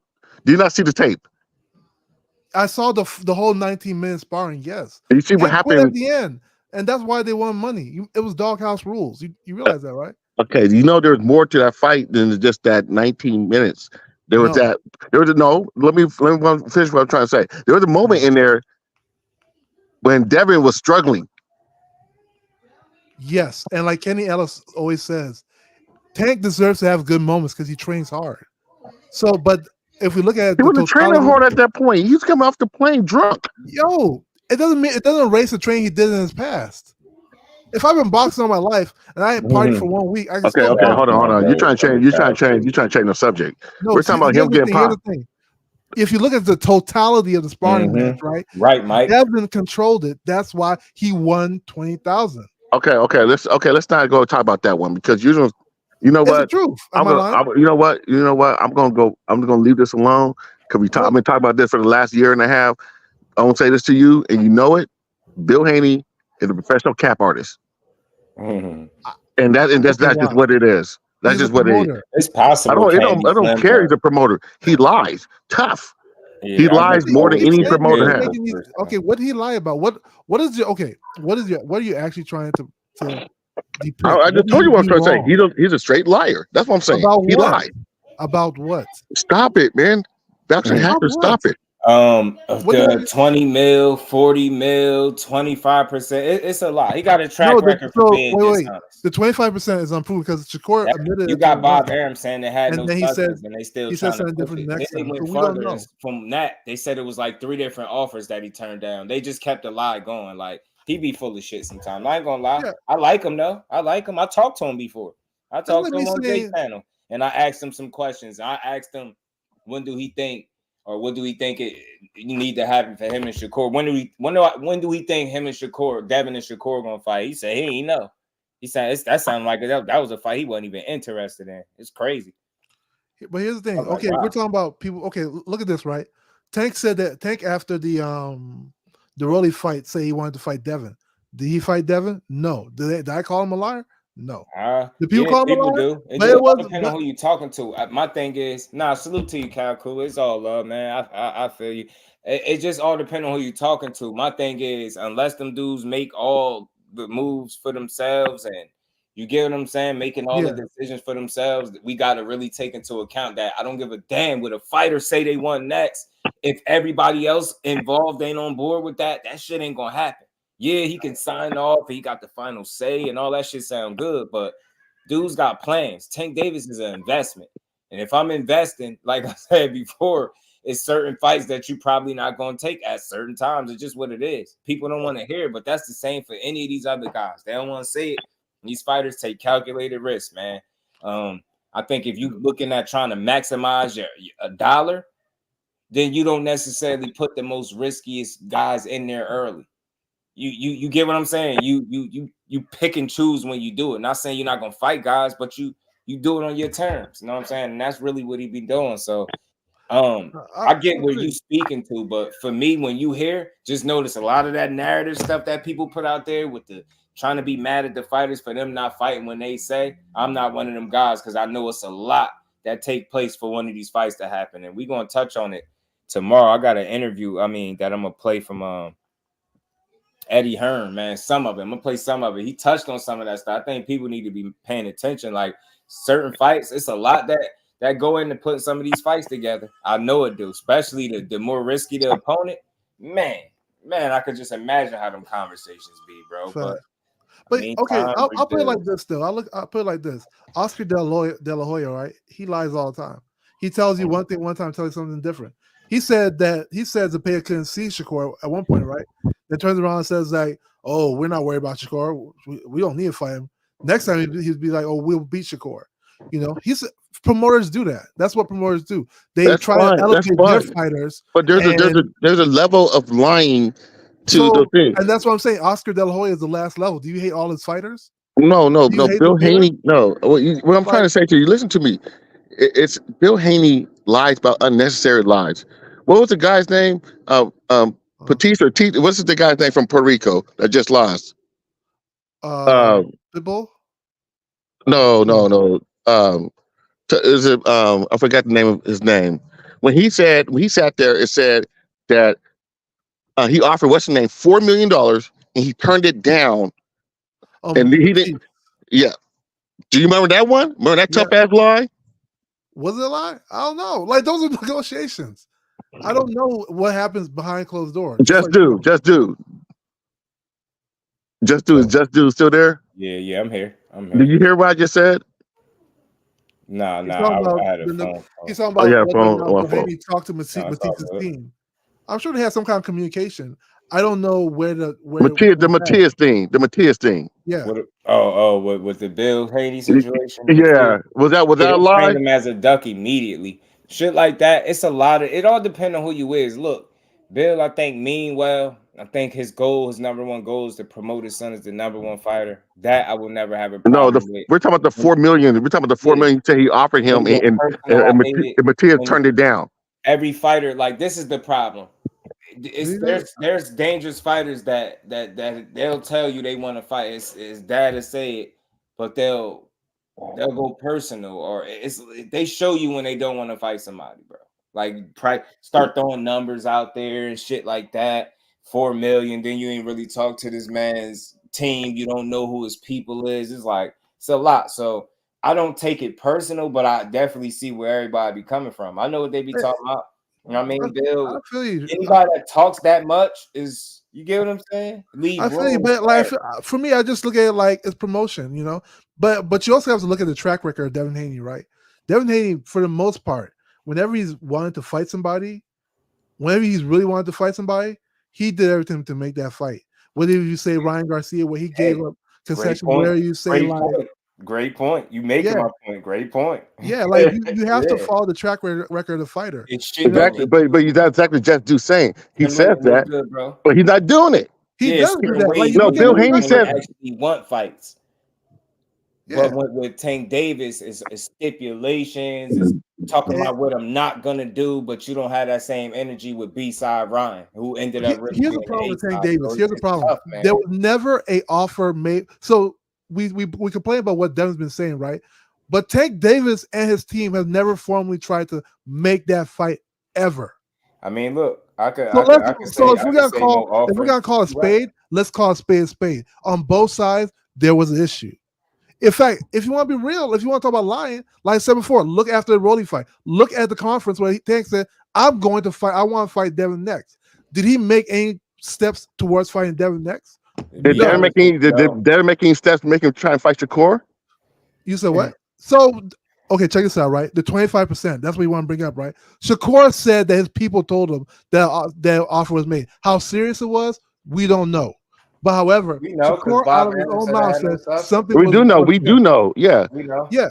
Yeah, Yeah. we do know something was I sent. hate that So at the- conversation. Look, Devin Yeah. Haney and his team, whoever just draw up that 25%, you will hear from champions of yesterday say anytime somebody offers some shit like that, they don't want to fight. You offer somebody less than the mandatory minimum, and you're not no big ass draw, no superstar, no crazy ticket seller, and you think people can't see right through it. Look, I respect Devin Haney. I'm always support him, but anybody should be able to call bullshit on 25%. Come on, Josh. Which is less than the mandatory. Come on, just let's look at which is we gotta why look at holistically though. Ford, Look at with the holistically. great team that he got them to write a letter suggesting that he getting more than that.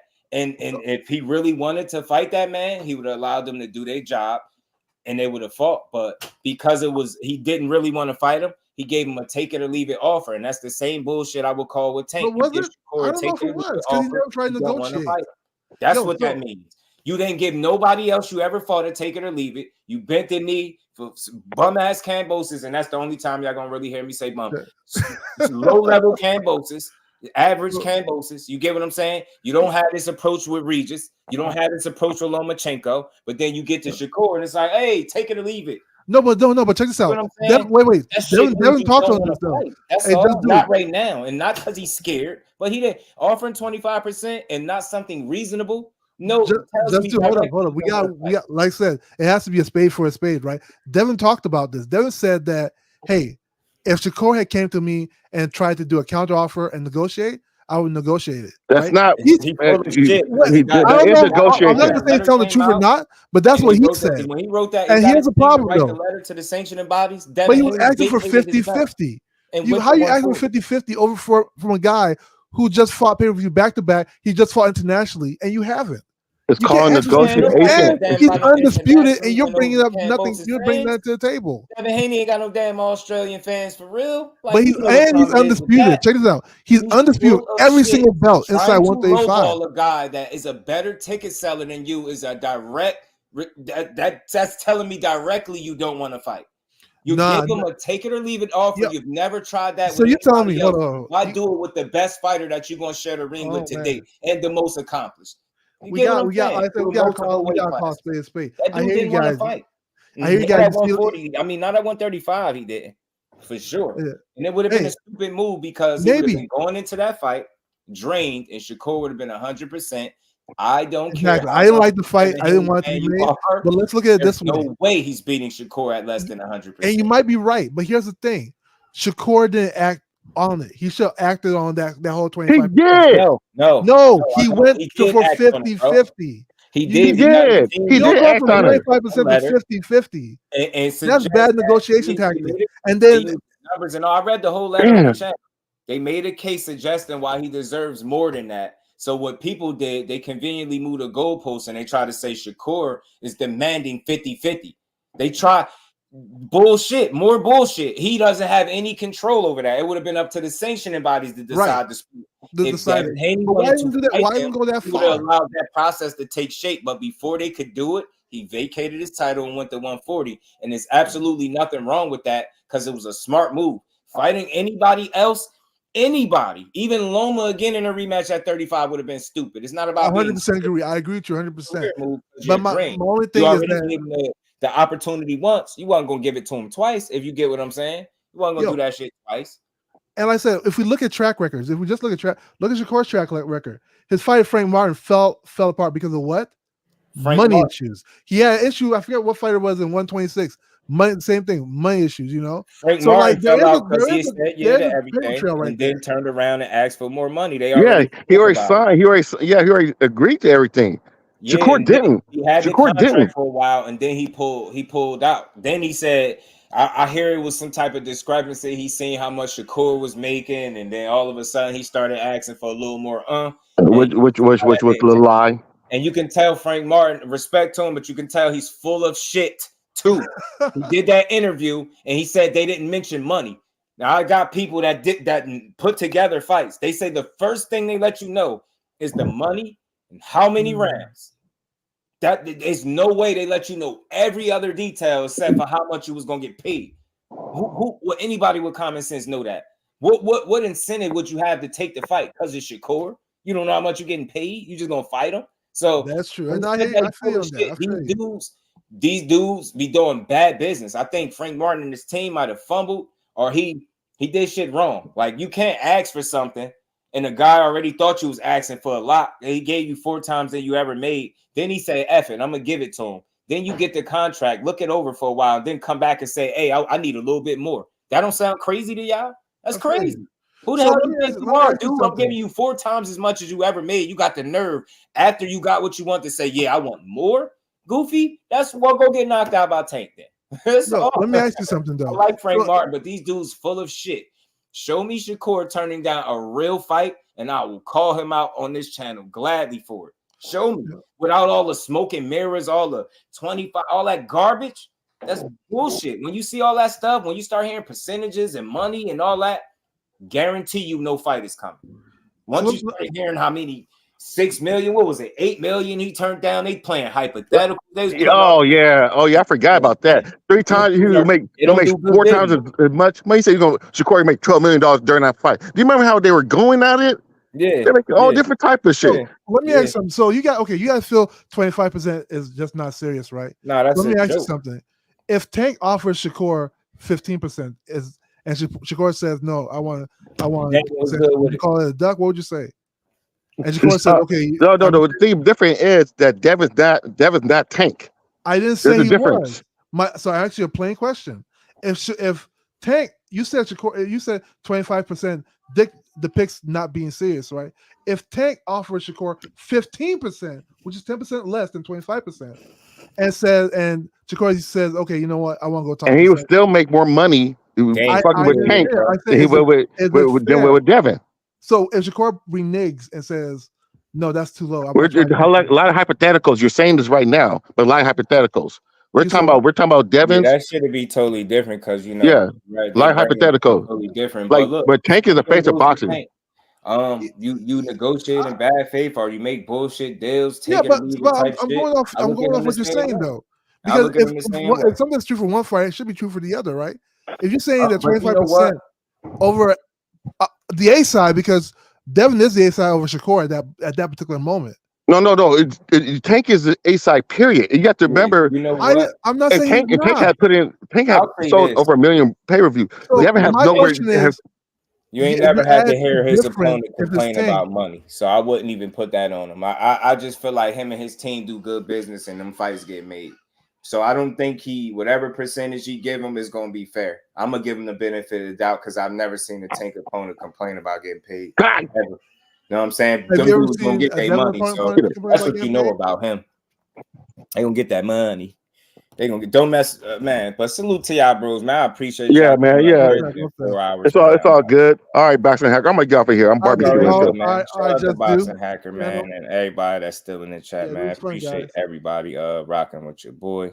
Shout out to the brothers in the chat. He off, man. He off, Cal. He off, man.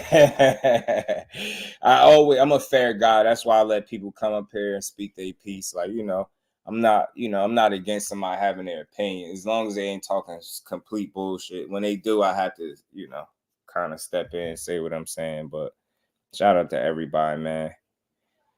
Appreciate all y'all in the building. Shout out to everybody in the super chat too, man. He said he wasn't paying my honey. Shut up, man. Y'all damn, y'all he pitched all that, man. Shakur should have taken that fight.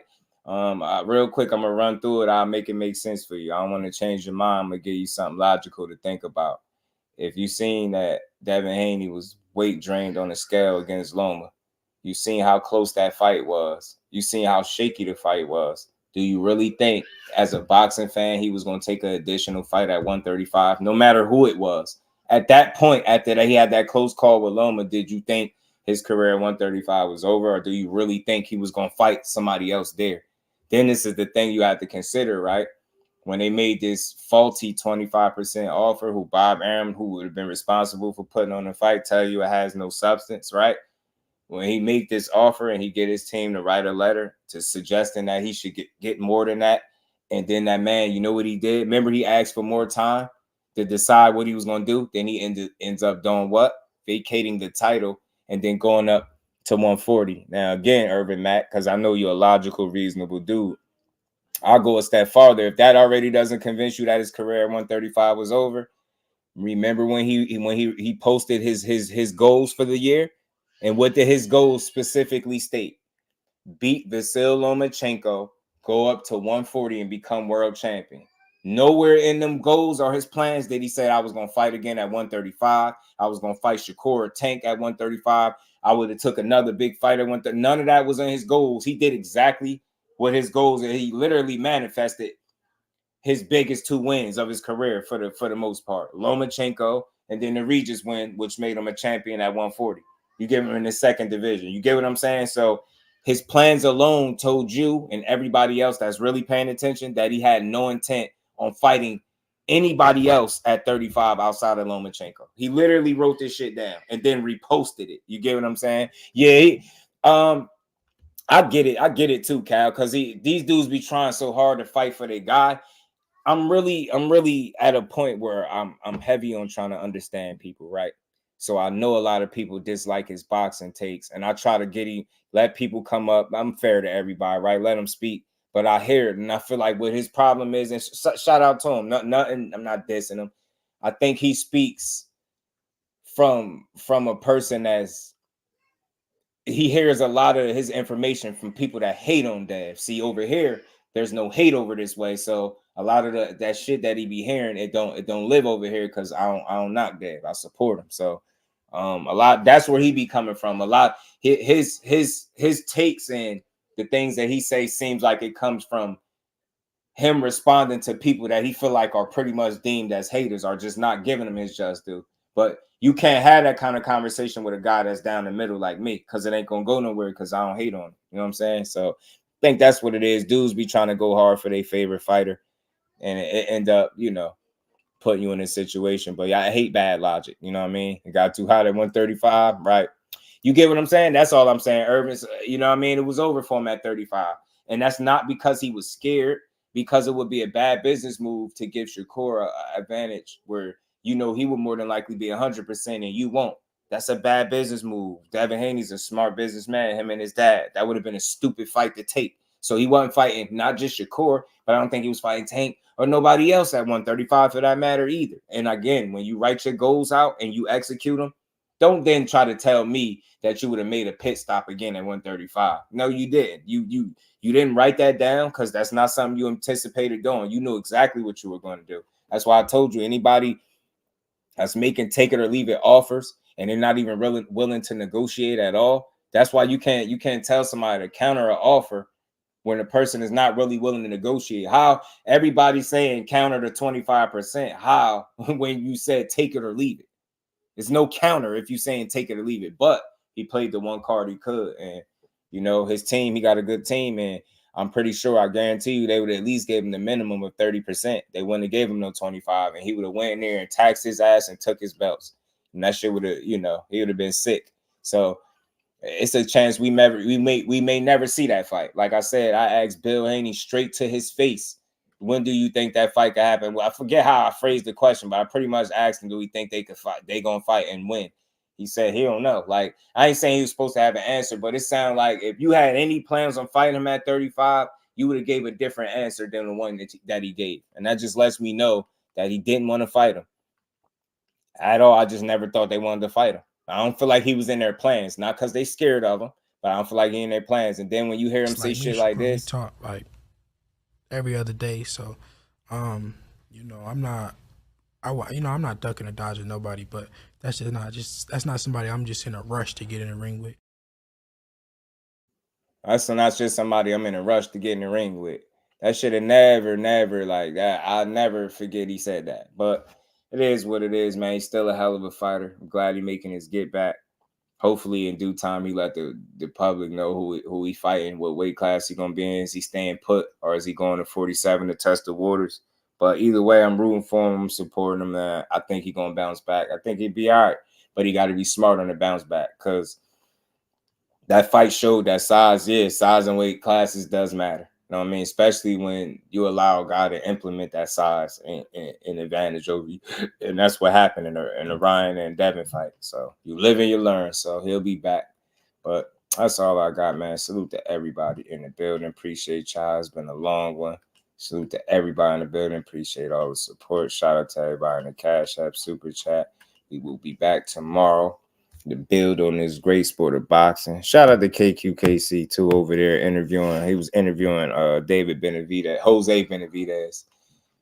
Shout out to the OG, but much love to everybody in the chat, man. I'll see all y'all tomorrow for sure. So with that, we up out of here. Peace to the fam.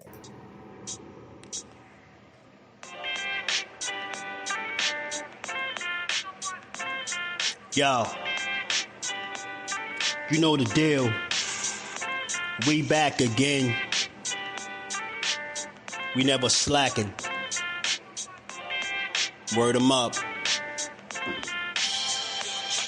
Ladies and guys, whether if you drunk or you high, it's time to pay respects to the illest man alive. If you think you got a point, he'll shrink you down to size. And from there it's downhill like a slinky or a slide. Open your eyes, got a deep connection with the rise, so you might see them jump in whenever they go live. Peep it, this channel blowing up now, it's not a secret. With tons of exclusive interviews to listen to. Them other channels I hate, but yo, they missing clues. They start narratives, sip the goose and twist the truth. It don't take a rocket scientist to get the proof. Just click the live at 4 p.m. Eastern time. But when you chime in, make sure you keep it kind. But if cowards want to debate, then it's feasting time. My man Jusdu shine busy all the time. Grind 24/7, 365. Videos he might have 365. My rhyme sick, they make you do a 365. You get a rich if you think you fit to survive. It's Jusdueboxing, time to click the live. Ain't no beginners, if you soft, you ain't down to ride. I crush you, respect too, it's Jusdu. He got the illest boxing show on the internet. The boy been a threat and he ain't even had dinner yet.